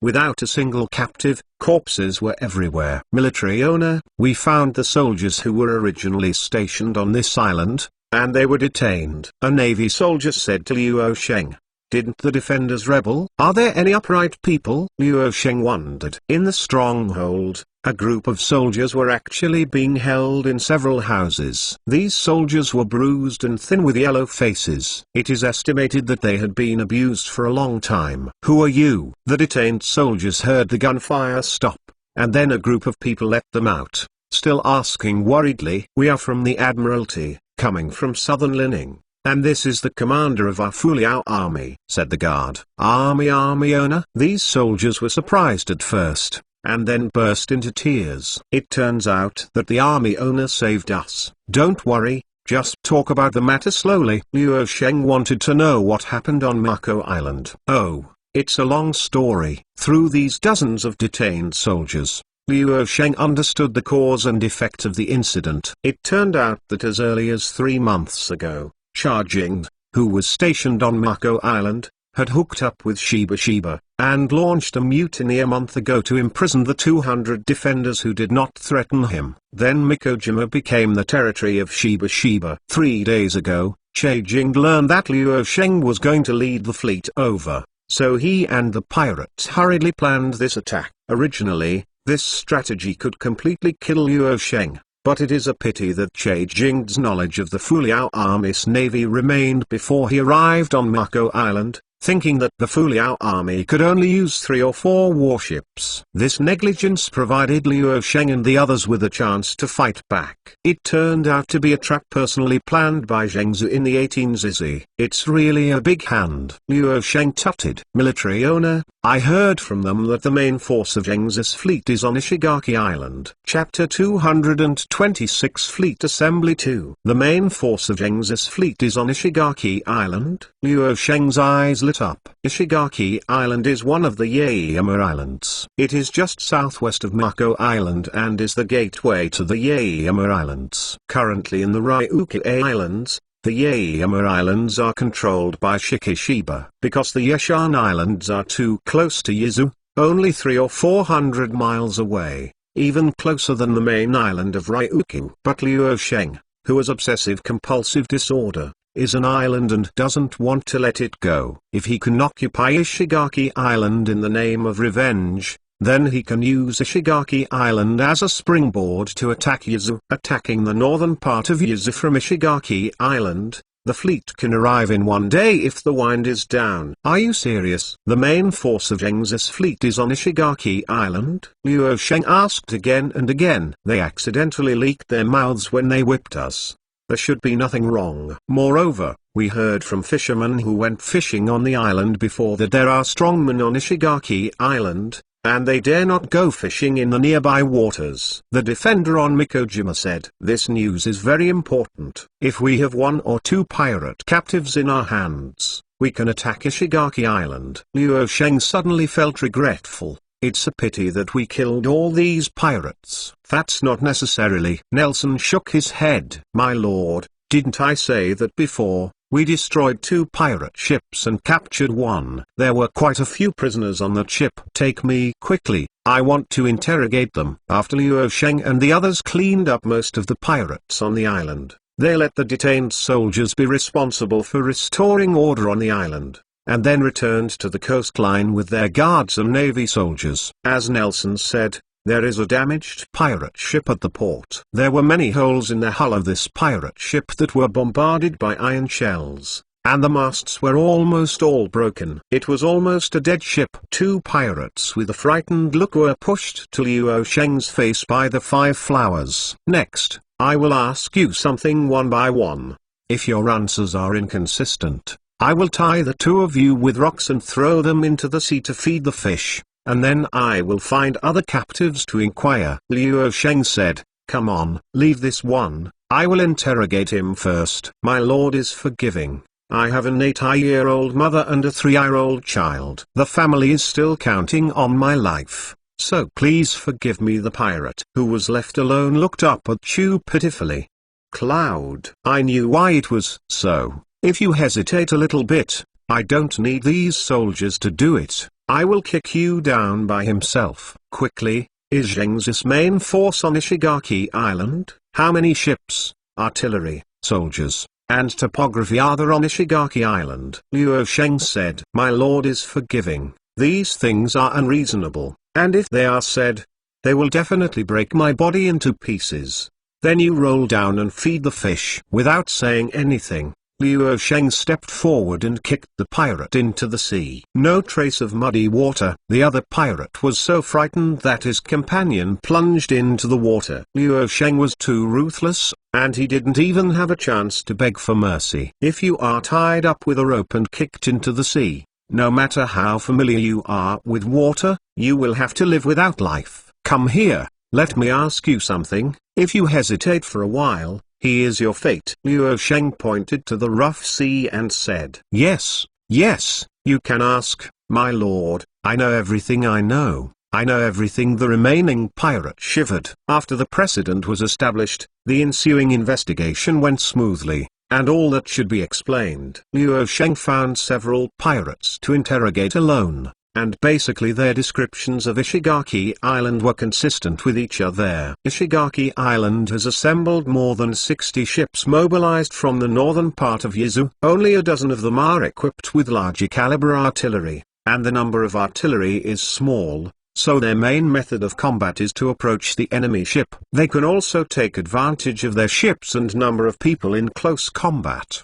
Their raid just failed. Most of them didn't expect our firepower to be several times greater than them, making it difficult to approach. So they turned around and fled, treating the pirates on the island as abandoned sons. Nelson and Liu Sheng got the news together. Later, speculate on the tactics of the pirates. If our current fleet wants to defeat the main force of the pirates on Ishigaki Island, how sure are you? Liu Sheng asked Nelson. 10% sure. Nelson raised his head and said with a tall chest, this is the arrogance of a navy commander. If even this pirate can't be calmed down, I am ashamed of the commander of the fleet. To wipe out the ships on Ishigaki Island and capture Zheng's alive.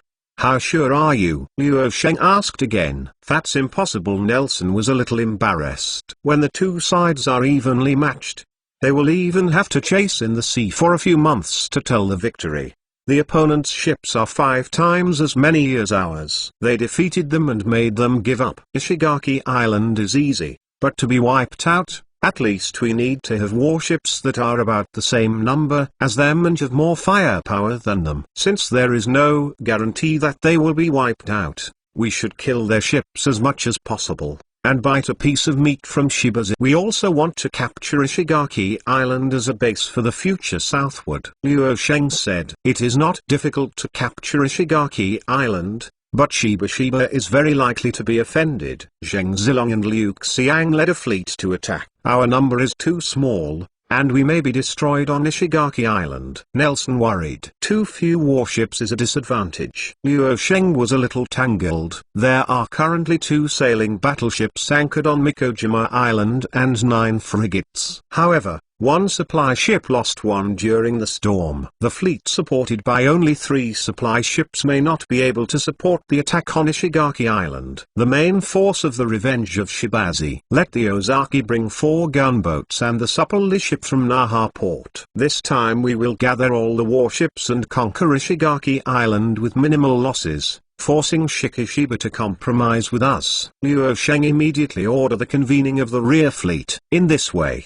their expeditionary fleet has 3 sailing battleships, 13 24 artillery battleships, and the number of artillery pieces reaches a terrifying 400. It can be said that it is a waste of money. Even so, Liu Sheng still disliked that the number was too small, and it was not shocking enough. But now it's too late to build temporary ships. In a few months, the number of ships hasn't increased significantly, so what can be done to get ships? Standing on the deck of the Victory, Liu Sheng suddenly thought that the Victory was summoned by the system when he turned on the sail battleship technology. So is it possible to start other navigational technologies? And it is possible to summon a warship similar to the Victory? Chapter 227, Calling the Fleet. The fastest update brings the Industrial Revolution system back to the latest chapters of the Ming Dynasty. The next generation of warships after the sail battleship, of course, is the steam-armored ship. Liu Sheng saw a series of modern warship-related technologies such as ship steam engine technology and steam-armored battleship technology. When the system comes out, I want to activate the steam-iron armored battleship technology. Liu Sheng said. What is it called? Your civilization point is just that little, and you still want to turn on the steam-armored battleship technology. The system mocked. Strange. I clearly remember that the steamship appeared earlier than the train. Is it possible that the civilization point required is still dozens of times that of the train? Liu Sheng asked. It is true that the steam engine ship appeared earlier than the train, but the early steam engine ship had slow speed and immature technology. It first operated on the inland rivers. It was not until 40 years later that there were steam battleships, and the steam ironclad ships appeared even later. Now, trains have to rely on railroad tracks to run. Railway construction is a major project, and ships can sail as long as they are in the sea. Then how many civilization points are needed to activate the steam ironclad technology? Liu Sheng asked. Including front-end technologies such as steam engines, steel hulls, and turrets. Each front-end technology involves front-end technologies such as steel making and gears. If you want to start this series of technologies, you need 1 million civilization points. 1 million civilization points! Exclamation mark. Liu Sheng almost spit out a mouthful of old blood. Although he has not used civilization points on a large scale for several months, the accumulated civilization points are only tens of thousands. At this rate, wouldn't it take decades to activate the steam iron armored battleship technology? Unless you can continue to expand the territory and increase the rate of increase of civilization points. If you just want to turn on ordinary ship steam technology, you only need 10,000 civilization points. Forget it. Ordinary ship steam technology is useless now, nor can it be directly used for ocean navigation. It is better to continue to accumulate civilization points. If steam ironclad technology can be turned on,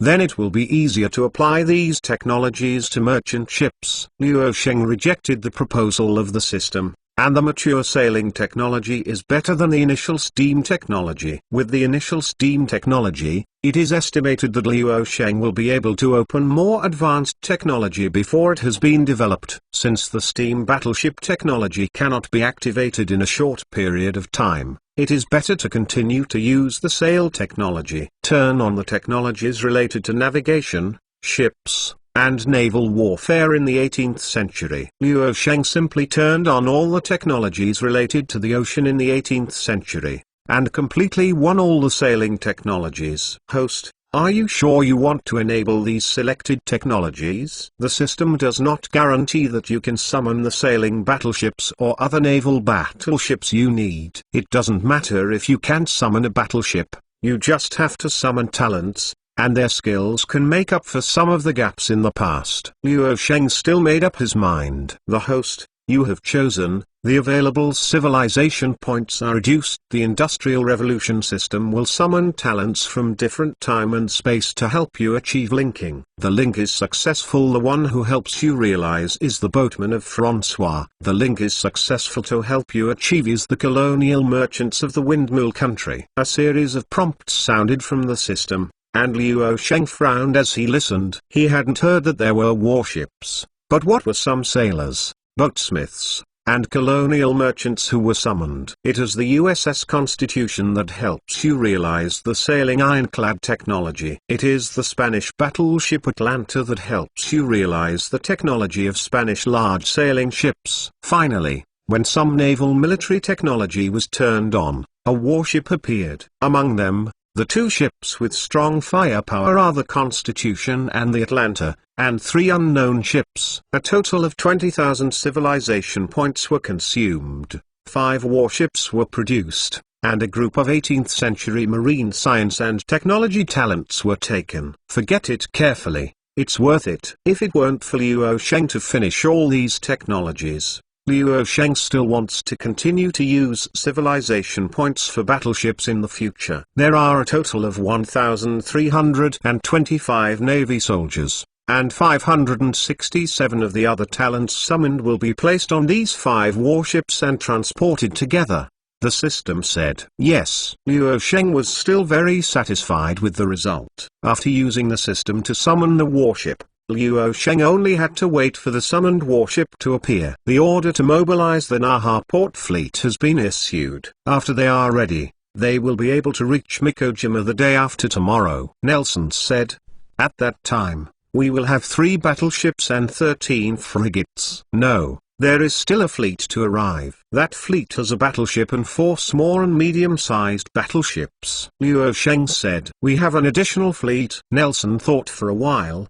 and it suddenly dawned on him, soldier, you mean to call hired ships from the western side? Exactly. 1 Atlanta, 1 Constitution, and 3 other unknown ships. Liu Sheng said. Atlanta, how familiar? Nelson frowned. Isn't this a 74 artillery battleship in the Spanish Invincible Fleet? Fac.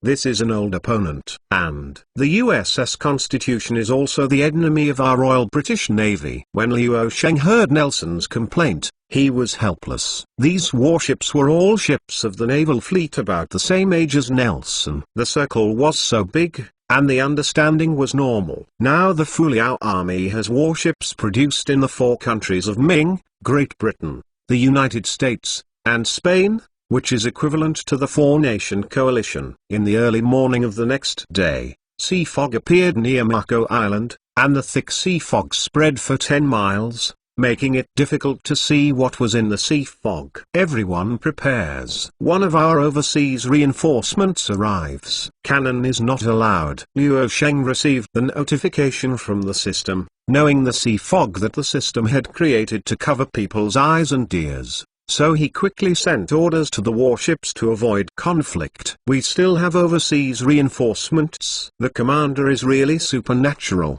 and he can also make overseas ships work for our Fuliao army. The Navy soldiers in southern Lining were talking about it. Now the most powerful battleship in the Fuliao army is the Victory, controlled by the Westerners. If a few more ships like the Victory come, it will be more than enough to sweep the entire East China Sea. Woo! Like ghost ships in the deep sea, warships are looming in the dense sea fog. Finally, the bow broke through the shackles of the sea fog, gradually revealing their hideous hulls and artillery. In the middle is a 2-deck battleship, while on each side are 2 small and medium-sized battleships with 1 deck. However, naval flags of different countries were hung on these warships. Chapter 228, The Fleet Attacks. The fastest update brings the Industrial Revolution system back to the latest chapters of the Ming Dynasty. If you lower these naval flags and replace them with the flags of our Fuliao army, you will be your own in the future. The 5 summoned warships landed, and Liu Sheng asked them to withdraw these different naval flags. When the commanders of these ships came ashore, they saw Victory and Nelson, feeling a little mixed. The admirals of the 3 countries of Great Britain, the United States, and Spain are here. They are people of the same age. I am Hao, the captain of the USS Constitution. Although the USS Constitution is not a battleship, it is equipped with 28 24-pound and 10 12-pound guns. It is a crew of 400 and has a fast speed. It can be used as a main ship. The captain of the cruiser said to Luo Sheng, "Come on, your poor 30-odd artillery is comparable to battleships, so I'm not afraid to laugh off people's teeth." The captain of the Spanish battleship mocked. "The hull of our Constitution has iron armor. If we don't accept it, we will fight anyone in this sea." Howell became angry when he heard it. "Ahem, guys, I'm not asking you to come here to make you better." Luo Sheng stopped the farce in time. "You 5 warships form a single formation, with the Atlanta's the team main ship." Although the Constitution looked quite not weak, not inferior to the 3 types of battleships built by Luo Sheng locally, Luo Sheng chose to use the more magnificent Spanish battleship with 74 artillery as the main ship. The next day, the battleship Ozaki in Naha port led 4 frigates to Mikojima. Almost all the warships of the Admiralty of the Fuliao Army were concentrated on Mako Island. Up to 4 battleships, 17 frigates, cruise ships, and several supply ships, divided into 4 formations, Victory, Atlanta, Darkin, and Darky each commanded 35 warships. Nelson reorganized the fleet. "Go." Luo Sheng bowed with a big hand, and 21 warships set sail and came out. Thousands of pirates gathered in Ishigaki Island, and their leader was the powerful Zhengzi faction in the 18 Shiba, with Zheng Zilong as the backer. Zhengzi's troops were developing very strongly. Recently, Zhengzi was arranged to take charge of the cooperation with Toyang Korea's trade. However, the recent rise of the Fuliao army in southern Lining, Liaodong, and Ryuka has caused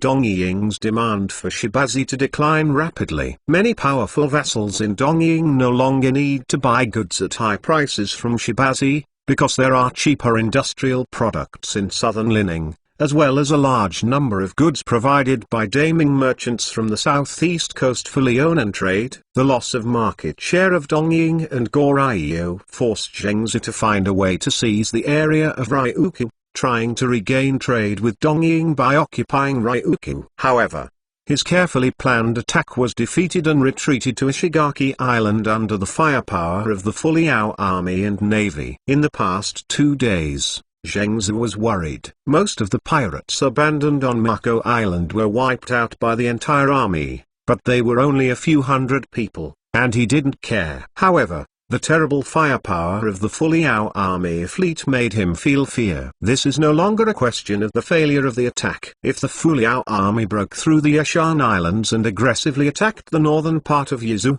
the Shibazi base would be threatened. "How is it? Did the eldest brother send reinforcements?" Zhengzi asked a pirate who was sending a letter.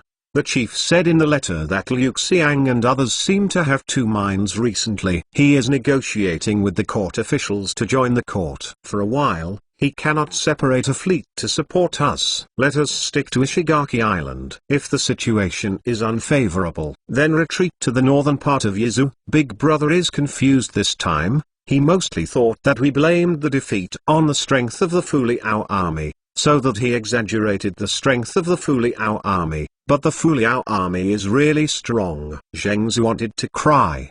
Tears. Others in Shibazi's Hong have not seen the horror of the Fuliao army. Even if he and Zheng Zilong and others say that the Fuliao army has a behemoth equipped with hundreds of cannons, they would not believe that such a terrible mobile castle will appear in the East China Sea. After all, even the Westerner warships active in Southeast Asia had never heard of hundreds of cannons. "Boss, what should we do this time?" "It's been 2 days, and there isn't any movement in the Fuliao army. Most of them are afraid of our large number of ships, so even if they suffer a dumb loss, they don't dare to attack us, right?" Zhengzi's General Zheng Xing said. "Fart, we are obviously the ones who suffer from the dumb. Have you ever seen a successful sneak attack that has lost 3 warships and hundreds of people?" Zhengzi was upset when he mentioned the sneak attack 2 days ago. "You brought people on the coast." A few more artillery pieces were deployed on the hills on both sides. Even if the fleet of the Fuliao army attacked,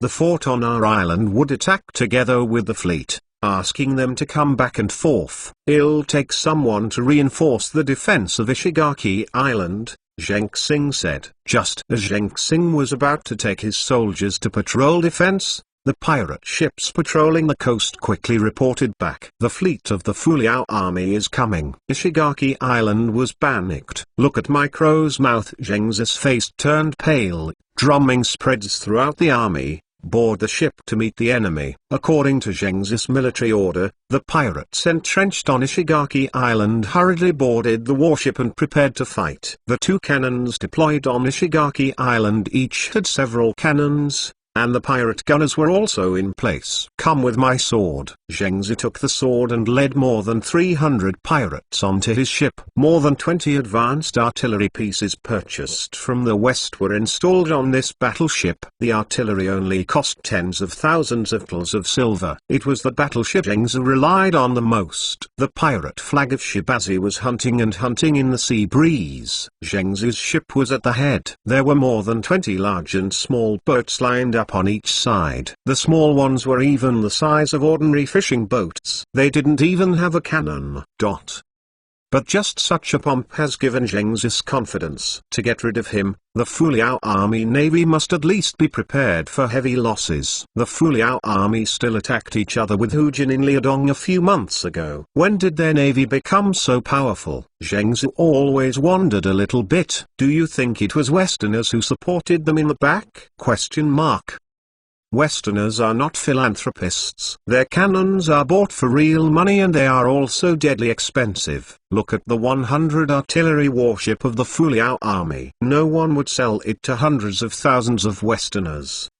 Where did the Fuliao army get so much money? Zheng Xing also wondered. When the two people were discussing, the fleet of the Fuliao army finally appeared on the sea level. A three-deck behemoth appeared first with a few younger brothers, and then there were 3 battleship formations on the left and right to help out, and more than 20 battleships came aggressively. Compared with 50 or 60 uneven pirate ships, these 20 warships are like a group of giants standing on the sea. Impossible. In only 2 days, how can the number of their fleet doubled again? Zhengzi seemed to be hell. Others' fleets are getting fewer and fewer, so how come the Liao army's warships are getting bigger and bigger? Many! Chapter 229 The Battle of Ishigaki Island. The fastest update brings the Industrial Revolution system back to the latest chapters of the Ming Dynasty. Guru, the pirates on the deck swallowed nervously, and their legs were a little numb. The place that can be seen by both eyes has been occupied by the overwhelming Fuliao army naval fleet, and the towering masts straight up into the sky. The tall hull made them feel that the Fuliao army was not in the same style as them. Put up your sails and fight with them. Zhengzi realized the seriousness of the problem. If the fleet of the Fuliao army was turned around, the salvo of artillery would sink their fleet. Quickly, they are coming over. Set sail. The pirates on various ships hurriedly pulled up the sails, retracted anchors and set sail. Nelson stood on the deck of the Victory, using binoculars to observe the pirate ships starting to move in a hurry, ready to fight. The flagman on the Victory conveyed orders to the surrounding fleet. The Darkin, Darky, Atlanto and other ships lowered their speeds and moved in an arc. The 2 formations of Darkin and Darky protruded forward from both sides, and the hollow muzzle blocked the port. On the front battlefield, more than 200 artillery pieces were concentrated. The artillery fired. Soldiers on decks lit up cannons that had been filled with ammunition. Boom boom boom! The overwhelming volley of more than 200 ammunition fired like a meteorite, hitting Zhengzi's fleet. Countless shells fell into the sea, and thick water columns rose into the sky. Even if the hit rate is not high, there are still quite a few solid bullets that hit the pirate's ship. The large pirate ship was hit by artillery, the mast broke, and holes were left on the deck and hull. The ship sank. Some small boats were unfortunately pierced by several artillery shells. The seawater overflowed into the ship. The pirates on the ship jumped into the sea in panic to escape.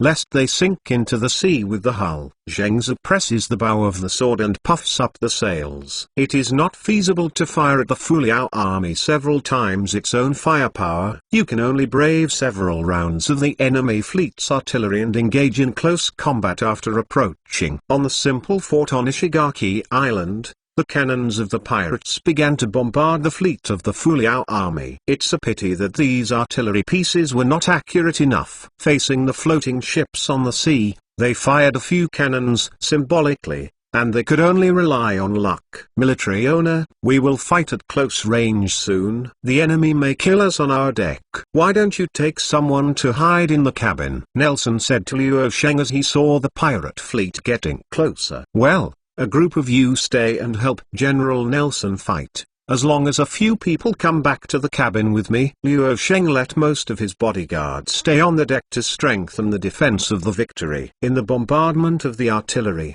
several ships of the pirate fleet were sunk, and some ships were injured. Finally, Zhengzi and the others approached the Fuliao army fleet, but the distance between the two sides was only 20 or 30 meters. Turn, hook their ship with a hook, and board the ship to fight. Although Zhengzi and the others had approached the Fuliao army ship, the most dangerous moment had not passed. They were facing the hollow muzzle of the Fuliao army. With a distance of more than 10 meters, there was no reason for these artillery to miss. They are approaching, sink them for me. The commander in the cabin asked the soldiers to push the ammunition into the artillery. Boom! Dozens of artillery fired together, smashing a pirate warship close to the Victory, and some iron balls even flew out from the other side of the warship. This poor warship was destroyed by the huge Victory just one face, and some pirates in the cabin did not have time to escape and sank with the hull. The artillery of the Fuliao army is so terrible. Zhengzi was terrified when he witnessed a ship close to the Victory being destroyed by 40 or 50 artillery fires at the same time. Such firepower is simply terrifying. Even if it was his own ship,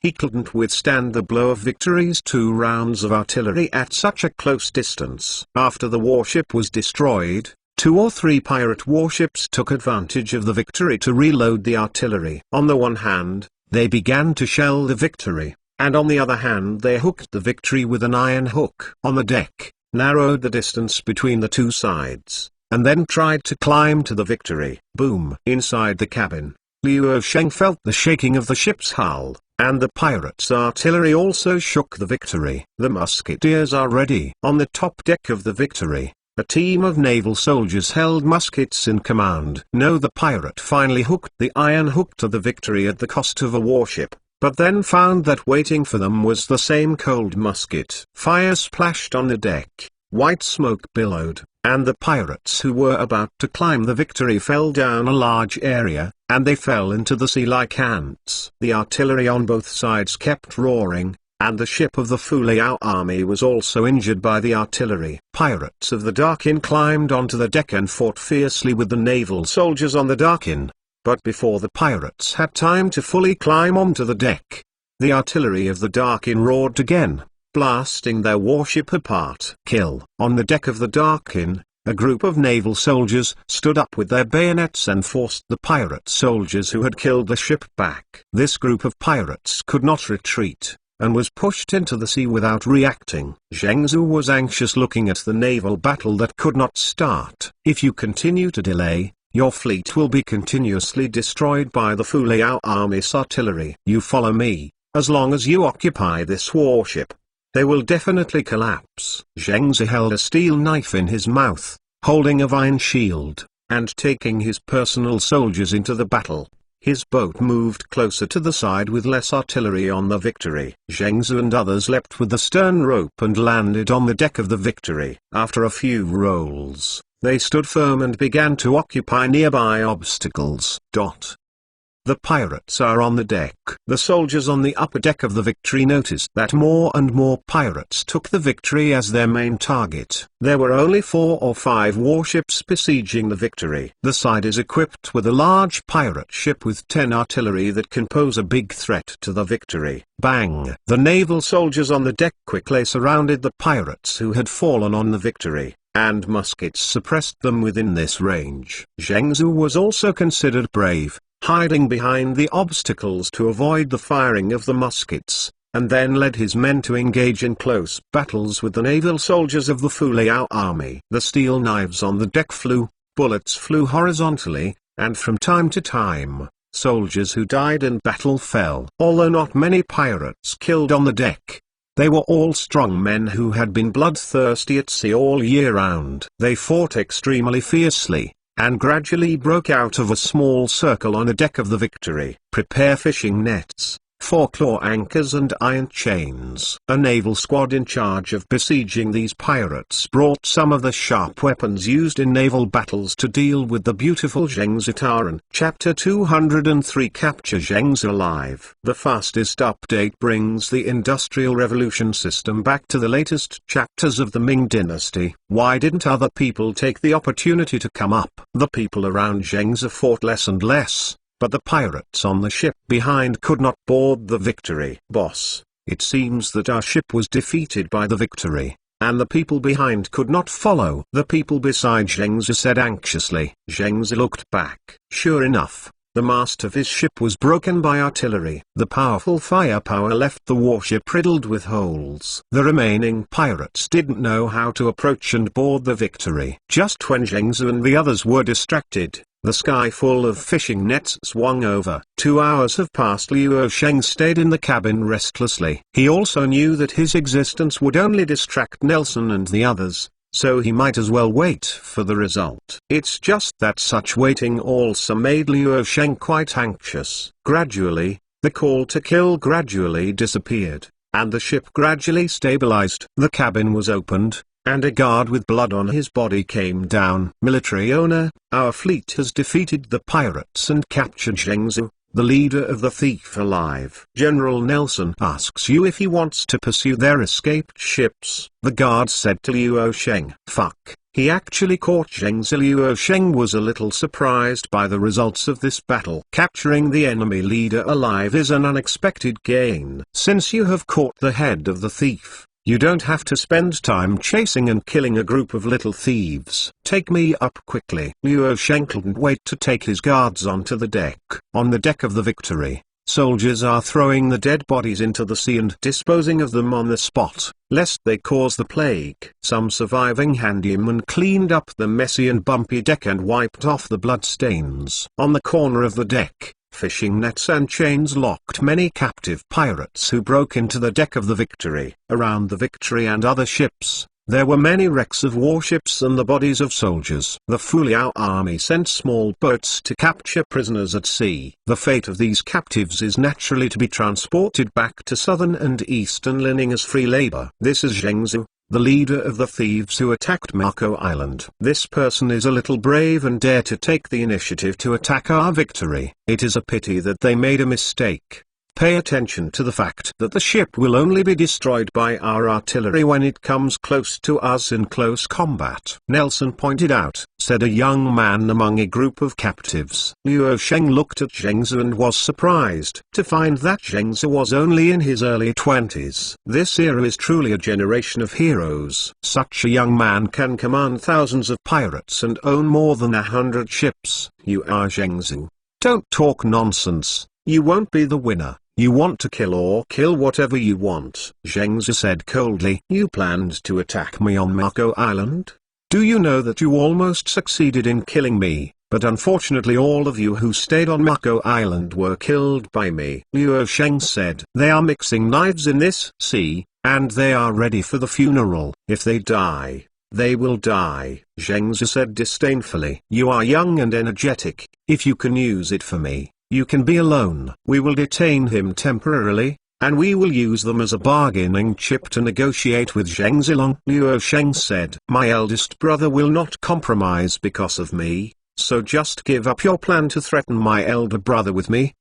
Zhengzi still looked disdainful. You think I don't know that Zhengzi Long is not only facing the pressure of our Fu Liao army, but his enemies are also your own people and Westerners and Shibas. I believe that if he is not stupid, he will definitely compromise. Liu Sheng sneered. Subsequently, Nelson and others counted the battle situation. No ships of the Fu Liao army were sunk. but 3 frigates were severely damaged. Many valuable naval soldiers died in the battle with the pirates. 400 to 500 people died in the battle. Damage to the remaining hulls is inevitable. Even the Victory was especially taken care of. There were many holes in the hull, some muzzles were destroyed, and the loss was not small. In this battle, 17 enemy ships were destroyed and sunk, and 12 warships were captured. The rest of the ships were escaped by them, and there were countless prisoners of war. Nelson said, "There are still some pirates on Ishigaki Island, blocking the port and making them surrender." After Liu Sheng's fleet shelled Ishigaki Island several times,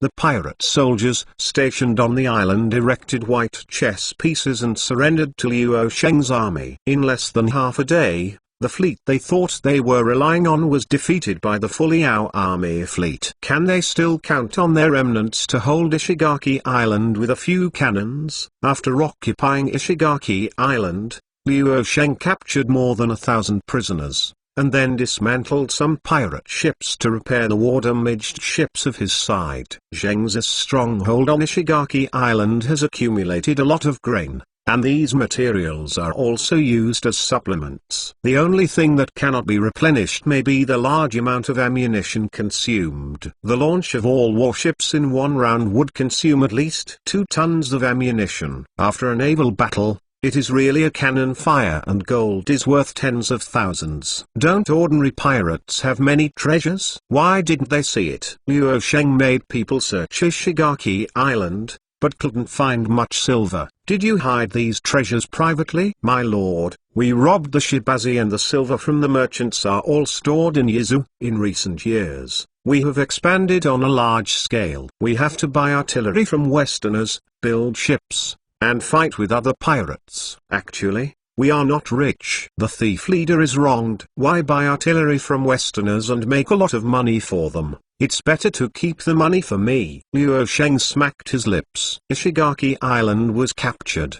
The Yashan Islands became the jurisdiction of the Fuliao army. The Ryukyu Islands fell into the hands of the Fuliao army, and the gate to Yizu was also opened. In less than a day's journey, the Fuliao army's naval fleet can reach the northern part of Yizu and can threaten the pirates of Yizu at any time. You guys, go back and send a message to Zheng Zilong. If he does not want our Fuliao army fleet to go south to Yizu immediately, he will send an envoy to negotiate with us. We have several conditions. First, our Fuliao army Far East Trading Company approves when the ship of Shibazi passed through the strait. Shibazi was not allowed to levy a fee, otherwise we would also levy silvertel from your ships going to Dongying and Korea. Secondly, you looted a ship that we were going to go to Annan country before, and it was immediately left intact. Handed it over to me, and compensated for mental damages of 3,000 tels. Third,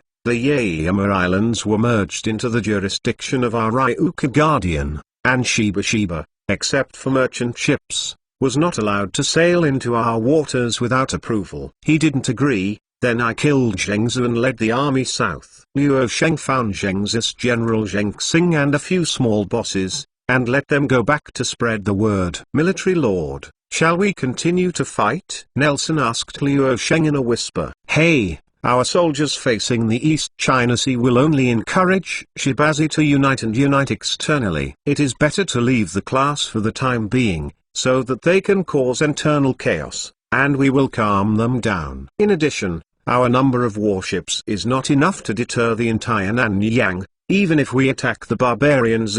When we withdraw our troops a little bit, the pirates will make a comeback again. Chapter 231 Zheng Zilong. On the beach of Ishigaki Island, a group of pirates tied up with 5 flowers looked helplessly at the port blocked by the Fuliao fleet. Boss, did you say that the big boss came to save us? A pirate who was tied up near Zhengzi asked him. Yes, my eldest brother will definitely send someone to negotiate with Liu Sheng, but it's hard to say whether Liu Sheng is willing to let us beat. Zhengzi looked at the huge Fuliao fleet at the port, feeling unspeakable in his heart. The boss and bosses have more than 1,000 warships and tens of thousands of crew members. So Liu Sheng shouldn't be afraid of this. When the boss sends someone over, he will definitely let us go back," said a pirate. While they were talking, Deng Qianglong brought a group of soldiers over. "These, and these, all of them are taken away."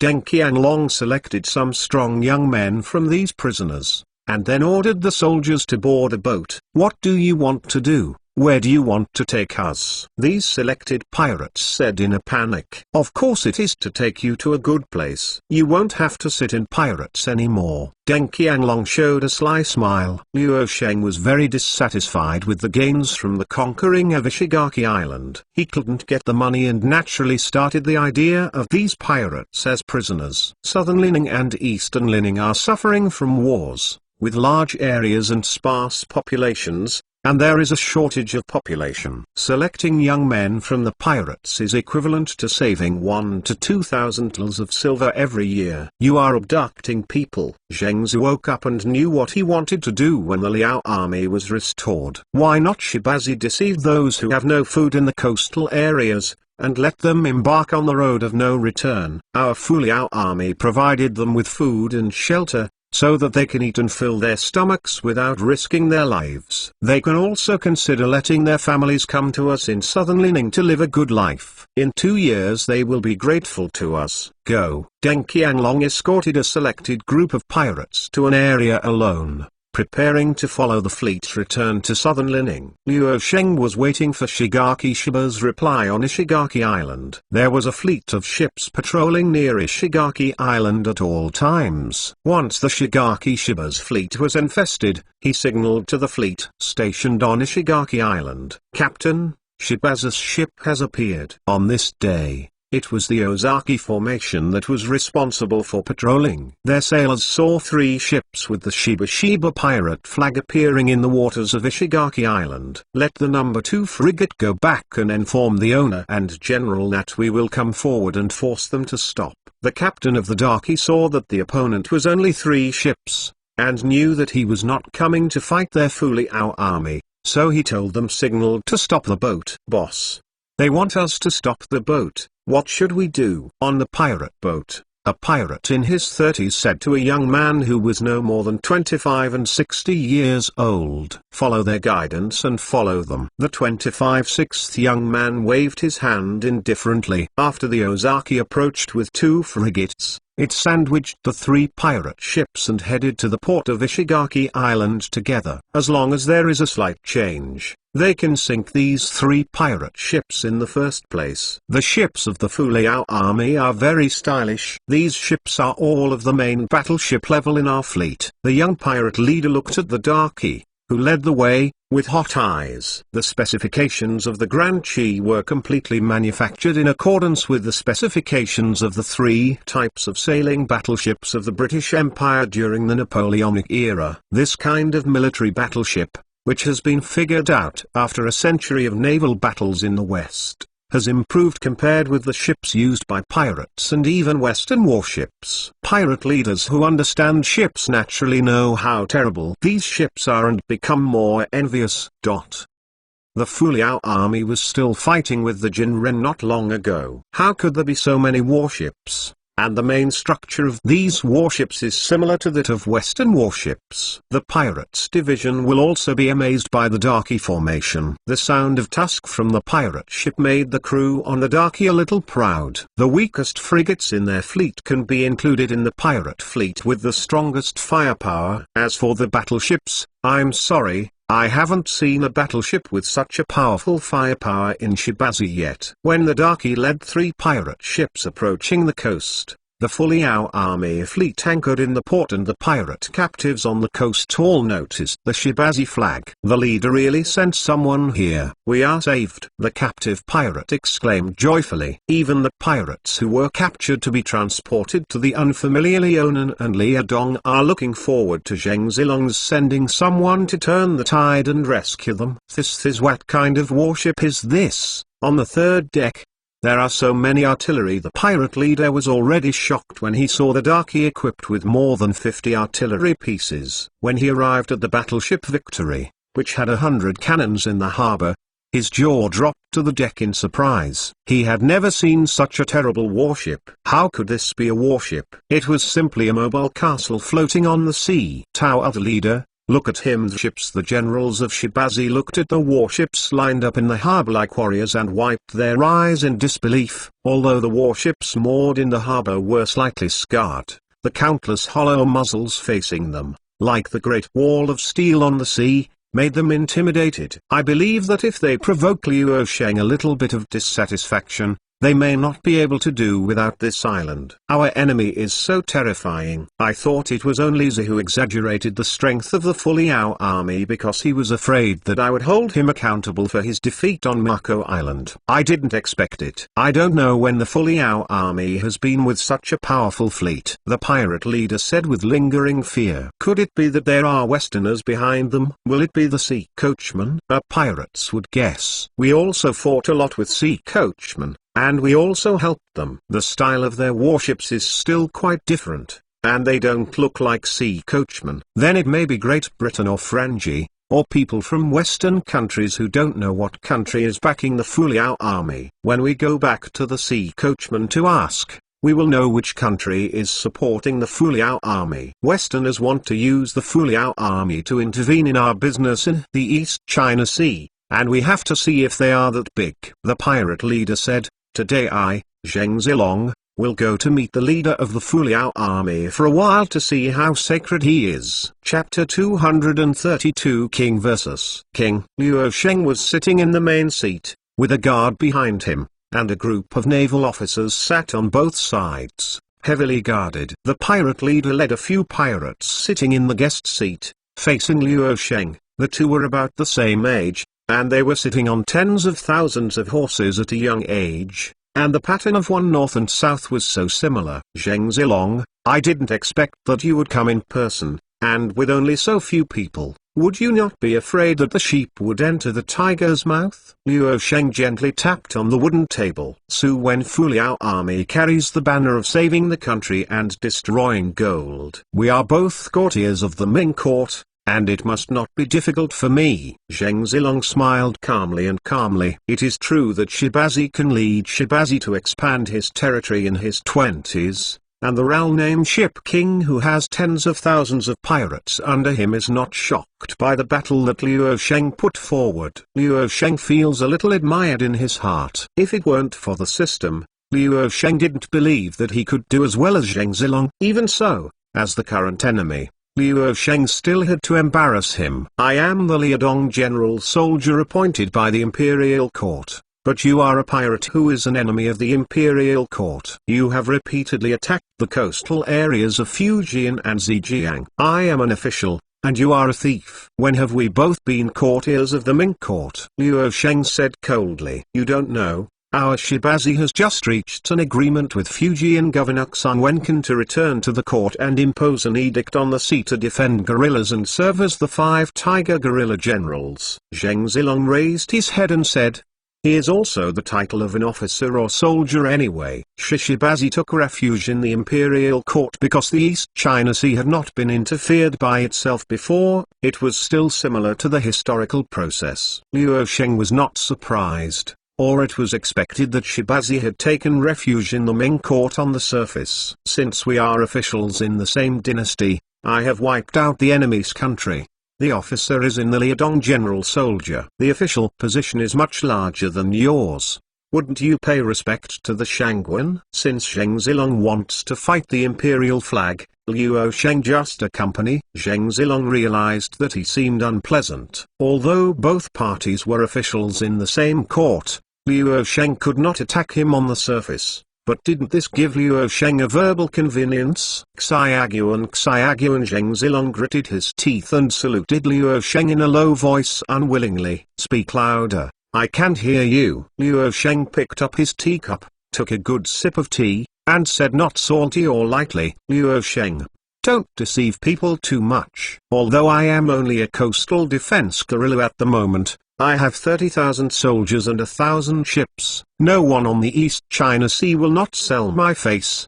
If you push me again, it will be broken. Zheng Zilong's face blushed. Can't pull the bottom anymore. It's a big tone. On the surface, Shibazi has more than 1,000 boats, but many are small boats and fishing boats. The real big boats are no more than 100. It's okay to bully Fujian Navy and Zhejiang Navy. Luo Sheng said. Since you are here in person this time, let's settle the bill. Come here, bring Zhengzi here. Luo Sheng clapped his hands, and several Navy soldiers pushed in Zhengzi, who was locked with chains. Brother Zhengzilong couldn't help but feel distressed when he saw Zhengzi's hands and feet had chains and became prisoners. Big brother, you really are here. Zhengzi saw Zhengzilong, his eyes were red. This defeat is my fault. Big brother is passive. Don't blame you. I saw the fleet of the Fuliao army, and it really agrees with what you said in your letter. Zhengzilong wanted to get up from his seat and untie Zhengzi's iron chain. It's a deep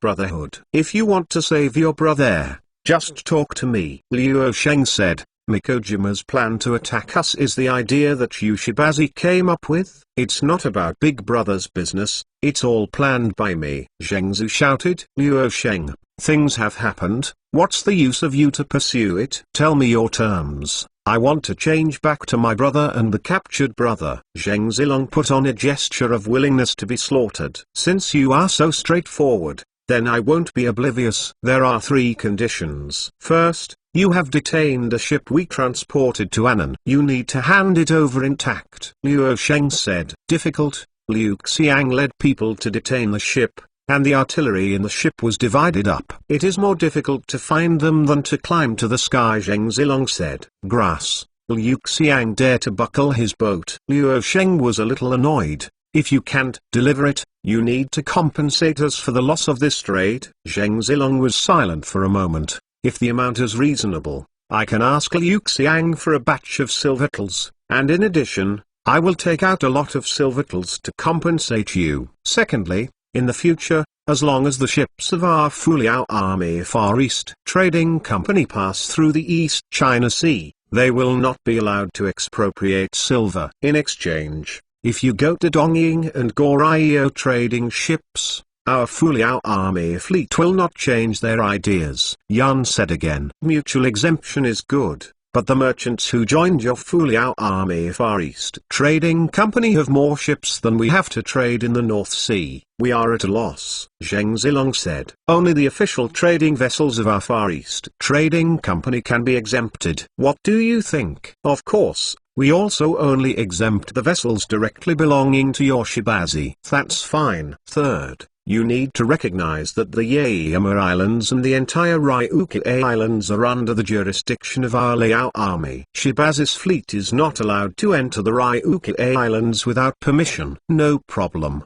Zhengzilong nodded. Whoever has the big fist on the sea has the final say. Luo Sheng's control of the Yashan Islands is a sure thing. In this troubled autumn, Shibazi has found it difficult to organize a fleet to retake the Yashan Islands in a short time. Fourth, wait, aren't there only 3 conditions? Why is it fourth? Zhengzilong looked blank. The fourth one is something I thought of temporarily.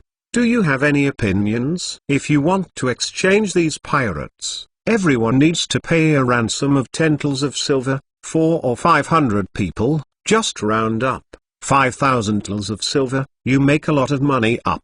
Master soldier, you have to ask for 5,000 tals of silver. Zhengzilong was a bit stingy, who despised Luo Sheng. Brother, more than 1,000 of us were arrested by Luo Sheng. He wants to transport most of them to Leonan as a coolie, and only return 400 or 500 old, weak, sick and disabled to us. Zhengzi shouted from the side. When Zhengzilong heard Zhengzi's words, he looked at Luo Sheng with a green expression. Cough cough, I just took them back to eat spicy food, not to kill them. Luo Sheng said brazenly, originally, we wanted to take your brother away, but he is your brother after all, so we will give it back.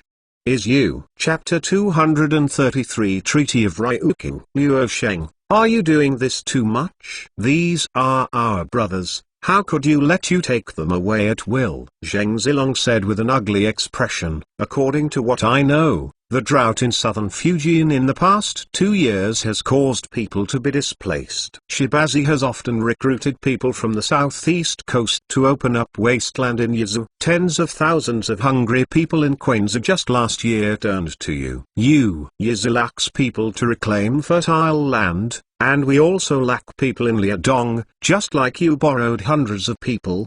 How about? Luo Sheng said, it's not the same. We should busy provide cattle and food to the poor hungry people. Everyone who is willing to follow us to Yezu still has tootles of silver. They are all willing to join us to open up Yezu and build a paradise. And you, however, it is forcible and arrogant. None of our brothers is willing to go with you. Zheng Zilong was not convinced. Yezu is lonely overseas, with frequent naval battles every year. How can it be called a paradise? We are gradually calming down in southern Lining and Liadong, and the people live and work in peace and contentment. This is the real peace. You need not say any more. These young men who were caught by us, it's impossible to give it back to you. Don't go too far. Zheng Zilong said, I don't see your sincerity in negotiations. It's everything to have ships and people on the sea. I have asked you to draw up this treaty, so you can go through it. If there is no opinion, we will sign a treaty and make money together in the East China Sea. Luo Sheng pushed an agreement to Zheng Zilong.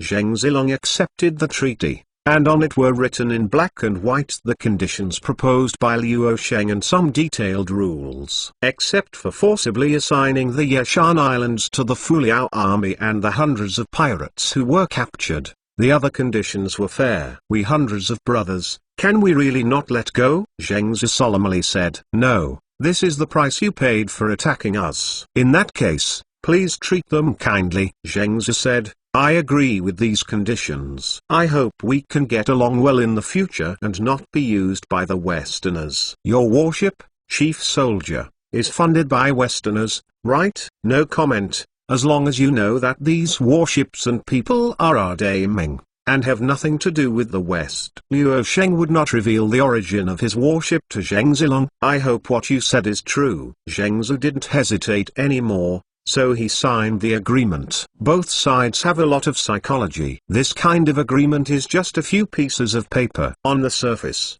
the matter has ended.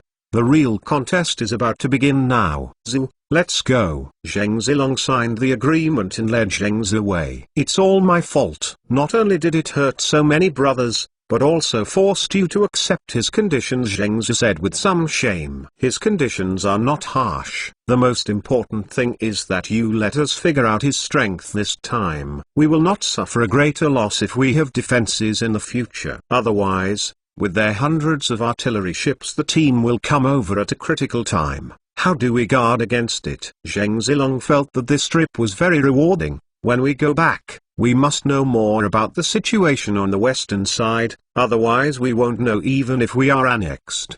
What's going on? After Zheng Zilong, Zheng Zi and others left, Deng Qianlong looked at the pirate ship sailing away from the port, and was a little puzzled. Military owner, the leader of the thief, Zheng Zilong came in person. Why don't we take the opportunity to detain him? In this way, the 18 dragons have no leader. It will soon fall apart. We then took advantage of the void and entered. Yezu is ours. Zheng Zilong dare to come here, because I'm sure I won't kill him. Once Zheng Zilong dies, the pirate Liu Xiang and the sea coachman in Guangdong will grow bigger, quickly annexing Shibaza's subordinates, forming a stronger sea than now. Power. And we only have 21 ships after all. We have more than defense and insufficient offense, and we are too far away from the logistics supply line of Naha port. Luo Sheng shook his head. Deng Qianlong listened to the order. Luo Sheng looked at the pirate ship disappearing on the sea level. Subordinates listen to orders. You led the Darkin and Atlanta to station in Ryukyu, guarding the southern gateway for our Fuliao army. In addition, Ishigaki Island was built into a naval base, fortresses were built, and supplies were hoarded. In the future, our fleet can take Ishigaki Island. As a logistics, the Supply line is shortened, and the Supply ship can reach Yizu in less than a day. At the same time, we need to integrate the 5 ships of Atlanta to help them get familiar with the combat style of our Fuliao army. Luo Sheng said, yes, I must build Ishigaki Island into a copper wall and iron wall, so that no enemy dare to attack. Deng Qianlong resolutely said. In addition, I don't want Cha Jing's incident to happen again. I still trust you very much. Luo Sheng looked directly at Deng Qianlong. The mutiny on Mikojima made him pay attention to the appointment of personnel. Now the Fuliao army's territory is getting bigger and bigger. Ryukyu is lonely overseas, 3,000 miles away from southern Lining. If you choose the wrong commander, you will become the second Che Jing. Especially the commander of a fleet will become the second Zheng Zilong once he leaves the command. Alas, if there is radio communication, you can know the situation on the front line at any time. Luo Sheng couldn't help thinking of radio technology. But at present, even the cable telegraph has not been developed, and the radio is still far away. In addition to arranging Deng Qianlong to be in charge of the Ryukyu fleet, Luo Sheng also recruited the captains of the Atlanta and the Constitution, and asked them to cooperate with Deng Qianlong as a means of surveillance and checks and balances. With the system in place, it is impossible for these summoned people to rebel. Don't worry, my lord, we will guard the island, unless the other party comes 10 times as many ships as ours. Otherwise we will tell them to come back and forth. The Constitution's Captain Hao said with a slap on his chest. Don't be arrogant. Before the fort defense system is established, if the Shiba comes in full force, we will retreat to Naha port and abandon Ishigaki Island and Mikojima. After the fort is established, even if their main force comes, we can still stand in an invincible place. Luo Sheng said. Yes. After arranging defenses on Ishigaki Island and Ryukyu, Luo Sheng planned to stop the action. When I came to the East China Sea this time, I completely controlled the entire Ryukyu Islands. I learned about the combat power of Shiba. I also played the 2 chess pieces of Ishigaki Island and Mikojima Island in the East China Sea. Next time I don't need to bring a large amount of supplies to fight. We return to southern Lining to continue shipbuilding. Next time, we will build more naval formations to destroy the pirates in the East China Sea and the South China Sea. Before Luo Sheng left with the captured prisoners of war, he still did not look at this island in the East China Sea. Suddenly he remembered something. Zheng Zilong seemed to have a son named Zheng Gong, and he didn't know if he would see him in the future. Chapter 234 Return to Southern Lining. In Dalian port, the Victory and Darky sailed in with formations and captive pirate ships. The interior officer Chenting and the officials waited anxiously at the port a long time ago, and only breathed a sigh of relief when the Victory appeared. My lord, you finally came back. I heard that you encountered a storm on the way and fought fiercely with the murderous pirates. It makes us worry. Chenting saw Luo Sheng and said sadly, we will return to Lining. The army is thriving now. What shall we do if you make a few shortcomings?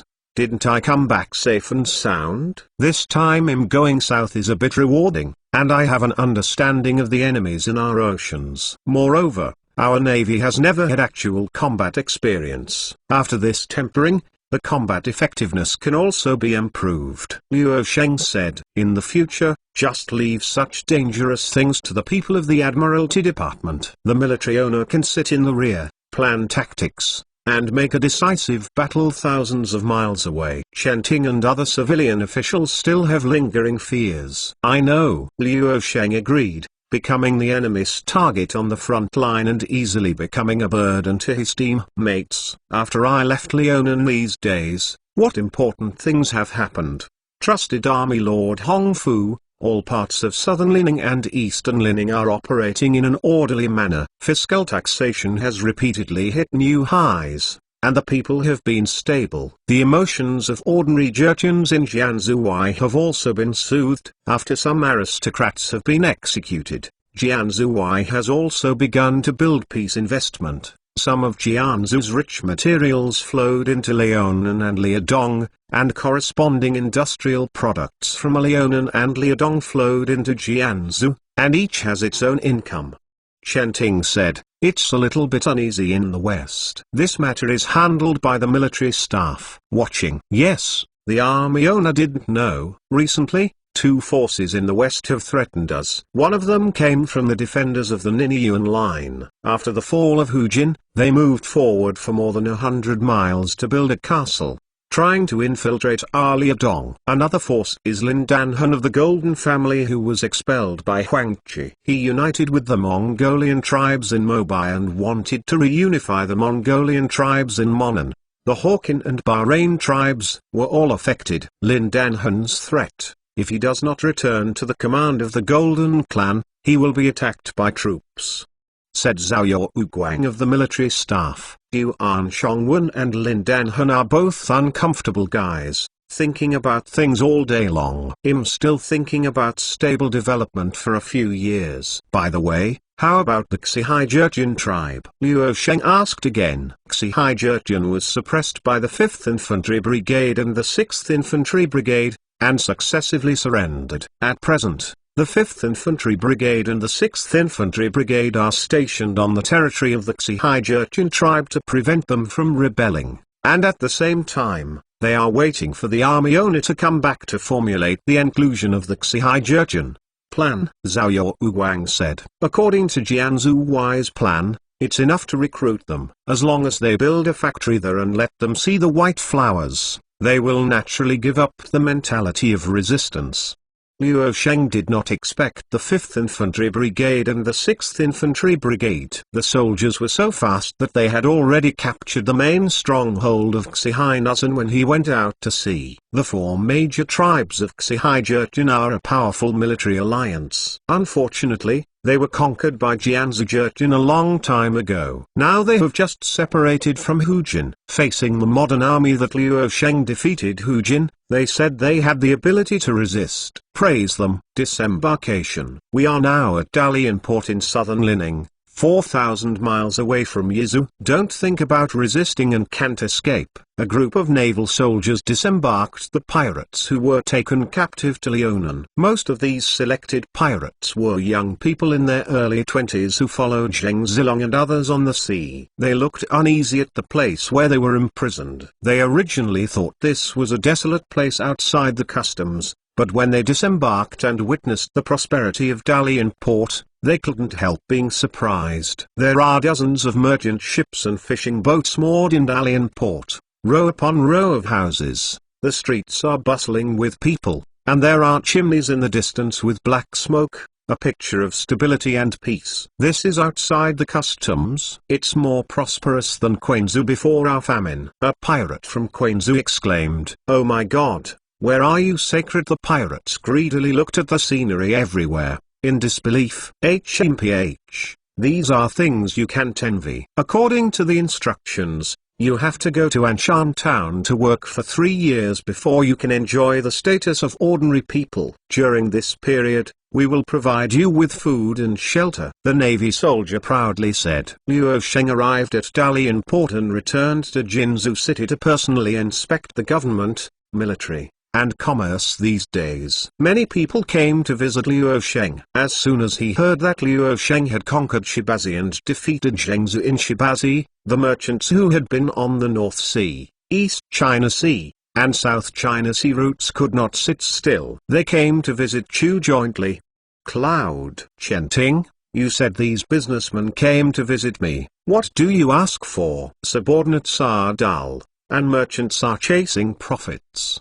They must come for profit. They travel at sea all year round and suffer from the pain of pirates. Naturally, they hope that someone can settle them, ensure their safety at sea, and reduce the loss of boating. Shenting said, talking about the core point, but it's not complete. They want the greatest profits and the least losses. The demise of the pirates is not what they care about the most. They are thinking, who can control the route and charge them the least protection fee? Whoever they support. Why do they dislike the pirates in the East China Sea and the South China Sea? Zheng Zilong asked the pirates too harshly. Every big ship levied 3,000 tals of silver, which hurt the merchants' wallets. Think about it, they risked violating the maritime prohibition. Isn't it just for huge profits? Secondly, the pirates are not a force. They have many hills. When they went to Yizu, they were expropriated by Zheng Zilong. When they went to the coast of Guangdong, They were expropriated by Liu Xiang, then they were expropriated in Nanyang. The pirates levied a sum of money and exploited it layer by layer. There were more than 3,21 ships. Third, it was almost the same as the second point. Because there is no unified jurisdiction, some pirates will kill people and overtake goods, throw their bodies on the sea, and then blame the rest of the pirates over the ocean. Who knows which pirates did it? It's okay for the merchants to lose things outside of their bodies, but if they lose their lives, so they hope someone can protect the entire sea route. Liu Sheng said. The adults have unique opinions. According to the adults want to meet them. Shen Ting said. I want to meet them. And they need to fund the establishment of a new fleet. The subordinate will go down and make arrangements. Wait. Liu Sheng flipped through his bookkeeping for these days and found that several Donghai Jurchens who had returned to Sakhalin had come to Liudong with a group of tribesmen from Sakhalin. Chapter 235 The Sakhalin Tribe. Dozens of sloppy guys with big beards and animal skins tied to their waists stood in front of Liu Sheng, and the ones who took the lead were naturally the few Donghai Jurchens that Liu Sheng had put back. These are fishermen on Sakhalin Island. You believe in what you say.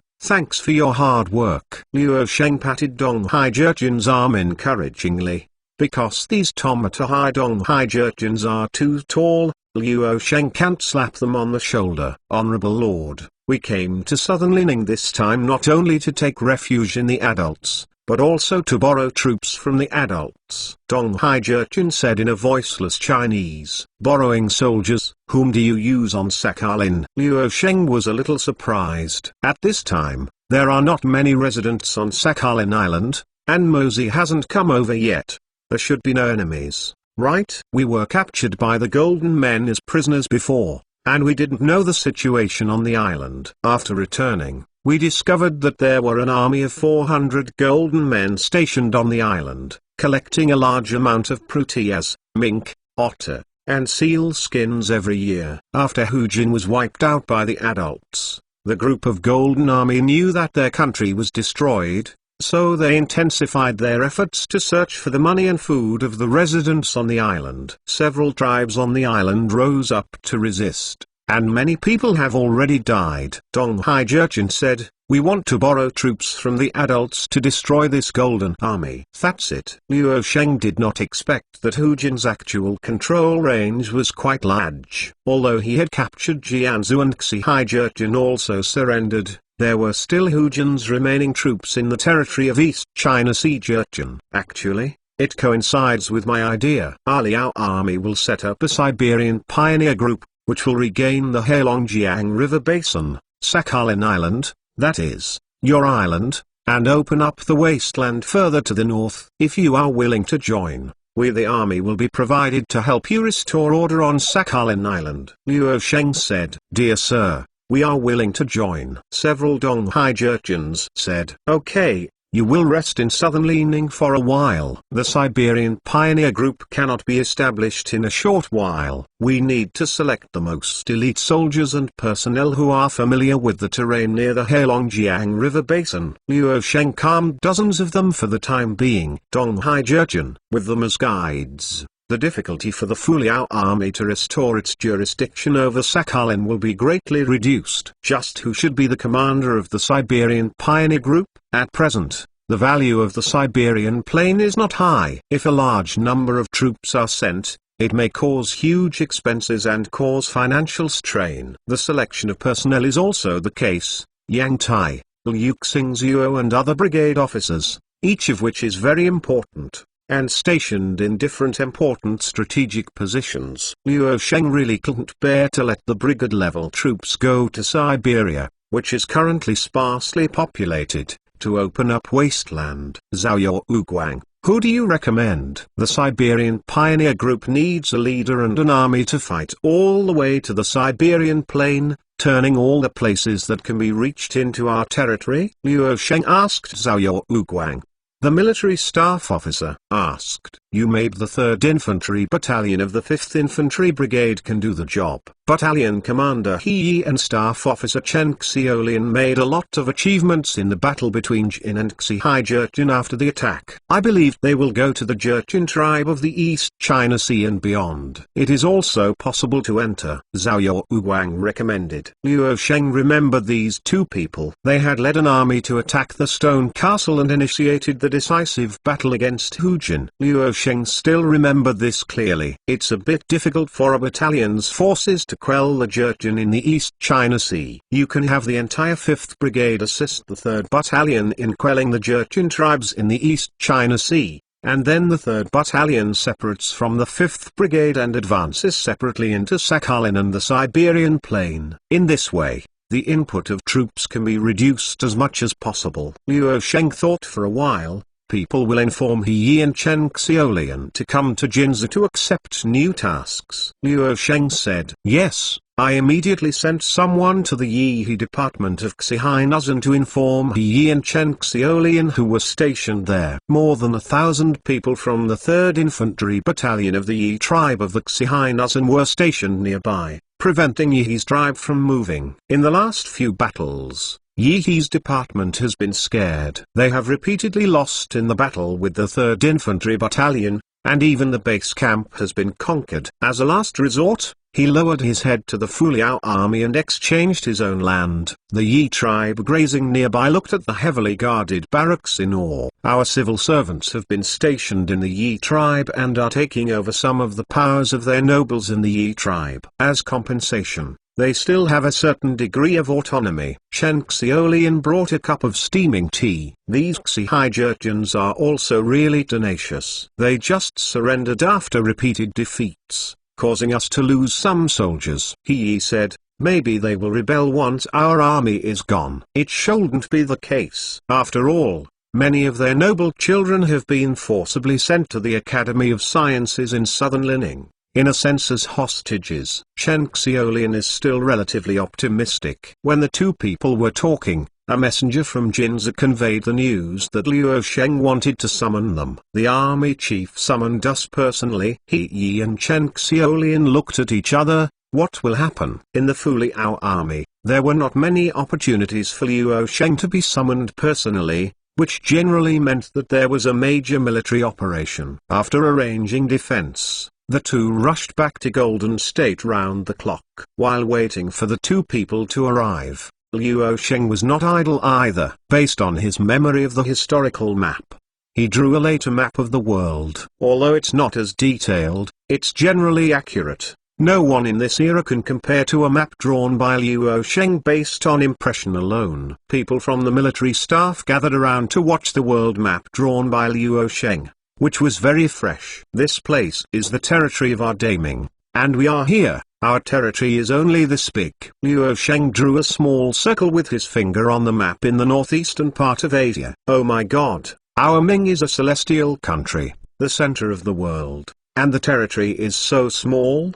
The military staff members were surprised. Not even an 1/10 of the world. So you must not close the country. Yilang is arrogant. There is still a lot of territory in this world waiting for us to conquer. Look at the north. There is a vast plain called the Siberian Plain, which is several times larger than our existing territory. There are now a large number of territories. Frozen soil is not suitable for people to live in, but it will be very important to us in the future. We need to control it. And the west of the Siberian Plain is where we call Westerners. Luo Sheng pointed to the road from the Siberian Plain to Europe.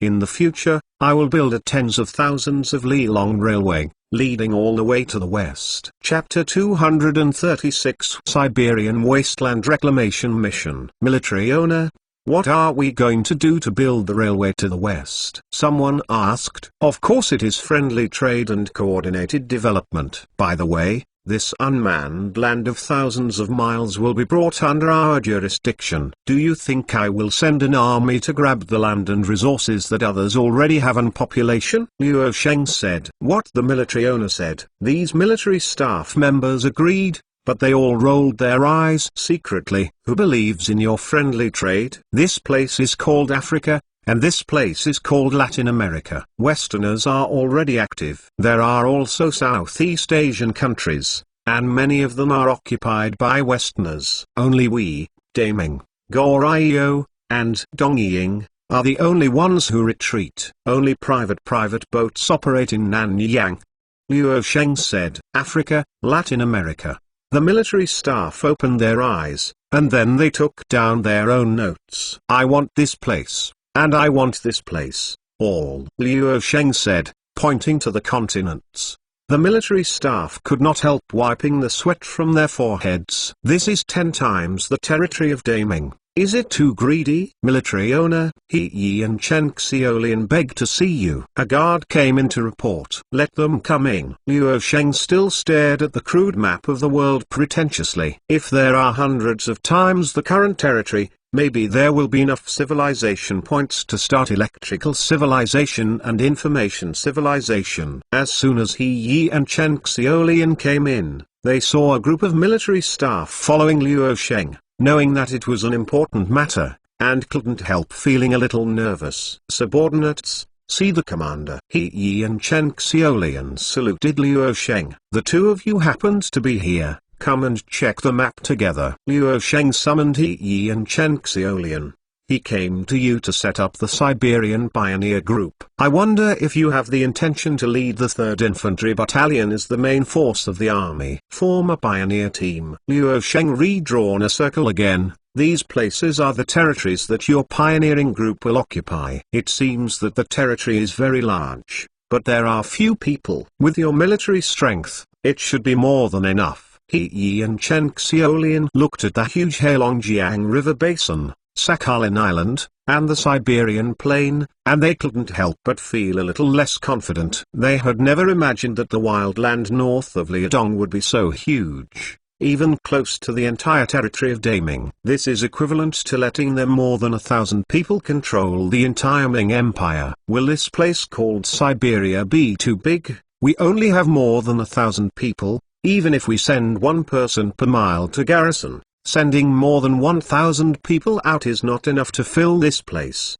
right? Chen Xiaolian said. As long as a team of dozens of people is stationed at important strongholds to declare our sovereignty. In addition, we will survey the local terrain, resources, and population to find out the local astronomical water conservancy for future development. Luo Sheng said. You need to march here, almost until you meet the people of the Tsarist Empire.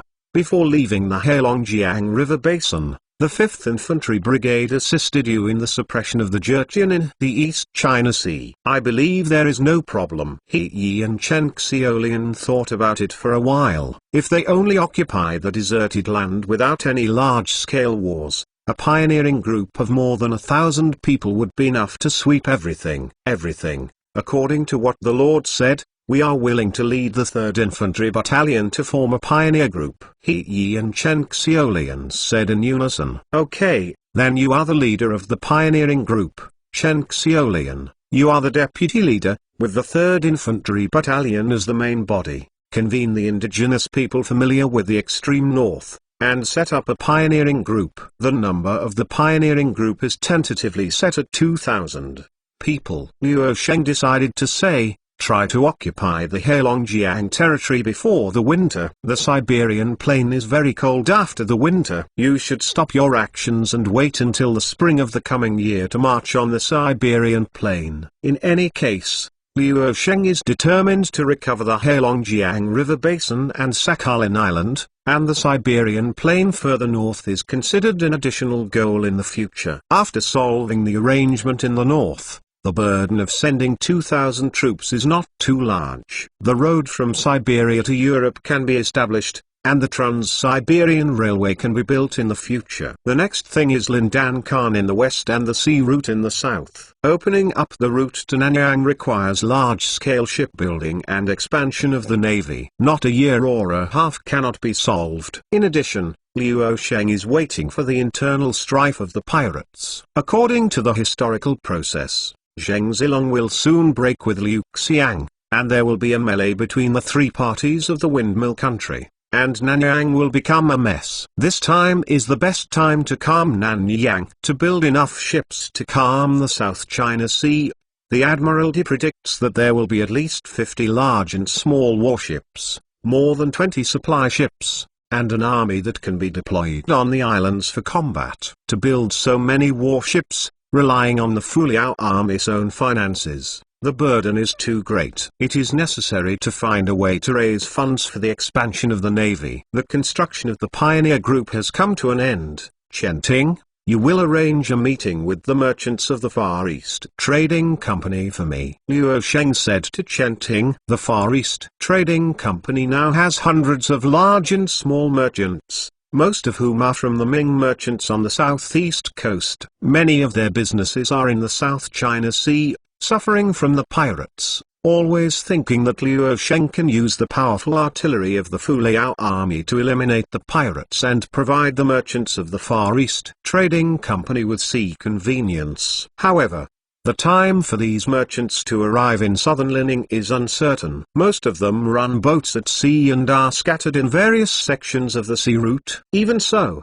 there are still 20 or 30 businessmen in southern Lining on call. New businessman Wang Chengyuan was among these merchants. His business was getting bigger and bigger, relying on Luo Sheng's trust and support for him. Please sit down, everyone. We are here today to raise funds from you to build a warship. Luo Sheng said straightforwardly. Building a ship. These businessmen whispered to each other. Master Bing, building warships is a matter for the military. Why do we need to raise funds from us? Some businessmen asked inexplicably. It's not that the military doesn't have enough funds to build warships. It's just that the army is also a big money burner. If you want to have an unimpeded journey in the South Seas as soon as possible, you can fund us. Luo Sheng said, if we control the routes, then we can reduce your burden and ensure your safety on the route. However, all the sea areas controlled by the Fuliao Army Navy can be unimpeded. The Fuliao Army is going to do things in Nanyang. Almost all businessmen are keenly aware of the dynamics of the Fuliao Army. At present, every big ship needs to pay more than 3,000 tals of silver to the pirates when sailing into the South Seas. If it is used to invest in the navy of the Fuliao Army, it may save more silver than the investment share in the future. Some businessmen calculated their gains and losses in their hearts. Chapter 237 War Bonds. I, Wang Chengyuan, thanks to the care of adults in the past 2 years, have achieved today's scale. Now adults need funds to expand their armaments, and I can't stand idly by. I am willing to spend 100,000 tals of silver for military use. New businessman Wang Chengyuan said first. Many businessmen were in an uproar. This time, instead of using silver to buy lots or resources, but to invest in the bottomless pit of armaments, it is impossible to foresee the future return. Well, I want these silver tals for nothing. As long as it is a merchant who finances the construction of the navy, war bonds will be issued as a voucher according to the amount of money contributed, and the capital and profits will be returned to everyone in 5 years. Luo Sheng said again, of course, interest may be possible. It is relatively rare, but good steel is used on the blade. Investing in the navy can protect everyone's safety on the route without worrying about losing money on the investment. Can the principal be recovered after 5 years? Merchants felt much better when they heard what Luo Sheng said, and they treated it as a 5-year fixed deposit. The Fuliao Army's territory is so large, it shouldn't be denied. I bought 30,000 tals of silver to buy war bonds. I pay 10,000 tals. With Wang Chengyuan's unconditional trust, other businessmen also purchased this new type of financial instrument. According to Luo Sheng's plan, war bonds will be issued for a long time to solve the problem of expanding armaments. Wang Yuan, thanks to you this time. Otherwise the implementation of the war bond may still be a little troublesome. Luo Sheng left Wang Chengyuan alone. Adults, please don't say that. If it weren't for the adults to open up the trade routes with Korea and Dongying, so that our businessmen can travel in the North Sea unimpeded, how I am today. Moreover, the large number of industrial products produced in southern Lining makes our businessmen more competitive.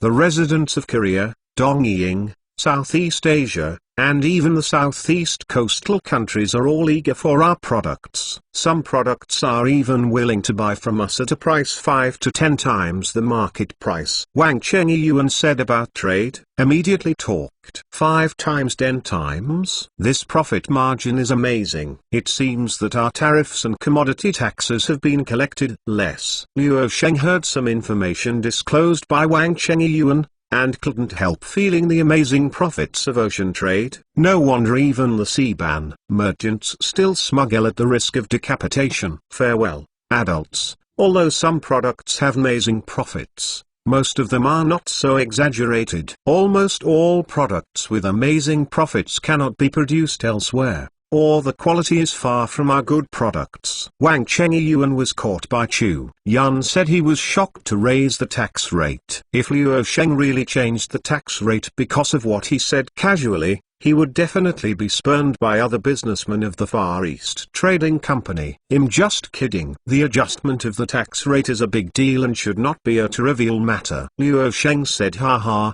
what difficulties have you encountered in trade recently? Well, it's almost the same as in previous years, but there is no major difficulty. Speaking of which, recently, when trading in Korea and Dongying, I encountered protests from the handicrafts of the two countries and some resistance to our products, especially Germany. The Sichuan shogunate seems to be a little disgusted with the large-scale influx of our goods, but they are helpless for the time being. Wang Chengyuan mentioned the trade situation in this area and specifically mentioned the Tokugawa shogunate. Why are they helpless to our businessmen? Luo Sheng was a little surprised. The businessmen of Daming seemed to be trying to solve the problems encountered in trade in private. My lord, of course I want to use this. Wang Chengyuan made a gesture of Yinliang to Luo Sheng. As far as dumping goods, we will buy their daimyo, samurai class, and officials. There is nothing that Yinlian can't solve. The shogunate, even if they want to deal with us,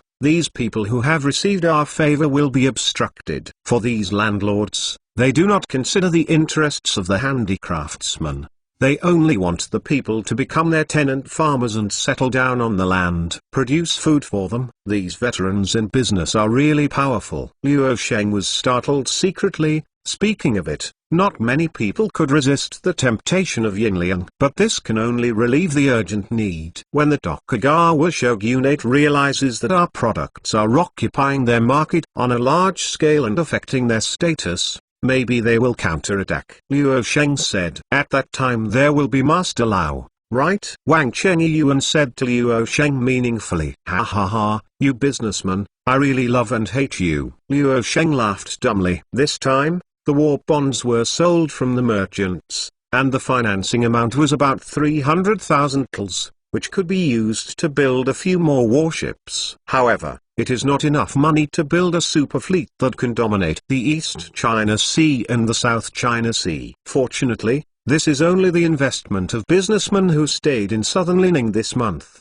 and a large number of businessmen of the Far East Trading Company active in the southeast coast and the South Ocean will make naval investments. Although the investment of merchants cannot fully cover the expenditure of naval expansion, it has greatly reduced the financial burden. As for paying back the profits after 5 years, at that time, I could only repay the financing amount by sending the Navy to plunder the resources. Let the Admiralty draft a detailed military expansion plan and submit it next month. If appropriate, let the first shipbuilding factory and the second shipbuilding factory produce all kinds of warships. With the startup funds, Luo Sheng has the right to expand the army. Confidence. Let Chen go ahead and make arrangements. Speaking of, the grain is about to be harvested. This time our grain output is quite impressive, right? After Luo Sheng checked his finances, he became concerned about the grain again. The military owner's judgment is correct. Because of the use of gold kelp and the planting of new crops, and the realization of a rotation system, our grain output this year is not only enough to survive the cold winter, but there is still some surplus. Even if it is to start a war, it can support an army of 30,000 for 1 month. Chen Ting said. Can support 30,000 people fighting for a month? Well, after this year's harvest, leave the winter grain and next year's seeds, and the rest will be used as war preparation materials to prepare for war. Ah, military owner, do you really want to start a war? We finally had some surplus food. Last year we survived the crisis by purchasing overseas food. This year, at any rate, we are self-sufficient. Chen Ting was a little sad. If it is not enough, we will continue to buy grain from Jiaoli, Dongying, and Shandong. Anyway, grain is hard currency, so no matter how good it is, it won't suffer. Luo Sheng said. Oh, the military master doesn't know that Chimie is expensive if he is not in charge. Liadong, as a newly regained site, needs to spend money everywhere. The subordinates can be said to be walking on thin ice. Every night before going to bed, they think about how much silver is still in the warehouse. Even recently, the court sent people over to urge us to pay taxes. The 238th chapter is not blocked. Dare the court sent someone to us to urge us to pay taxes? Luo Sheng almost laughed. Yes, this is the amount of tax that the court thinks we have to pay, totaling 500,000 tals of silver. Chen Ting also felt a little funny, and his tone was a little cheerful. No, 1 or 2. We didn't accept any military salary from the imperial court. Many soldiers died before regaining Liadong. Why should I pay taxes to the imperial court? Luo Sheng curled his lips. Chen Ting, what do you think?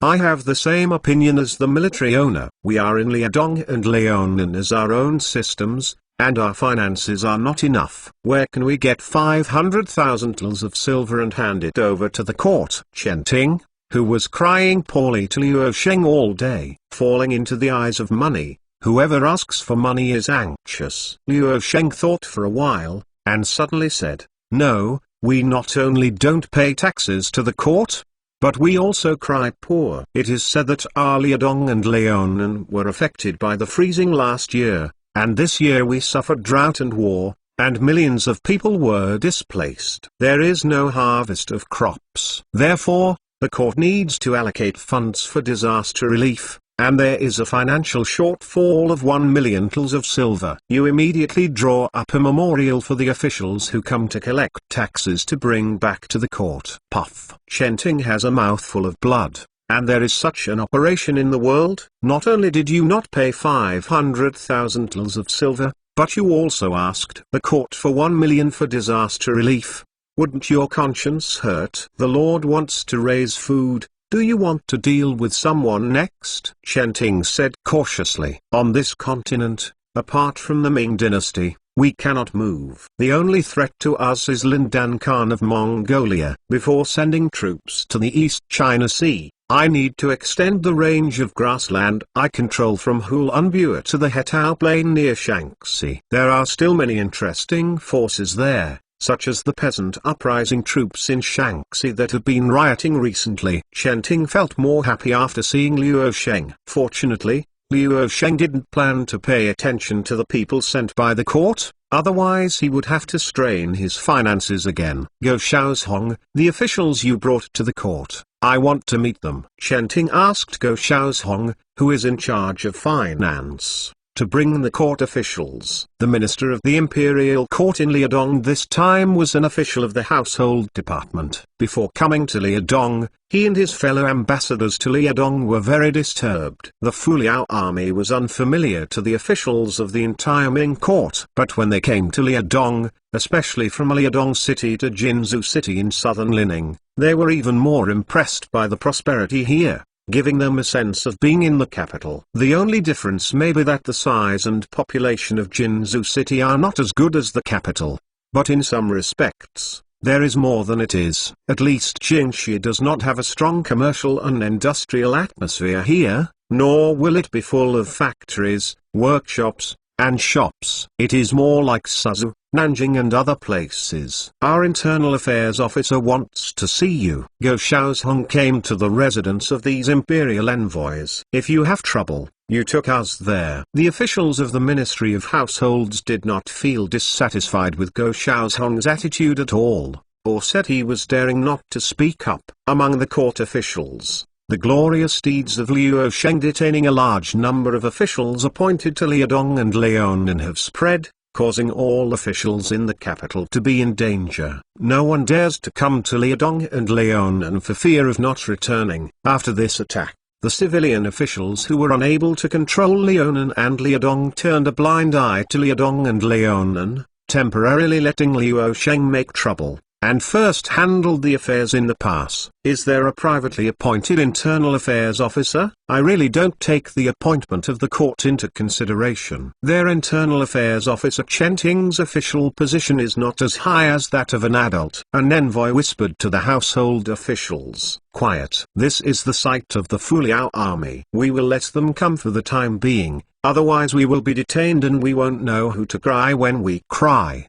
The household officials paled with fright. Chen Ting was working in the government office in Jinzhou, and when he saw the household officials coming, he only paid his respects slightly, and then asked the small official to bring wooden chairs for them. In Chen Ting's eyes, although the official of the household department is higher than his official position, the real power is really not as great as that of Chen Ting's subordinate. Therefore, Chen Ting simply looks down on the officials sent by the court, and treats them equally at best. "Master Chen, I don't know if the taxes you are going to hand over to the court have been collected."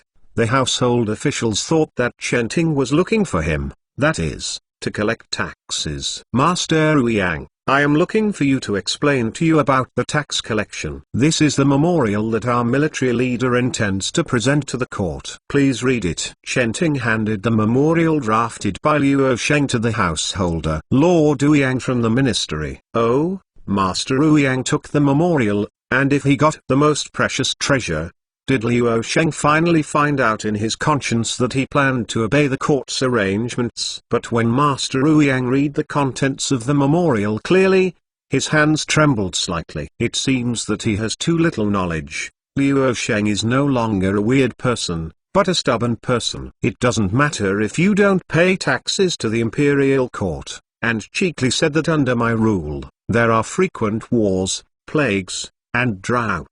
It seems that the most disasters in the world have occurred in Liudong and southern Lining. I specifically asked the imperial court to allocate 100,000 taels of silver are used as relief funds. If Lord Ouyang hadn't seen the peaceful appearance of Liudong and Liaonan with his own eyes, he would still believe in Liu Sheng a little bit. Master Chen, I have seen people living and working in Liudong and Liaonan all the way. Where did these disasters come from? Master Ouyang wiped a cold sweat. Alas, Lord Ouyang doesn't know something. What you see is just the appearance of living and working in peace and contentment. The imperial court sends an envoy to come, and we naturally want to show the best in front of the envoy.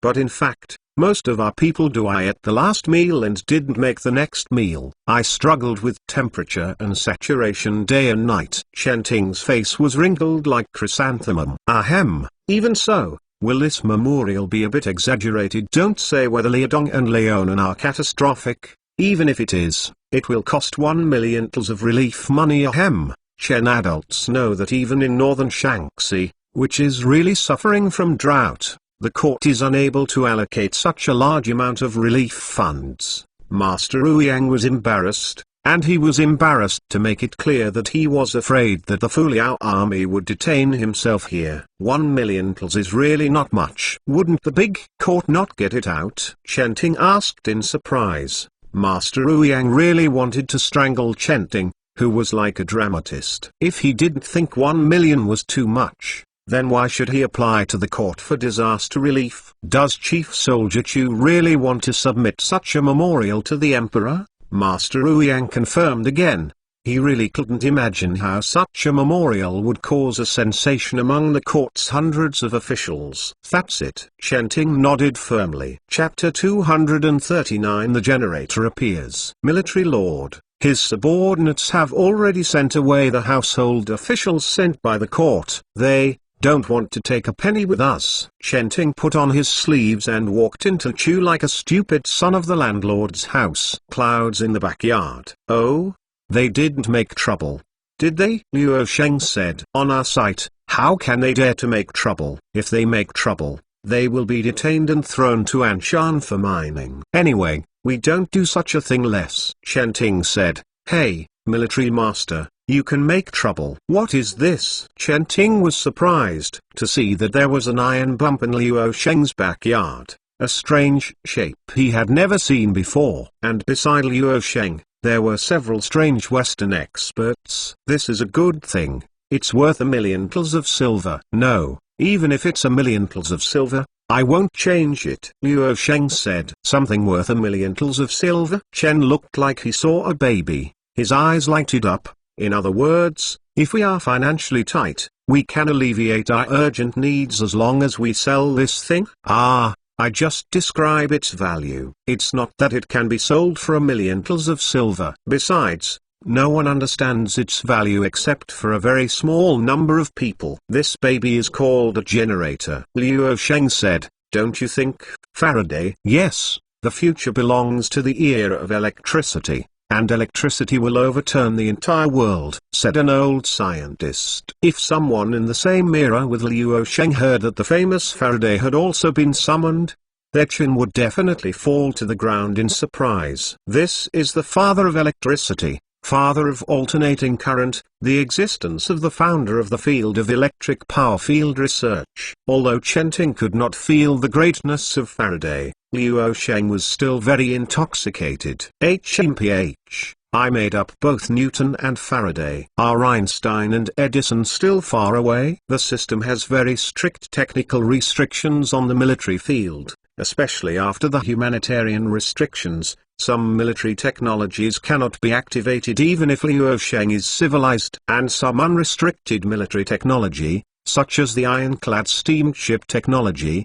requires a huge amount of civilization points, such as 1 million civilization points, making Luo Sheng helpless. However, the system is loosely open to technology in production, life, and the environment, and basically it can be opened as long as there is a civilized point. So Luo Sheng began to acquire the technology of the Second Industrial Revolution. Speaking of the Second Industrial Revolution, it is not at the same level as the First Industrial Revolution. There are too many important technologies: electricity, internal combustion engine, petroleum, antibiotics, smokeless gunpowder, rubber, alloys, and plastics are all technologies capable of disrupting the world. However, because the technology of the Second Industrial Revolution was too complicated and involved many modern disciplines such as physics, chemistry, biology, mathematics, etc., the number of civilization points needed was tens of thousands,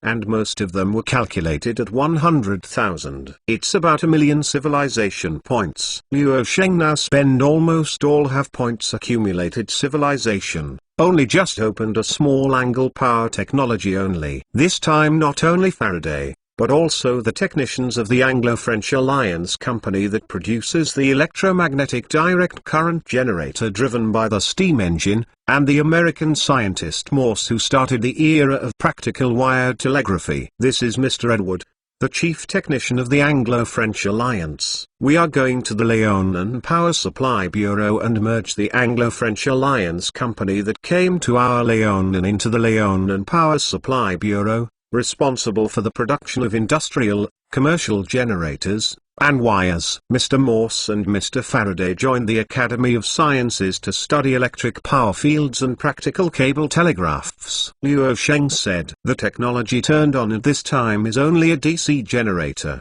but it can already be used in production, especially railway communications." Of course, the field that Luo Sheng wants to use most is the military. As the site grew larger and larger, Luo Sheng had little control over the newly merged remote sites, so there was an urgent need for instant messaging tools to connect these sites closely. Otherwise, it would take 10 days and 8 months to send someone to send a message to Ryukyu, and the day Lily will be cold. Electricity, electric power field, telegraph machine, wire. What are these? Chen Ting looked at a loss. Why, I don't understand at all. How can I explain it to you? Electricity is another mode of energy. After electricity is available, many electrical appliances can be used. Luo Sheng looked at Chen Ting at a loss, and the more he tried to explain, it would only make him more confused.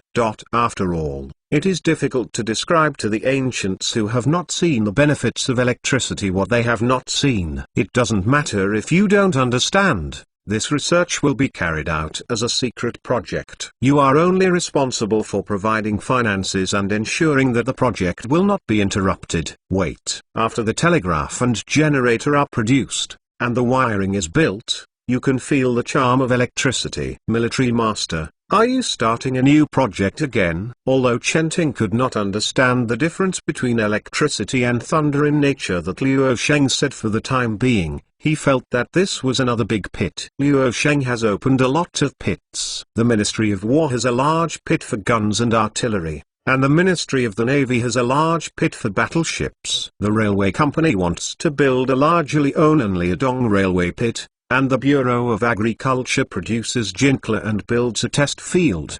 The Academy of Sciences is also a big pit, and the construction of the Anshan mining site is still a big pit. In short, the pit that Luo Sheng opened is already very big, and new pits are constantly being opened. It is said that Luo Sheng was also planning on the Siberian railway artery, and Chenting was scared to sleep for several days and nights. Chenting breathed a sigh of relief when Luo Sheng personally said that the Trans-Siberian Railway would not be considered for 5 years. If you just set up cable telegraphs in major military bases, the cost is not too high. Of course, this is compared with railways. In the future, when electrical appliances become popular, AC power plants and hydroelectric power stations will be the big ones. It's not time yet, Luo Sheng said. In the first phase, put in 50,000 tals of silver to make preparations. Military Master, now it is ready to cost 50,000 tals of silver. The power plants, power stations, etc. you are talking about should be rebuilt after a few years when your subordinates retire. With such a toss, your subordinates will have to live a few years less. In his teens, Chenting has a black line on his face. Sure enough, I don't know the material. Rice, oil, and salt are expensive. If you don't have any money, go grab it. Grab the prairie and sell firearms and grain to the peasant uprising army in Shanxi, forcing them to grab the court's granary. We will take advantage of the fisherman's profit, and the wealth will roll in. Luo Sheng thought happily. Not to mention the development of electric power now, and in the future, as an industrial power, the efficiency will be much higher than that of the steam engine. Selling firearms and food to the peasant rebel army, so that they can fight with the court. Chenting was stunned. What is this operation? Chapter 240 Mobile Mongolia. Call. The leader of a gold-armored scimitar was riding a solid maroon horse, with tens of thousands of cavalry behind him, all over the mountains. He looked at the distant sky. Hundreds of miles away was his former territory, the Monan area. Last year, he was driven away by Hujin and fled to Qinghai. This time he led the remnants of the Chaha tribe and joined the 3 major tribes of Mobai to make a comeback. Lindan Khan, I heard that there are many tribes in your Chaha tribe who had taken refuge in Hujin. They have taken refuge in Daming. Do you think that when you come back this time, they will return to your account? Another Mongolian said. The chief. Gunk, since they took refuge in the Jurchens, I have never expected this group of traitors to change their minds. They betrayed me, so they can only pay with blood. Lin Danhan said coldly with frost on his face. We have the 3 tribes of Toshich-Yuhan, Zasak-Yuhan, and Chechen Khan Mobai, plus your Chaha tribe, which is capable of riding 40,000, which is more than enough for their mob. Speaking of it, we have not joined forces for a long time. Yes, last time I attacked Daming, I thought I could fight the Jurchens this time to avenge you, but I didn't expect the Jurchens to fall into the hands of Daming first. This time our enemy is still Daming. Tuxituhan Gunk said with a horsewhip in his hand. I heard that it was the Ming army called Fuliao army who defeated the Jurchens. They did not wear a pair of trousers with the Ming Dynasty. The two were at odds. Chechen Khan was very strong. Also, they have more powerful forces than the ordinary Ming army. Artillery and muskets easily defeated the Jurchens. These are all the businessmen who traded with our tribes, said We must be careful. Isn't it just defeating the Jurchens? It has only been 10 years since the rise of the Jurchens. Our Mongol Empire has existed for hundreds of years. On the vast grassland, where is not the territory of our Mongolians? Supandi said indifferently. What Shaol said was that when Emperor Ming went deep into the desert more than 100 years ago, we suffered from the loss of their Xinjiang. I was also taken advantage of by Hujan's firearms before losing the territory of Monan. Lin Danhan said, we will first annex the Mongolian tribes that betrayed us, and then deal with the Fuliao army. Ha ha ha. Maybe we can recreate the glory of Genghis Khan by joining forces with the four great sweats this time. The three Mobai Mongolian men laughed. The cavalry troops of 40,000 moved eastward, vast and mighty, with horses almost covering a vast area of grassland. Many scattered herders on the prairie were also alarmed by this. An old man who was herding sheep saw the cavalry troops passing by the hills and plains, and got goosebumps. He was a little scared, so he hurriedly lowered his body. Abba, these cavalrymen are from the west. On the hillside, a young herder was also lying on the ground. He also saw the dark cavalry leave. Could it be that Lin Danhan has returned? Huzzah! You take the 3 fast horses to take another road and return to our Hawkin tribe around the clock. Be sure to pass the news of Lin Danhan's return to the Patriarch and let the Patriarch and the Fuliao army be on guard. It is the traditional school of Hawkin tribe who lives by water and weeds.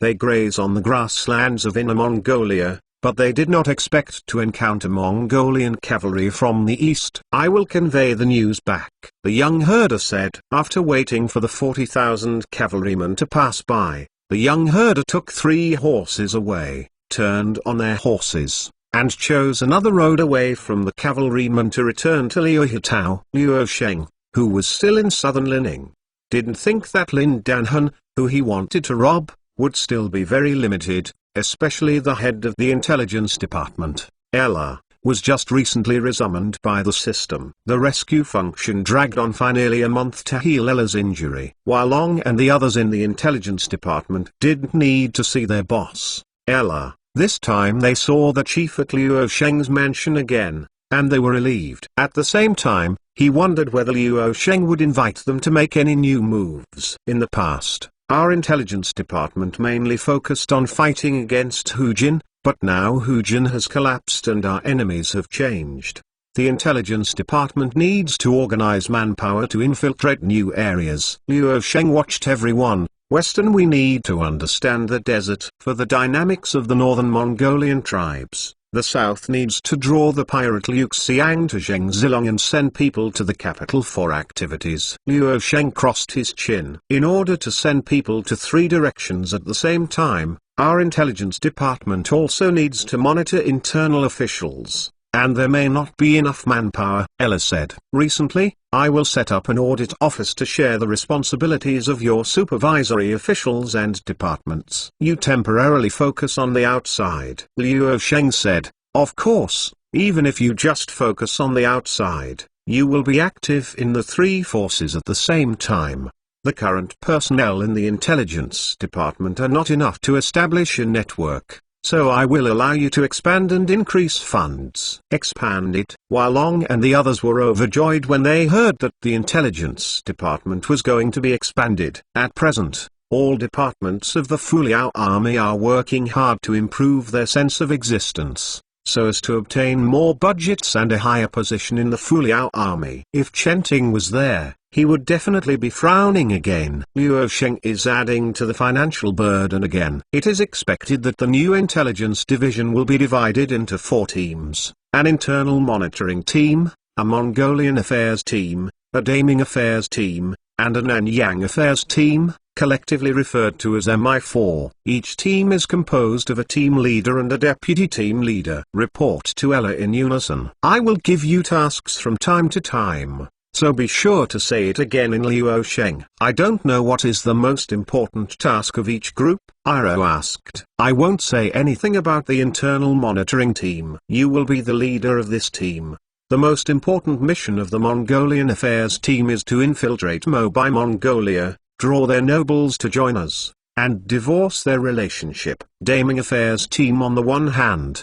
It infiltrated the Ninian line of defense and the capital. On the other hand, sent people to Shaanxi to get in touch with the peasant uprising army there. In the case of the Nanyang Affairs Group, it mainly attracted the pirate Liu Xiang and encouraged him to split with Zheng Zilong, and then we sold them at a high price. Materials. Liu Sheng said, I want to be in the Nanyang Affairs team. Hey, speaking of it, I am also half of Quanzhou, and I am more familiar with it. Wai Long offered himself. No problem. Liu Sheng was more at ease with Wai Long. When the intelligence department was first established, Wai Long and Yang Tai were both reckless generals. However, after being tempered and taught, Wai Long has almost completely reborn. He has become a qualified intelligence officer, and he is also able to do things relatively well. Chapter 241 The Rebellion of the Grassland. Kill. On the prairie, 40,000 Dain knights smashed past like a torrent,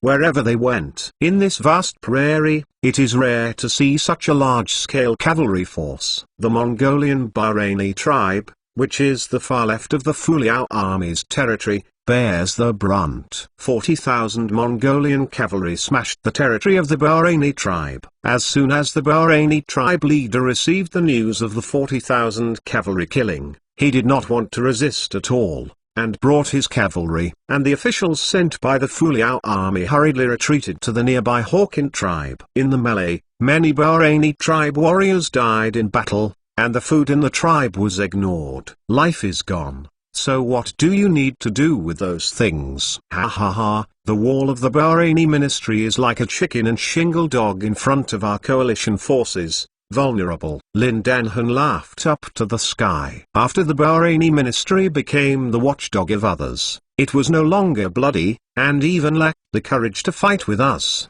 Ha! Toshitu Khan Gunk brought the cavalry and flanked over from the right, and found that he had not grasped the Bahraini ministry. The main force of the Bahraini cavalry has slipped out of the encirclement, but they slipped really fast. Zasakta Khan Sabandi, who was in charge of the left-wing flanking attack, came over and lost the main cavalry force of the Bahrain tribe. What about the captured prisoners? They betrayed you. Do you want to kill them all? Chechen Khan came over on horseback and asked thousands of people, if they are killed, the weeds here in the coming year will be very delicious. Lin Danhan's expression was a bit tangled. No matter, I don't hate them too much. All the people who resisted were beheaded, and the rest were slaves. You are still too kind, so you can't reproduce the glory of the old golden family. If anyone betrays me, they must be killed. Chechen said coldly. This world is no longer the world at that time when our cavalry lays all over the world, and slaughtering the city at every turn will only invite hatred for us. Lin Danhan said, although I want to kill them, my instinct tells me that this will only make the rest betray us. The Mongolian tribes were afraid, and then helped the Fuliao army to fight to the death. After the local supply, we continue to advance east, and the next traitor to clean up is the Hawkin tribe. The Hawkin tribe was the first to seek refuge in the Hujin tribe, and is now the most relied upon by the Fuliao army. If they are defeated, the rest of the tribe will definitely return. Under my account, Monan still belongs to me. Lin Danhan reorganized his mood and saw the hope of revitalizing Monan Luo. Lin Danhan, don't forget what the price is, said the remaining 3 Khan of Mobai. I haven't forgotten that. Now I have just defeated the Bahrain tribe, and it is still far from regaining Monan. You want the price? Lin Danhan said with a cold tone. On the way to flee, the leader of the Bahraini tribe looked back at the beacon flaming sight with blood dripping in his heart. Fortunately, he kept the main force. The next step is to seek asylum from Liu Sheng's father. With the troops of the Fuliao army, he will surely be able to eliminate the abominable Lin Dan Khan and hang him up and beat him. Before the main force of the Bahraini tribe withdrew to the Hawkin tribe, a young herder broke into the Hawkin tribe. I want to see the leader. Lin Danhan is back. Lin Danhan is back. The young herder ran wildly on his horse, shouting. He brought back a lot of cavalry, and he is killing us. Lin Danhan is back. When the herdsmen and knights of Hawkin tribe heard the yelling of the young herdsman, they were suddenly panicked. The former Golden family, the king of the Mon and Mongolian tribe, is making a comeback again. Come with me to the patriarch. The knight of the Hawkin cavalry brigade stopped the galloping young herdsman. Huyuok, take me there quickly. The young herder was obviously out of breath from the long journey. Lin Danhan is back. When Patriarch Zhezang heard the news of Lin Danhan's return, he was so frightened that the fine tea he bought from southern Lining was spilled on the ground. It's not just Lin Danhan who has a lot of cavalry. Tens of thousands, maybe the people from Mobai are also coming. The young herder said breathlessly. Things are in trouble. Zhezang was a little crazy. The emergence of the Mobai Mongolian tribes shows that the Golden family still has a great influence in the Mongolian tribes. This time, Lin Danhan joined forces with Mobai to form a cavalry army of tens of thousands. What else could he do not to retake Mobai? For Hawkin tribe, Lin Danhan has always wanted to get rid of it quickly. Wu Keshan, you immediately go and convey this news to the Leon and Dragoon Brigade, and ask Sun Sheng to rectify the soldiers and horses to come to support, and notify the Lord Commander. And you, go and notify Pao and let them branch the main cavalry force. Get close to us quickly. The war is just around the corner. Zhezang realized the seriousness of the matter and quickly issued a series of instructions for help. The rest of the people will come with me. Our Hawkin cavalry brigade was newly established and received the attention of the military owner and the newly issued equipment. Don't be ashamed. Lin Danhan has always relied on the strength of the Chaha department to bully us. This time we calculate the old and new accounts together. As the highest commander of the Hawkin cavalry brigade, Zhezang's military order was issued. The Hawkin cavalry brigade quickly assembled from several garrisons to the main city, and thousands of troops and herdsmen assembled. Not only the army, but some herders also took up bows and arrows to protect their tribe. Lin Danhan and Mobai Mongol have united and marched eastward. Sun Sheng was surprised when he received the notice from the Leon and Dragoon brigades stationed in Liu Hitao. Lin Danhan and Mobai Mongol have been very close recently, and they are about to move around. It is not that there is no wind, but this time the attack came too suddenly, like a tornado on the grassland. It is hard to watch out. To prepare for the war, the light cavalry will go first, and the light artillery troops will follow. Suddenly, Sun Sheng could only act first while notifying Liu Sheng. If one step later and the Hawkin tribe guarding the western gateway is defeated, then tens of thousands of Mongolian tribes will enter Liudong, and everything will become impossible to clean up. The news of Lin Danhan's arrival spread everywhere, and the Mongolian tribes who took refuge in Liu Sheng were panicked, while the Hawkin tribe was fully prepared for the war. The Xihai tribe, which had been put down by the 5th Infantry Brigade and the 6th Infantry Brigade, also began to gradually shake. Everything came so suddenly. It's messed up, it's messed up, it's all messed up. Liu Sheng felt unspeakable after receiving the news. The sudden attack by Lin Danhan and Mobai disrupted his deployment. Now that the situation on the grassland has changed, the Fuliao army had to fight to unify the grassland in advance. The 1st Infantry Brigade and the 2nd Infantry Brigade are reorganizing in the east of Lining and are preparing to reinforce the Hawkin tribe. The 3rd Infantry Brigade sticks to Jianzhou, and the 5th and 6th Infantry Brigade continue to suppress the Xihai tribe. If they move, they will launch an offensive. Chapter 242 Modern Cavalry. On the prairie, in the city of Hawkin tribe, hundreds of cavalrymen gathered here. The cavalry force here rose rapidly, and some of the garrisons distributed to the surrounding areas were all recalled. The leader of the Hawkin tribe, Zhezang, put on a battle armor and a sword at his waist, standing on the high platform, watching the return of the various squadrons of the Hawkin cavalry brigade, feeling a little relieved. You guys should be careful. These artillery pieces are baby bumps. I have to rely on them if I want to beat Lin Danhun. Wu Keshan commanded the artillery to pull out the artillery from the warehouse where the artillery was stored. These artillery pieces were allocated to the Hawkin Cavalry Brigade by Luo Sheng in order to build modern cavalry after the Hawkin tribe took refuge in Luo Sheng. Said to be a cavalry brigade, in fact, the Hawkin tribe already had muskets and artillery, which was completely trained by Archduke Karl in accordance with the model of the Austrian cavalry during the Napoleonic era. Perhaps even these Hawkin cavalrymen did not realize that they were very different from before they took refuge in Luo Sheng. My lord, do you say that our artillery can defeat Lin Danhun? Isn't our horse and bow and arrow the most trusted partner of our warriors on the grassland? Asked the knight who carried the artillery. These are not for you. What are you anxious about? Besides, you have not been able to use these artillery on your own. Only the artillery sent from Leonin are qualified to use this precious thing. Wu Keshan shouted. In the Hawkin Cavalry Brigade, there are a group of artillery officers and excellent artillery sent from southern Lining. They assisted the Hawkin Cavalry Brigade to establish a brigade artillery battalion. Only they can really know how to use artillery and display the true power of artillery. Therefore,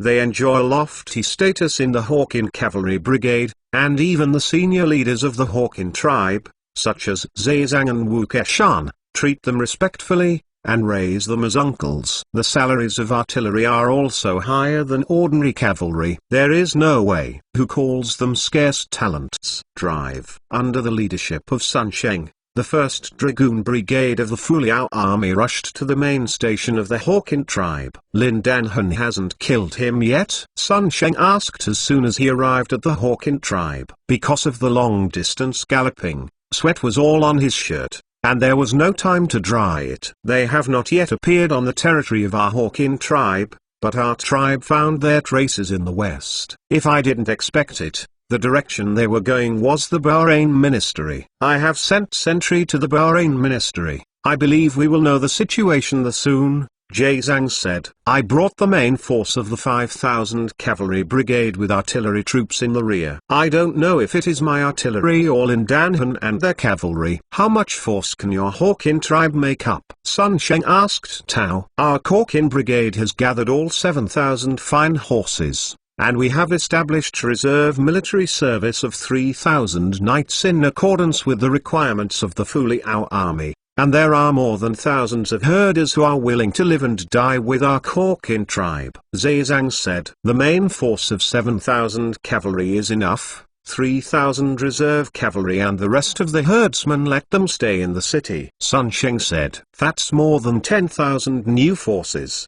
Don't let them fight against Lin Danhun with us. Zhejiang was a little surprised. Not to mention more than 10,000 herders, even 100,000 herders. I dare not let them participate in a battle without professional and cruel training. It is estimated that they will collapse if they lose less than 1/20th, and they will not only be unable to kill the enemy, it will disrupt our formation and cause more damage than the enemy. Sun Sheng said, there are not many soldiers. The ancient King Xiang Yu can defeat Liu Bang's hundreds of thousands of allied forces with 20,000 cavalry. Zhang Xiexun defeated Fu Jian's 800,000 army with tens of thousands of elite soldiers, and nothing is better. With our more than 10,000 elite soldiers, it is enough to defeat Lin Danhun and the others. Officer Sun is really courageous. Zhejiang wiped his sweat with a sweat towel. I was still a little worried. What's wrong with the old man? Sun Sheng didn't see Mangus, the elder level of Hawkin tribe, so he asked, why didn't I see him?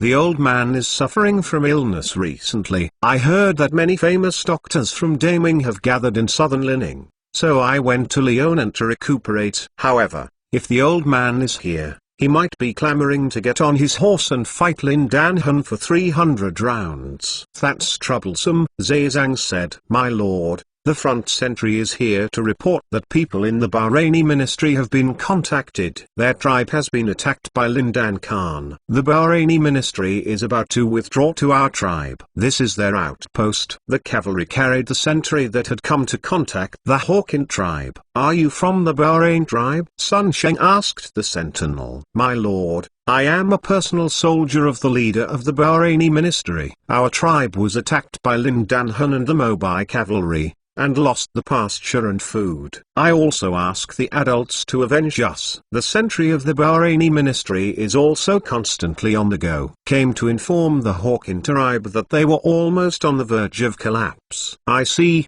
You should get up first. Sun Sheng lifted up the sentry knight who was kneeling on the ground. Have you damaged the main cavalry force of the Bahrain tribe? Our leader saw that the enemy was coming and the number of people was high, so only a small team was left to contain them, and the large force was still intact. The sentry of the Bahraini department said with some shame. For Mongolian warriors who believe in bravery, retreating without resisting is indeed a bit inexplicable. It's good if the main force is not damaged. Sun Sheng didn't care. Among the Mongol tribes that took refuge in the Fuliao army, only the first took refuge in the Fuliao army and helped the Fuliao army at a critical time. There was also Bu Mu Butai as a hostage in the Hawkin tribe in southern Lining who was firearmed by Liu Sheng and sent Grand Duke Karl to train here for a while, completely as a modern cavalry. These Mongolian cavalry, who have grown up on horseback since childhood,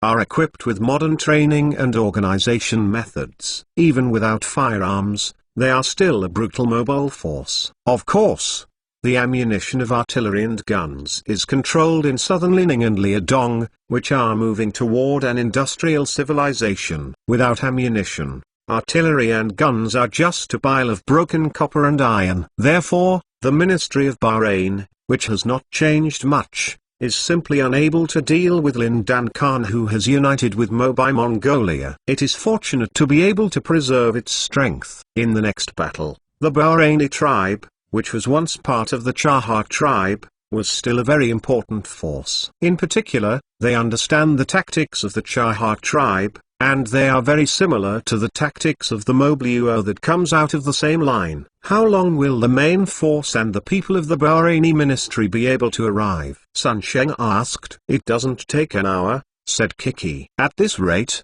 Lindan Hun and Mobai Mongolia are also coming soon. Chapter 243 The Mobai Cavalry Strikes. On the Hawkin grassland, a group of the bravest warriors on the grassland dismounted, backed by the simple city, and dug up fortifications. Captain, we Mongolian cavalry live on horseback. Why are we now dismounting to become infantry? Some knights carried shovel and said dissatisfiedly, you forgot the tactics taught by the Fuliao army. We are cavalry when we mount, and we are infantry when we dismount. Now we are building a position. A Hawkin cavalry squadron leader also picked up a shovel. What is the duty of soldiers to obey orders? On the small hill, Sun Sheng used a telescope to observe the entire battlefield. This rare high ground was also an artillery position he chose, with 6 artillery deployed. Most of the knights of the Leon and Dragoon Brigade, Hawkin Cavalry Brigade, and the 2 cavalry brigades dismounted and became infantry. The Hawkin Cavalry Brigade has undergone 2 months of short training, and the main training content is discipline, muskets, and institutional assault. Basically use muskets. And the retreating Bahraini tribe also has thousands of combative. Can the infantry really stop tens of thousands of cavalry? Zhang hesitated. The heroic Mongolian cavalry in the past has now become an infantry with muskets. Who should talk about it? The opponent has more numbers than us. On the contrary, it is easier for us to take advantage of our firepower when we dismount and become infantry. Sun Sheng said, horses are just a means to improve our mobility and make surprise attacks. No one can break through our infantry formation in frontal combat. But this is the first time our warriors have used muskets in actual combat. Zhang was still a little unconfident. Rest assured, even ordinary civilians can be on the battlefield in 1 or 2 months. The soldiers of your tribe have experienced several large-scale meetings anyway. In the online formation, they can withstand greater casualties without collapse. Sun Sheng said, "Soon, Lin Danhun and the others are coming." After Sun Sheng's Lin Danhun and Mobile Mongolian cavalry looted the Bahrain tribe on a large scale. They were unable to control the combined forces of these various tribes busy in looting. Some of the scattered tribes attached to them fought against women for food, and they almost had a conflagration among themselves. These wastes don't have a long-term vision. They are arguing over this food. Hurry up and urge them to advance, and if you delay it, the infantry of the Fuliao army will also come to reinforce. Lin Dan Khan looked at the chaotic Bahraini tribe, angry. When the 40,000 cavalry was assembled again, the chaotic situation was brought under control, a full several hours later than Lin Danhun expected, and then the 40,000 men marched east toward the Hawkin grassland. Although 40,000 cavalry is a large force, the cavalry of these different tribes can hardly control each other. When they are killed, nearly 20,000 troops have been assembled on the Hawkin grassland. Follow-up artillery from the Leon and Dragoon Brigade also arrived on the battlefield and entered the artillery positions prepared by the cavalry for them, reducing the time to build a defense. There are artillery and reserves in the city. If I were a mobile cavalry, I would definitely not be stupid enough to bypass us and attack the city. In the telescope, a figure of mobile cavalry appeared. 40,000 cavalry, all over the mountains and plains, all kinds of flags are varied, and all the grasslands that can be seen in front of them are covered with darkness. However, the 20,000 people on Hawkins' side are quite a lot compared to the 40,000 horsemen in Mobile, and there is a simple city behind it as a granary supply, which makes Sun Sheng feel confident. Be prepared to deal with their impact. They are eager to attack quickly. We can destroy them as long as we wait for work. Sun Sheng asked, "Jusang, are the artillery of your cavalry brigade ready?" It has been deployed, and the artillery team is individually handed over to the command of artillery officers sent from southern Lining. Zhang said, "That's good. Get ready to fight." After Sun Sheng arranged the deployment, the officers next to him went down to various units and formed several defensive positions with horns. Lin Danhun strangled the horse rope, and his army was blocked by the Hawkin tribe. Just as Sun Sheng saw his arrival, he could also see the Hawkin cavalry deployed on the prairie. But what is strange is that these Hawkin cavalry gave up the proud Mongolian horses, but placed the horses in the middle of the camp, and dismounted them. In the front row of the Fuliao army, a trench was dug, and rows of soldiers stood neatly, holding rifles in their hands, like a long wall of people. In the middle of the human wall, an icy cannon was exposed every other time. Oops, I'm late. Lin Danhun frowned when he saw the neat Hawkin line of defense. I led the light cavalry to disrupt their camp from the left, and if you were strong, you led the light cavalry to disrupt them from the right. The front will be handed over to Lin Dan Khan and Saban Yu. Toshatu Khan Gunk said. This old fox, Lin Danhun secretly said in his heart.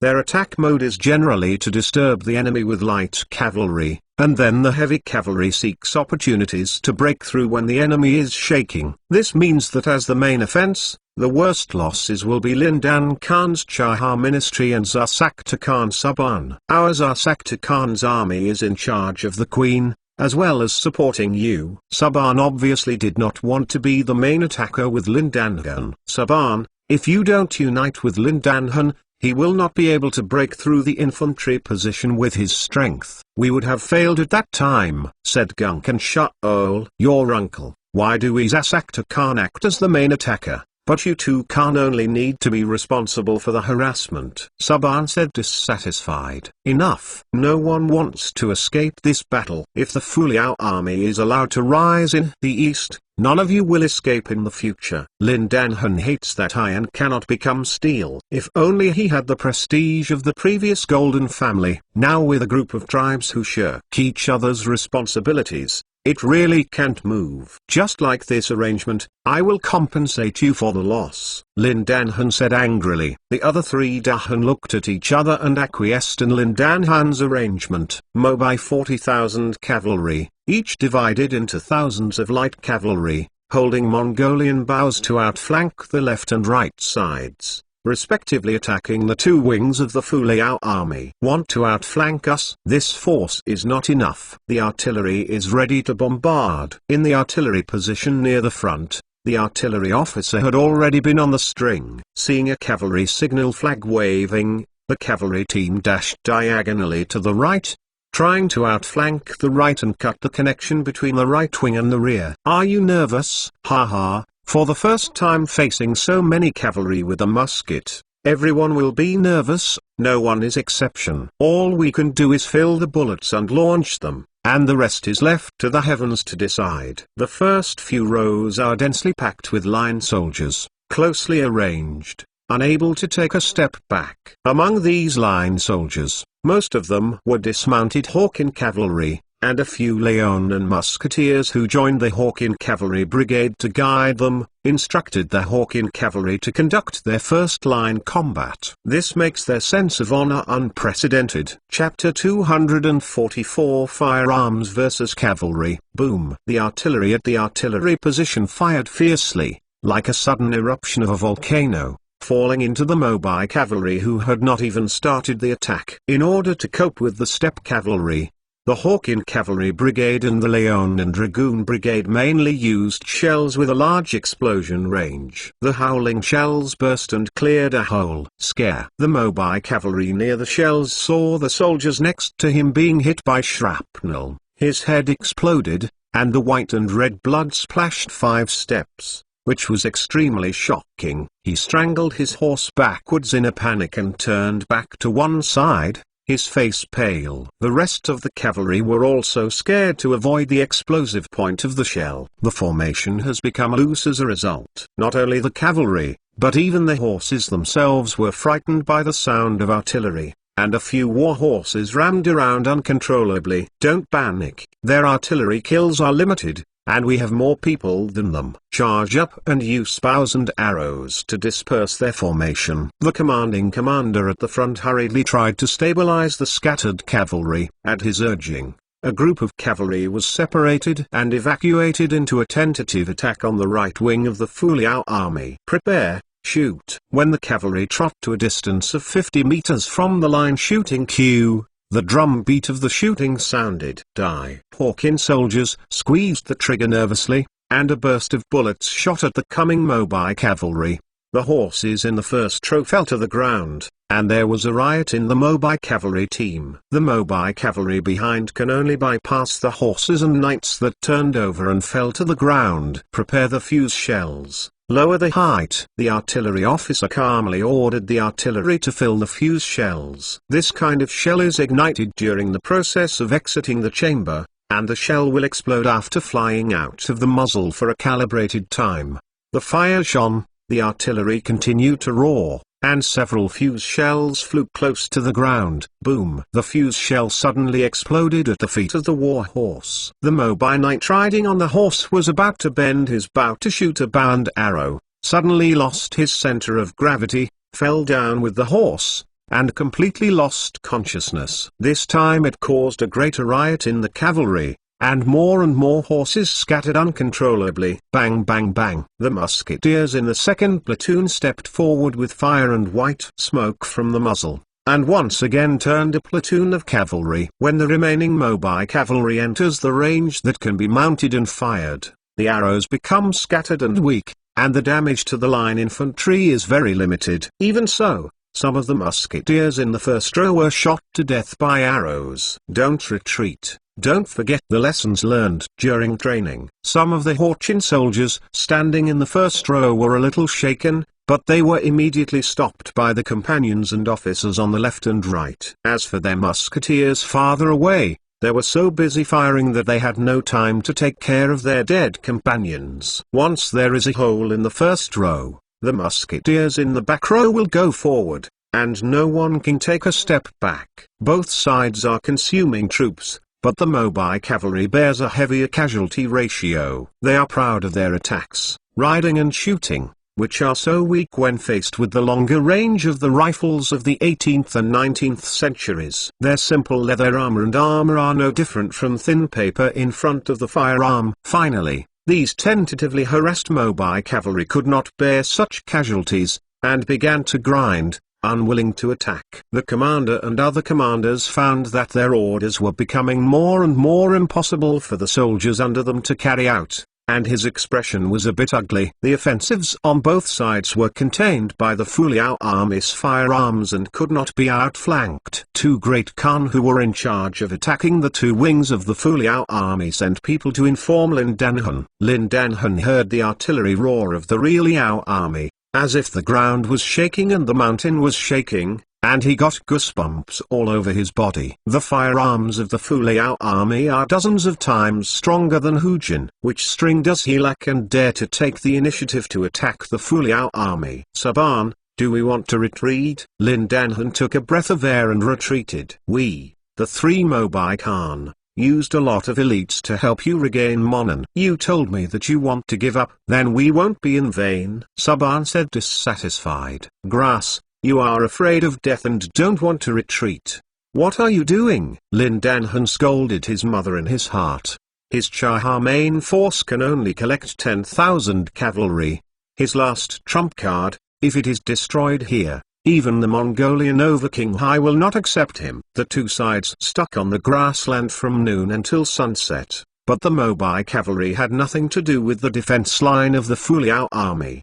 The Hawkin cavalry who got off their horse, armed with a musket, did more damage to the Mobai cavalry, leaving them helpless. The so-called 1 inch long and 1 inch strong, not to mention that the range of the artillery plus the musket is enough to make the active attacking cavalry a headache. Unless the offensive is the Fuliao army, the Mobai cavalry can also cut off the logistics line of the Fuliao army with the mobility of the cavalry. But now it is the Mobai cavalry that is eagerly seeking a decisive battle, still fighting in the Fuliao army. You guys are ready to mount and fight with me. Sun Sheng, who has been observing the Mobai cavalry offensive, saw that as the sky gradually dimmed, the Mobai cavalry, who could not attack for a long time and could not shake the formation of the Liao army, showed fatigue and knew the counterattack. The time has come. As part of each of the two cavalry brigades of the reserve team, Sun Sheng quietly formed a cavalry team of 3,000 people inside the formation.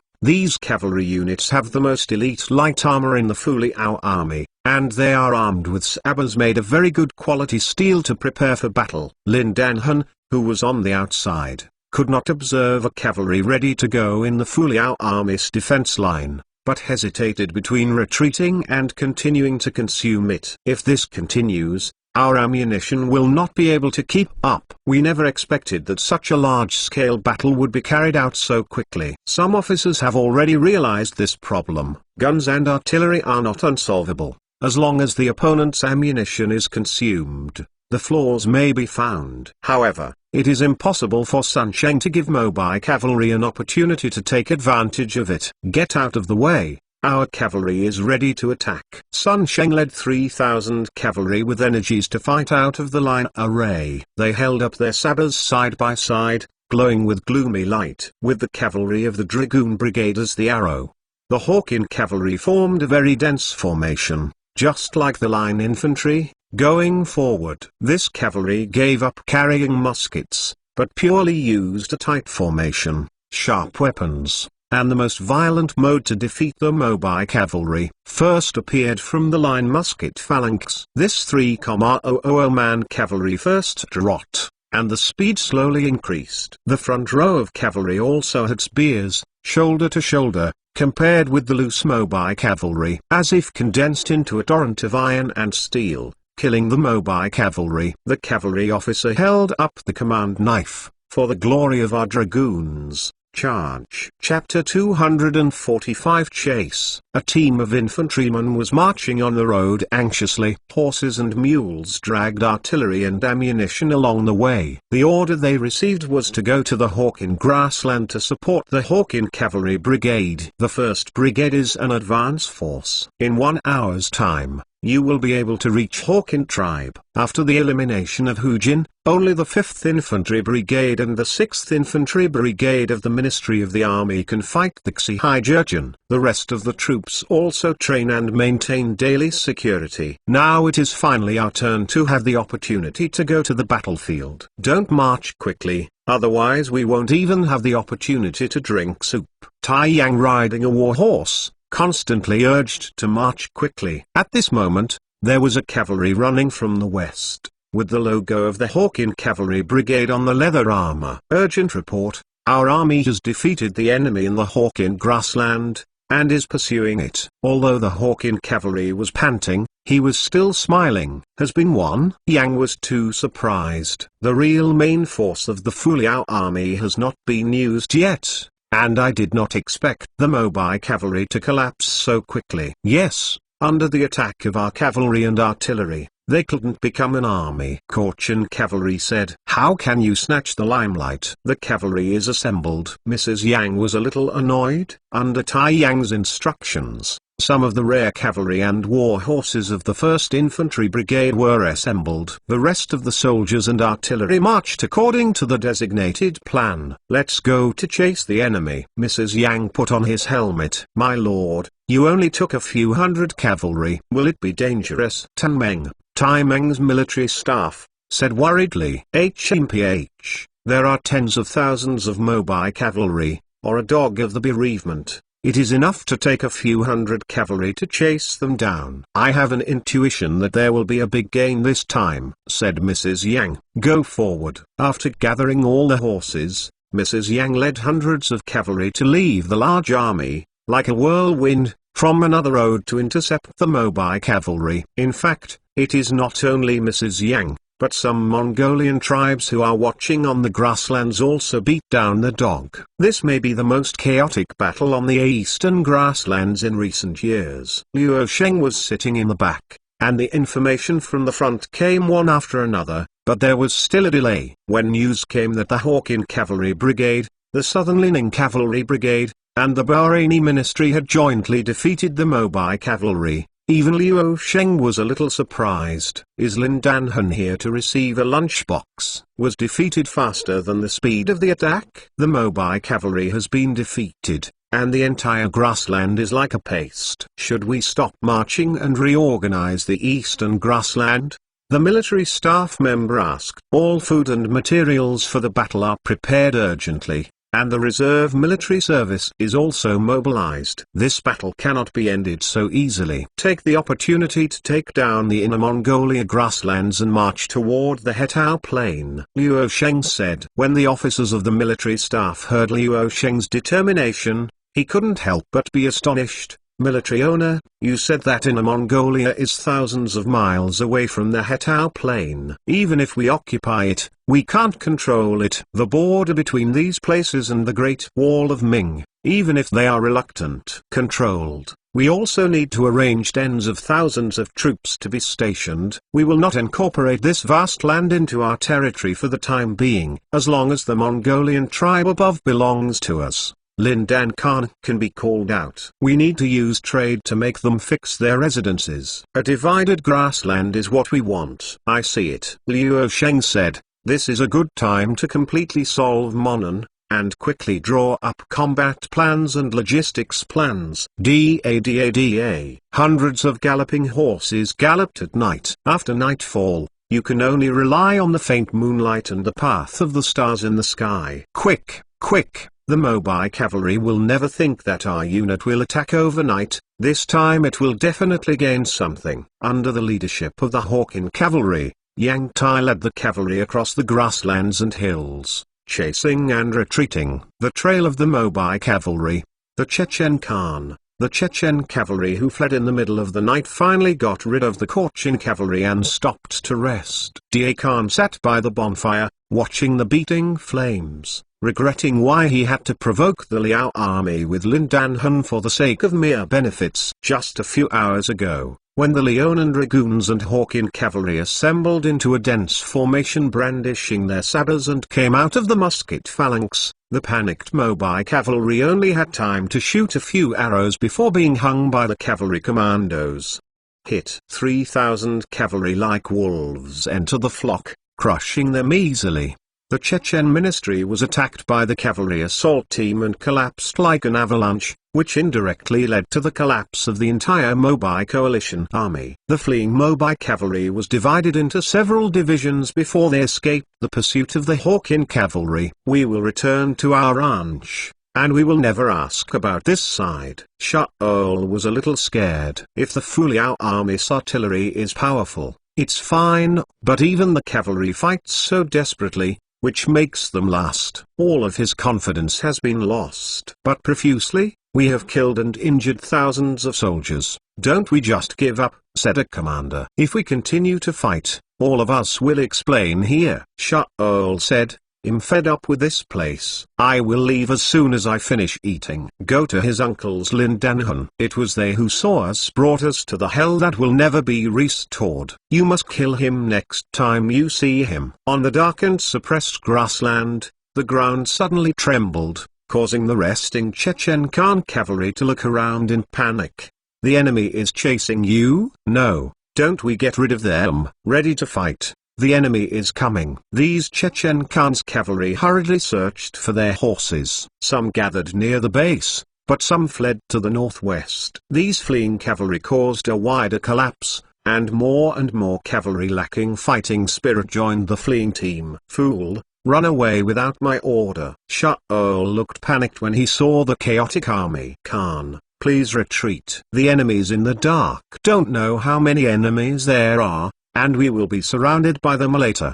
The guards of the sweat tent set up a large base and retreated. Caught them. Brothers, for military merit, charge. Yang Tai waved the command knife on the horse, his eyes gleaming when he saw the bonfire in the dark. This time, he rushed to Bailey so hard and finally caught a defeated army. Kill. Hundreds of whistling cavalry showed their sabers together and plunged into the collapsed Chechen Khan cavalry. The cavalry who couldn't find the horse fell under the saber and were trampled into flesh by their horses' hoofs. They couldn't believe that what they were killing was just a large army of cavalry with only a few hundred soldiers.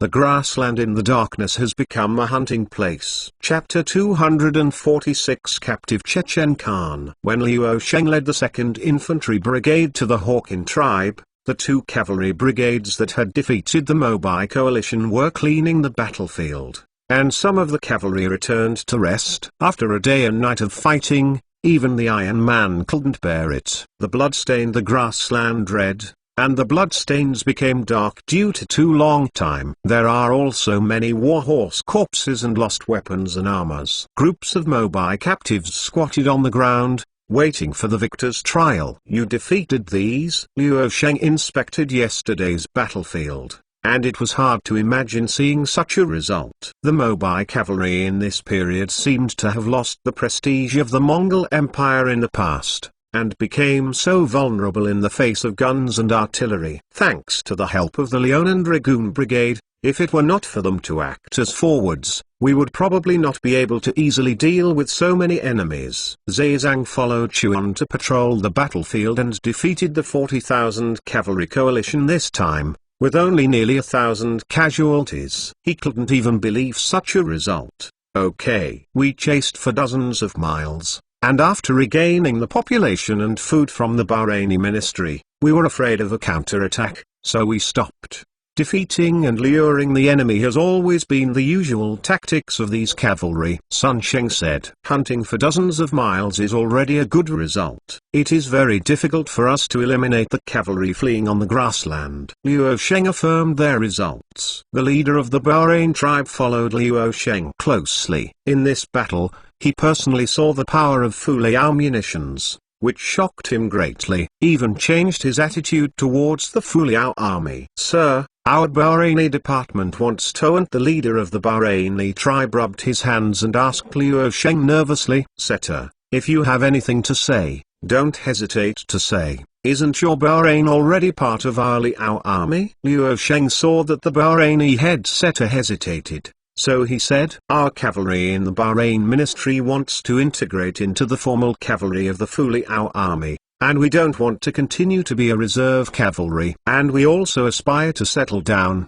and don't want to live the same life as we did hundreds of years ago. Said the thoughts in his heart, we are tired of the grievances on the prairie for hundreds of years, and we are living a life of hunger all year long. The Bahraini tribe actually offered to further integrate into the Fuliao army. Liu Sheng was a little surprised. It is said that to seize the prairie, more cavalry is really needed. and cavalry is used to counterbalance the cavalry. No matter how settled, it is easy to accept management. Well, this time your Bahrain tribe and other Mongolian tribes will go with me to the Inner Mongolia region. You have proved to me that you are qualified to become the regular army of the Fuliao army and have the value of being equipped with firearms. Liu Sheng said, it is far from enough to rule the prairie with 2 cavalry brigades. With the current scale of 2 or 3 million Mongols on the prairie, at least a few more cavalry brigades can be controlled. Yes, we will fight to the death, Settle said with joy. You don't need to fight to the death. Lin Danhan is already a dog of the family. As long as our army marches west, a tribe will send Lin Danhan's head to the door at any time. Liu Sheng said. The cavalry of Hawking tribe was sweeping the battlefield and burying the body to prevent the plague from spreading in the tribe. Drive. Ha ha ha, I'm back. Mrs. Yang returned with hundreds of cavalry in pursuit of Mobai, and laughed happily when he arrived in Hawkins' camp. The horses of these cavalry dragged a group of prisoners behind, and they were afraid of killing them, so it was worth returning. Come on to meet Lao Tzu. I haven't slept for almost 2 days, and my stomach is empty.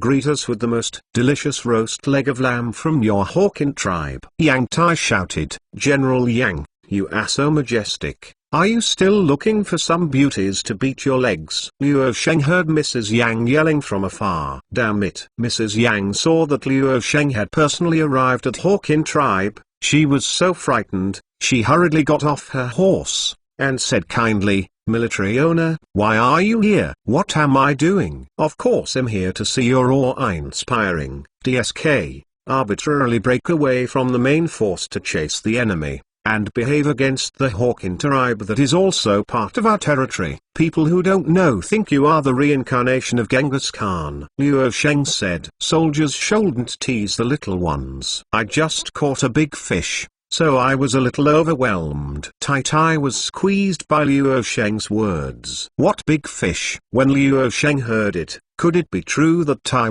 Yang was hit? We caught Chechen Khan's strong base. This kid's guard is also strong. We killed and injured dozens of people in the dark to defeat them, and caught their Khan in the hasty battle. Yang Tai raised his head proudly, said, although his subordinates of few studies, I have heard the story of Huo Qing's seal of the wolf to the Xuexu. Huo Qing captured many of the princes of the Huns. Today, Lao Yang also caught a Mongolian sweat. Is there a former Huo Qing? Elegant? Go away. Didn't it mean that I caught a defeated Hussar? Come here to tarnish the big Hussar general in my mind. Liu Sheng had a black line on his face. Comparing the famous General Huo Qing in the Western Han Dynasty with Yang Tai, Liu Sheng always felt that Huo Qing's coffin would not be able to hold down. Huo Qing was really using cold weapons against cold weapons, while the Fuliao army obviously used a mixture of hot and cold weapons to bully the Mongolian cavalry. What's more, the Hawkin and other tribes were fighting together. The two were not the same difficulty. Mrs. Yang scratched his head embarrassedly. The subordinates just said casually. Mrs. Yang, a famous general in the Western Han Dynasty? Didn't dare to think about it.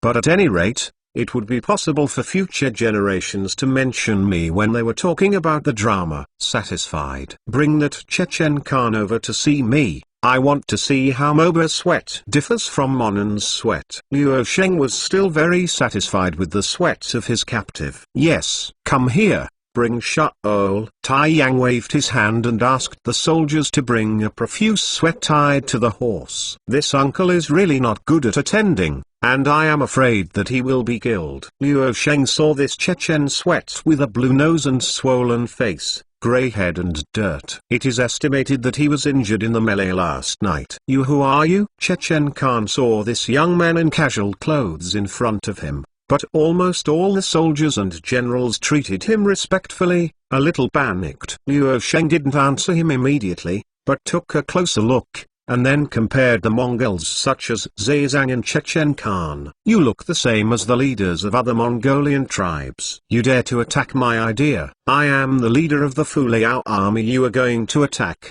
Luo Sheng. Chapter 247 The Movement of the Ming Army. You are Chu Luo Sheng. Chechen Khan Shaol was sweating coldly all over his body. What's the matter? I didn't even figure out the intelligence of my own enemy, so I dared to attack us with Lindangan. I was really tired and crooked. Luo Sheng couldn't help shook his head. Drag it out and kill it. Okay? Shaol looked dumbfounded. He didn't say a word yet. Luo Sheng was going to kill himself. A sweat is of no value at all. I have something to say. I have something to say. Shaol hurriedly shouted. Wait, let him die first. Luo Sheng said. Look at what he has to say. It was because I was dazzled by benefits for a while that I agreed to come with Lindangan. Shaol's face was pale. I realized that compared with the Fuliao army, I was like a baby bird and a goshawk. It is not to be compared. As long as you let me go, my lord,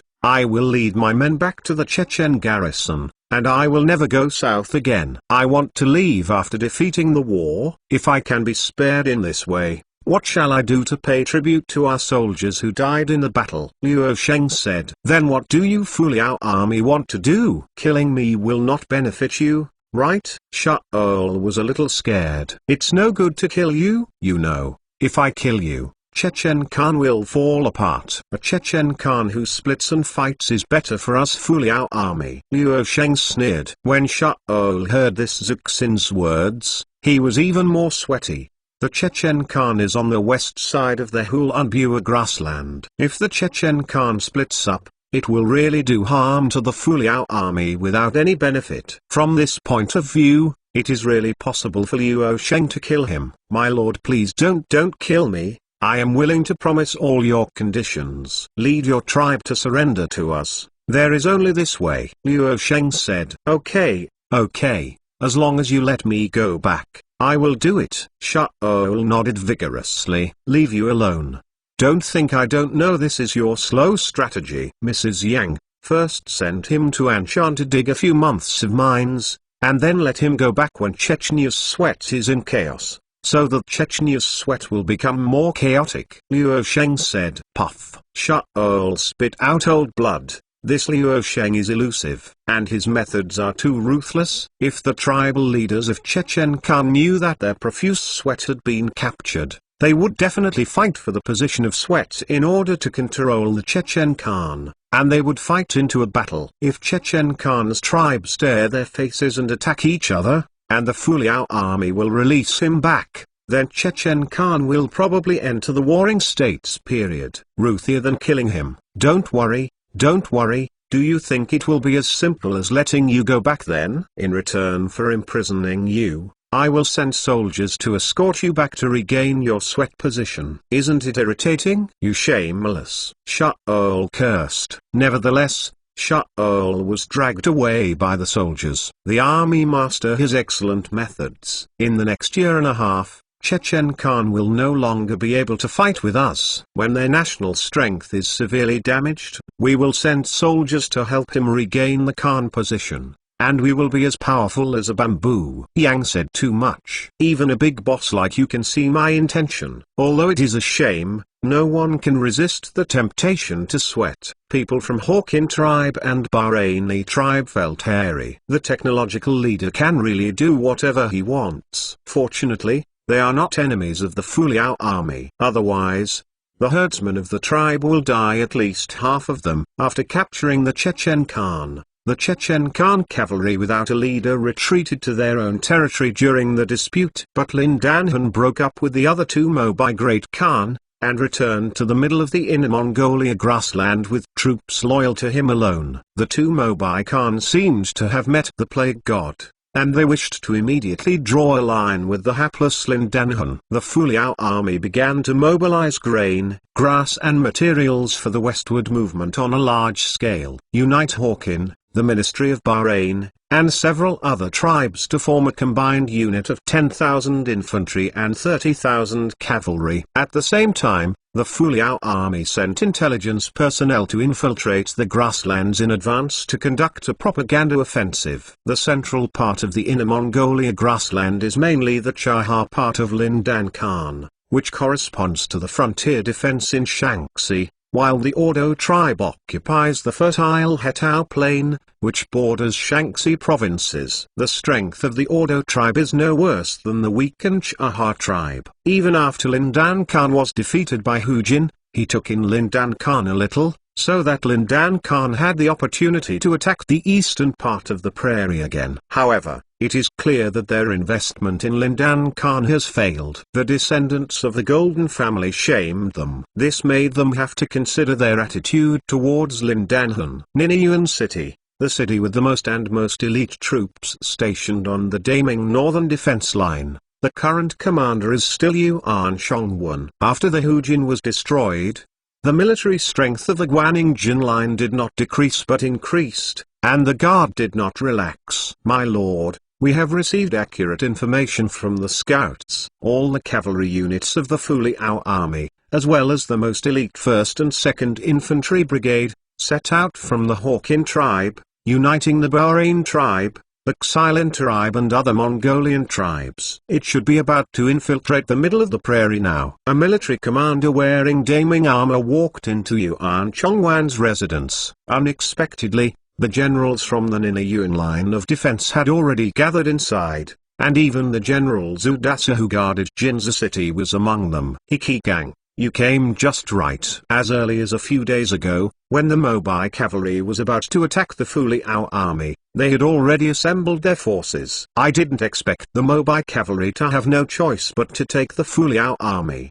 But our luck was not bad. Now the main force of the Fuliao army is heading westward to the grassland. There are only 4 brigades with 20,000 troops in the east of Lining. This is a good opportunity for us to seize the east of Lining. Yuan Shongwen beckoned and signaled Hikigang to take his seat. These days, I haven't been annoyed by the group of scholar officials from the imperial court. They urged us to send troops to take over Liadong. But they know what a shit.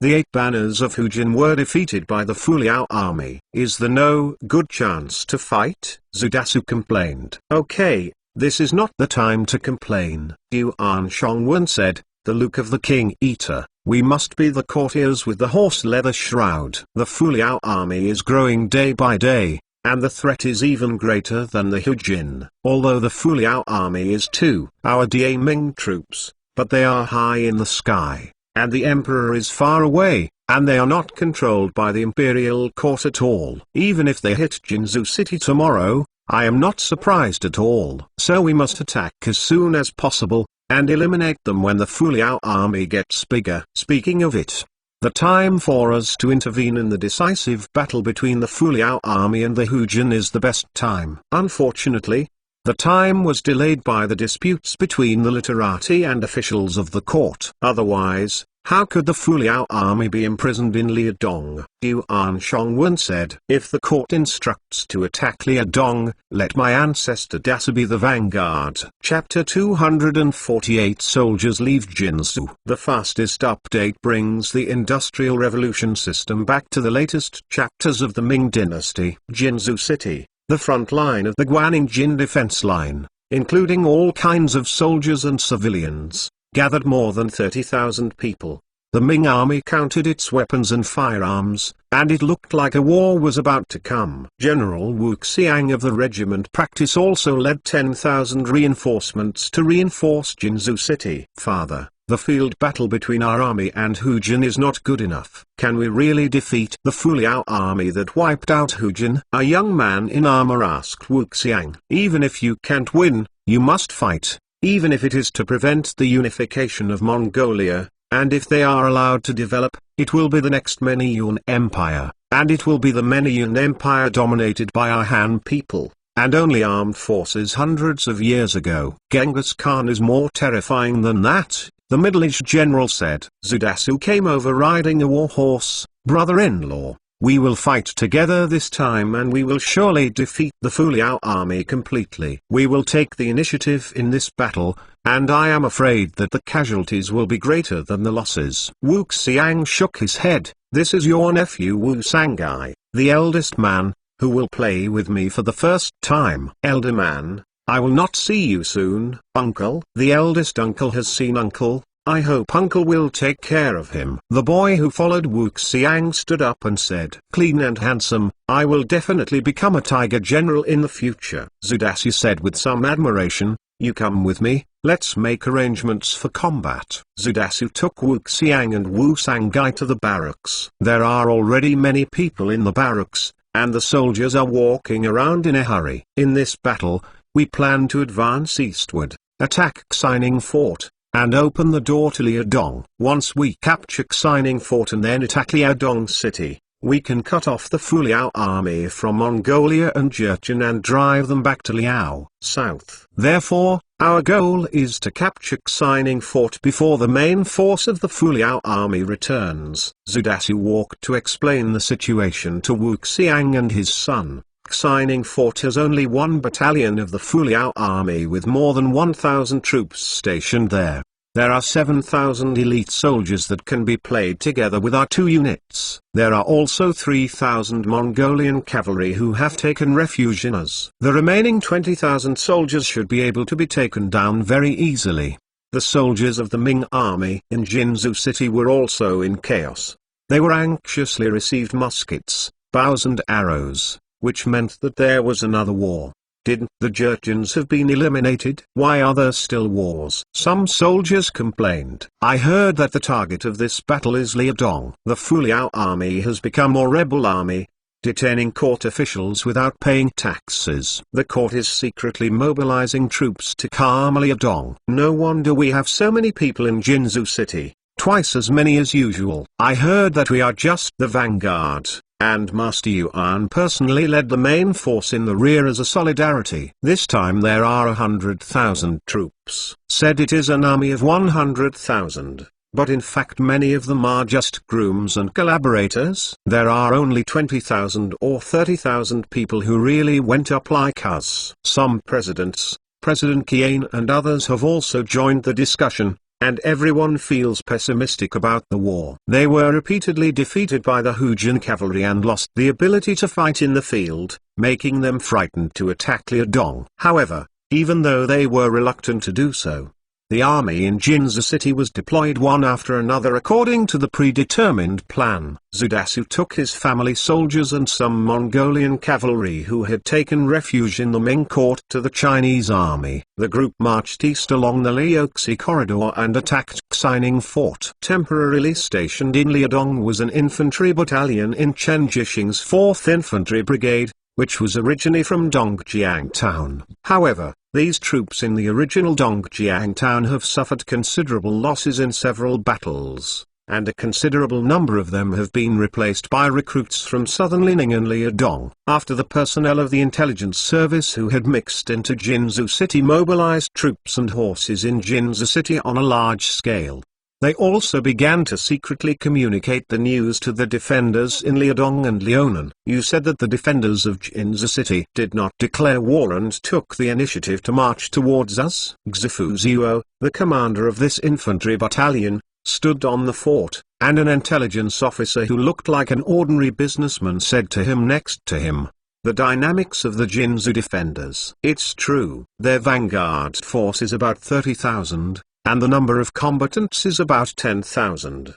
The intelligence personnel said, I see, if you go down and ask for reinforcements from Liaodong city, you say that our Xining Fort can hold for half a month, and the reinforcements will arrive within half a month. Xifu said, half a month? My lord is really confident. I don't have this confidence. So what boundary do I guard? Xifu said. After the intelligence personnel left, Xifu's adjutant saw Xifu's body trembling slightly, and couldn't help but curiously asked, my lord, are you nervous? It's not nervousness, it's excitement. We can finally fight on our side. Is it easy to stay in such a peaceful place for a long time? The military exploits are all taken away by other troops. Xifu desperately tried to control his trembling the body, but it trembles more severely. With more than 1,000 people blocking 30,000 people, this kind of thing is too exciting. Even the ancient famous generals can't do it. However, relying on the icy fort on the fortress, Xifu Zuo didn't know why he was even more confident to defend Xining Fort with a disparity of 30 to 1.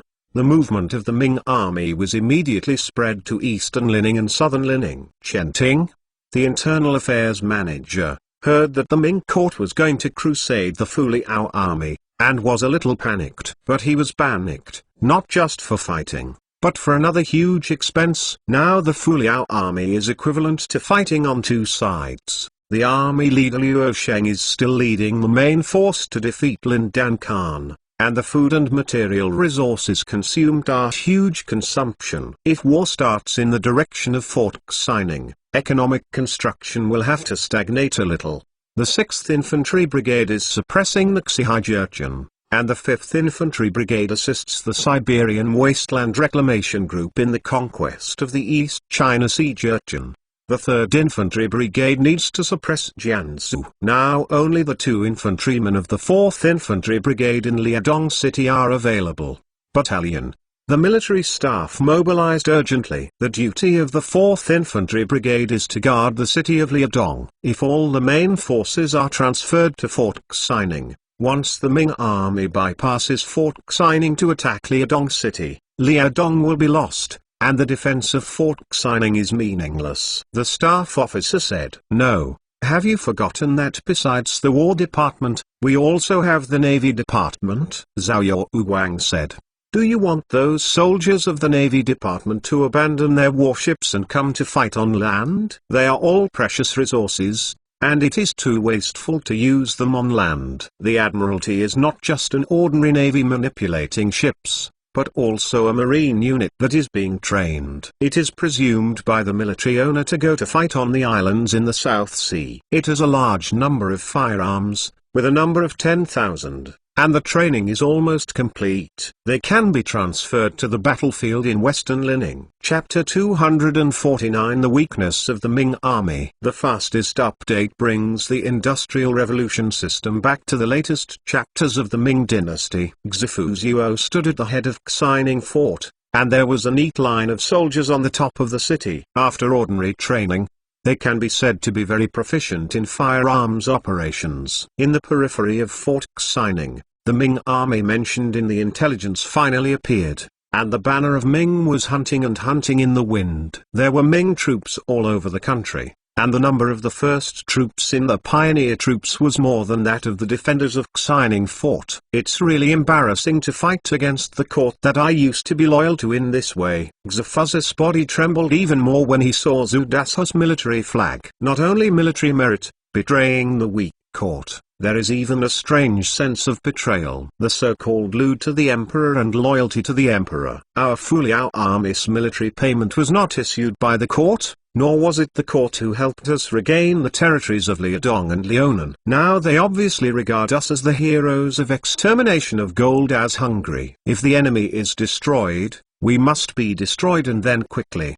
The officers on Fort Xining said. It's not just about salary. As a soldier, always winning and losing are two completely different feelings, Xifu said. When the Ming army came to Xining Fort, they never dared to get too close to the fortress equipped with artillery. Instead, they stationed at a place far away from the fort, and then dragged a few artillery into the battlefield. Zudasu wore armor and looked up to the strong Xining Fort. Due to its small range, Fort Xining's wall was so thick that it could be guarded by a small number of defenders, and its artillery fire was very dense. When the artillery fires, you will lead a force to attack Xining Fort. Zudasu recruited a lieutenant and divided the 3,000 men among him. Yes, the hapless lieutenant hesitated, but naturally he wanted to agree immediately. Hurry up. These 2 Folang machine guns were transported from the capital. If they weren't going to attack Xining Bao, they would still be reluctant to use such a precious thing. The Ming army officer commanded the soldiers to pull the 2 artillery over. In addition to the 2 Franco machine guns,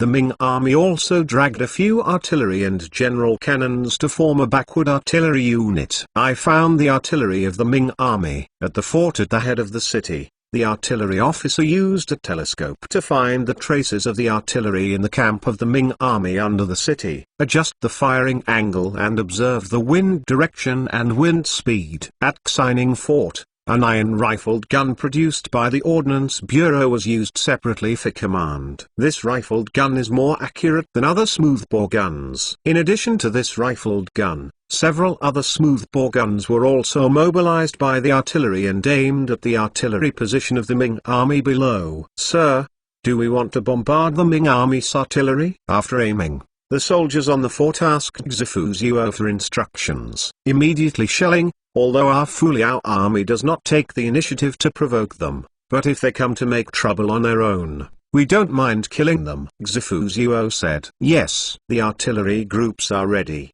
and the shelling begins. The artillery officer ordered. Bang, bang, bang. The strong walls couldn't help trembling at the loud noise of the artillery. The artillery with the longer range in the fort Xining took the lead. The Ming army below the fort saw several arcs in the sky, and the artillery shells fell into the Ming army camp with a sharp sound. Boom! The artillery shell fell, more than 20 sharp shrapnel burst, and the artillery position of the general Ming army was ruthlessly flooded. Boom! Exclamation mark. The sound of the explosion of black powder that is more terrifying than the loud noise of a cannonball burst. The Ming army, which did not have a firearm contest of this scale, did not protect its own black powder, and was hit by a rifled cannon, causing a chain of explosions. The fire swept through the artillery positions of the Ming army. It is estimated that the artillery of the Ming army had not had time to fire, so it was scrapped. No, this cannot be done by humans. Their firearms are several times stronger than ours.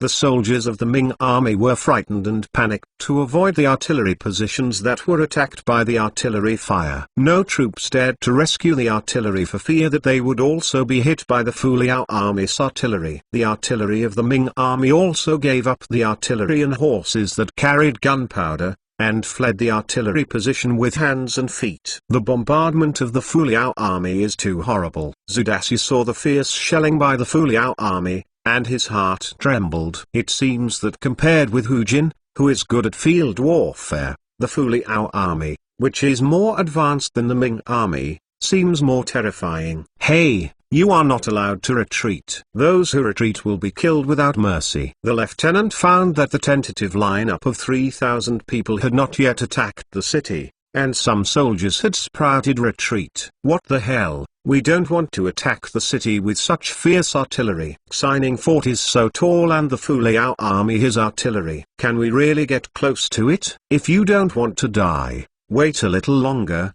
lest you become a substitute for the dead." There are 3,000 soldiers, including elite soldiers and miscellaneous soldiers, each with their own minds. Offensive. Suzy issued a military order. In offense. The deputy commanded 3,000 people with insufficient confidence to launch an assault on the strong Xining fort. 3,000 soldiers posted hesitantly at the urging of officers at all levels. Boom. The fort on the city is still roaring, but this time the purpose of the cannon ranges from destroying the Ming army's cannon to falling into the dense crowd. No. A soldier of the Ming army saw a cannonball falling beside him, the calculated fuse burned out, the broken fragments splashed, and his body swallowed. Just a few artillery pieces stopped the formation of these Ming army soldiers. They flinched, and some turned around and fled back. Supervise the team to go up, but anyone who retreats will be executed on the spot. Suzy asked his soldiers to step forward, temporarily suppressing the position. The Ming army rushed towards Xining Fort noisily carrying simple siege equipment such as a ladder. Wait until they get close before firing. The defenders on the wall were confident. The Ming army had no long-range weapons. It would take time to make catapults and other things. Moreover, the artillery continued to bombard. It is estimated that the artillery at the head of the city would be helpless. When the Ming army braved artillery to attack under the fortress, they were greeted by dense bullets. The musketeers on the wall are constantly loading and shooting, and they don't get tired as easily as archers. The soldiers who attacked the city couldn't see the bullet coming over, but could only hear the gunshots on the city wall. And then the soldiers who acted as cannon fodder kept falling on the way forward. Obstructed by the muskets, this wave of soldiers retreating again, but this time, Even if the war supervising troops wheeled their big swords in the rear, they could not hinder the soldiers' determination to retreat. "Trash, go back to me," the officer of the supervising team yelled through his throat, and cut a deserter with his own hands. However, the number of deserters was too large, and most of the 3,000 people retreated without authorization. The rest of the elite soldiers saw that the situation was not good, and later retreated. In this way, before even climbing the city wall, the first tentative attack ended hastily. Xifuzuo looked at the Ming army soldiers who fled back, and couldn't help feeling, if there are more than 1 or 2,000 people in my hands, I dare to go out of the city and push them back to Jinzu City. Chapter 250 The Last Glory of the Golden Family. The fastest update brings the Industrial Revolution system back to the latest chapters of the Ming Dynasty. In the boundless grassland of Inner Mongolia, several armies are horns of each other, searching for the troops resisting the Chahar tribe on the grassland. This is the 9th day that Liu Sheng led the Fuliao army into the grasslands of Inner Mongolia. 30,000 Mongolian cavalry searched the grassland, saving Liu Sheng a lot of effort. After all, no cavalry is more familiar with the Mongolian cavalry's behavior than the Mongolian cavalry. Lindan Khan's Chahar tribe has many branches, some of them have taken refuge in Liu Sheng, and some tribes that are waiting to surrender after Liu Sheng entered the middle of the Inner Mongolia grassland with a mighty army. As for those who resisted, they were directly trampled down by 30,000 Dalian cavalry and 10,000 infantrymen sweeping behind, and then they were annexed by other tribes who took refuge in the Liao army. Liu Sheng still grants autonomy to all tribes in the middle of the Inner Mongolia grassland that have taken refuge in the Fuliao army, which is different from the Mongolian tribes in the eastern part of the Inner Mongolia grassland near Liadong, because the Hawkin, Bahrain, and Xilin tribes were too close to Liadong. Liu Sheng sent personnel to infiltrate in administrative, economic, and military affairs, gradually evacuating the original nobles,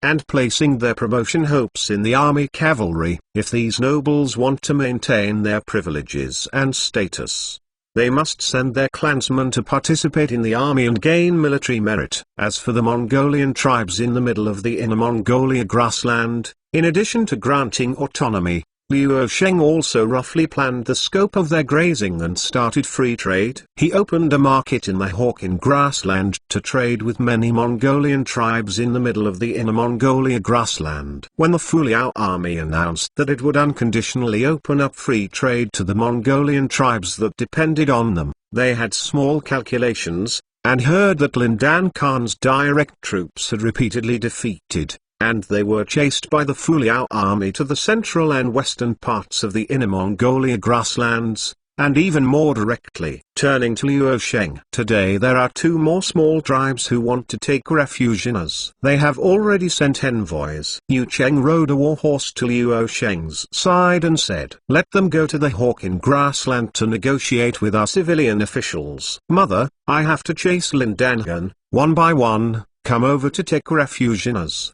What else will I chase after?" Liu Sheng was on horseback. Even when the sky was fighting on the grassland, he lost his physical fitness, otherwise Liu Sheng would have to kneel. The current situation is that 30,000 Mongolian cavalrymen are chasing the enemy in the front, while infantry soldiers with limited mobility are behind to fight against the Mongolian tribes who dared to resist. If you are unwilling to be attached to the Fuliao army, there is only one word: fight. Where are Sun Sheng and the others marching now? Liu Sheng asked. According to the battle plan and their return yesterday, they have now broken through the naturalized area of the Inner Mongolia grassland, and further west they have broken through the territory of the Chahar tribe and entered the territory of the Ordos tribe. Yu Cheng said, "If Lindanhan enters the Ordos tribe, I am not afraid. I am most afraid that he will not flee west but flee to the north. Once we enter the desert, it will be difficult for us to track his traces." Liu Sheng said, "Daming and Mongolia have fought for 200 years. Even in the strongest time, it is difficult to completely wipe out Mongolia. The main reason is that the area of Mobai is too large, and it is even larger than the Central Plains. It is necessary to search for a cavalry in Mobi is tantamount to idiotic dreams. Didn't the Mobi Khan fall out with Lindanhan? They should not accept Lindanhan. This is hard to say. As long as it is beneficial to them and can cause us trouble, they will do it without hesitation. The order goes on and the Bahrain ministry blocks Lindan Khan's road to Mobi to the north, and sends him as far as possible. Go west, Luo Sheng said. While Luo Sheng's infantry troops were still advancing behind, the Dragoon Brigade led by Sun Sheng once again bit the remnant of Lindan Khan's Chahar in the naturalization area, and the two sides were fighting near the naturalization city. Because of fear of the follow-up infantry and artillery of the Fuliao army, Lindanhan did not dare to be trapped in Giwa city,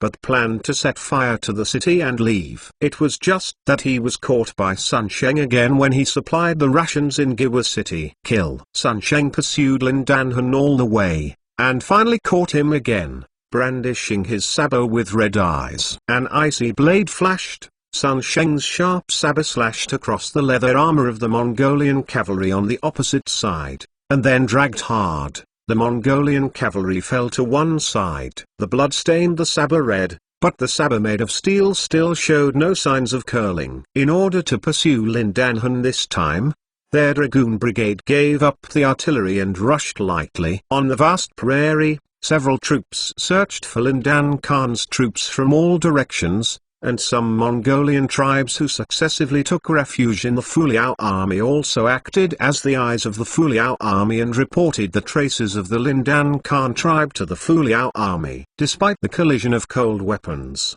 the frightened Chahar remnants encountered the Leonan dragoons who had won all the way, and they collapsed like an avalanche, each time faster than each time. They wanted to escape in a panic. The pursuit has already formed a conditioned reflex. Flee west into the Hetao plain of the Ordo tribe, and then enter Qinghai, where the tribe should take us in. Lindanhan also had no intention of fighting, and gathered more than 1,000 cavalry, giving up part of the forces that were fighting with the dragon cavalry in southern Lining, left the central part of the Inner Mongolia grassland and fled to the west. Not only the eastern part of the Inner Mongolia grassland, but now even the central part has been beaten thousands of holes by the Fuliao army. The tribes have rebelled. As the descendants of the last golden family, Lindan Khan has lost the call of Genghis Khan, Meng, and Kublai Khan. Li had no choice but to seek asylum in the direction of Qinghai and Gansu. At least,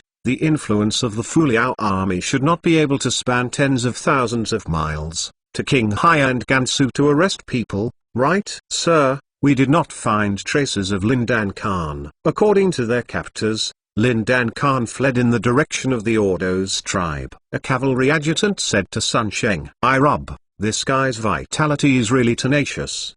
He can't beat him to death. When will he escape?" Sun Sheng's heart also collapsed. After entering the central part of the Inner Mongolia grassland, the two sides chased almost in circles on the grassland, and more than a dozen battles broke out. Not only Lindanhan's direct units, but also some tribes hostile to the Fuliao army will also block the pursuit of the cavalry troops. So the Leonan dragoons led by Sun Sheng are also very tired. Sir, further westward is the territory of the Ordo's tribe. They have a population of 100,000 households and tens of thousands of cavalry. They are the largest tribe in the western part of the grassland. Do we still have to pursue it? The adjutant asked. Chasing? We are all chasing here. There are not 10 or 8 tribes we defeated. Are you afraid of him? Notify the other cavalry units to enter the Ordo's tribe and borrow from the Ordo's tribe to catch up with Lindanhan. If they don't in this way, we have a reason to attack the Hetao plain where the Ordo's tribe is located. I believe that the military owner must be coveting the Hetao plain, and he has mentioned to us more than once that he wants to take this place.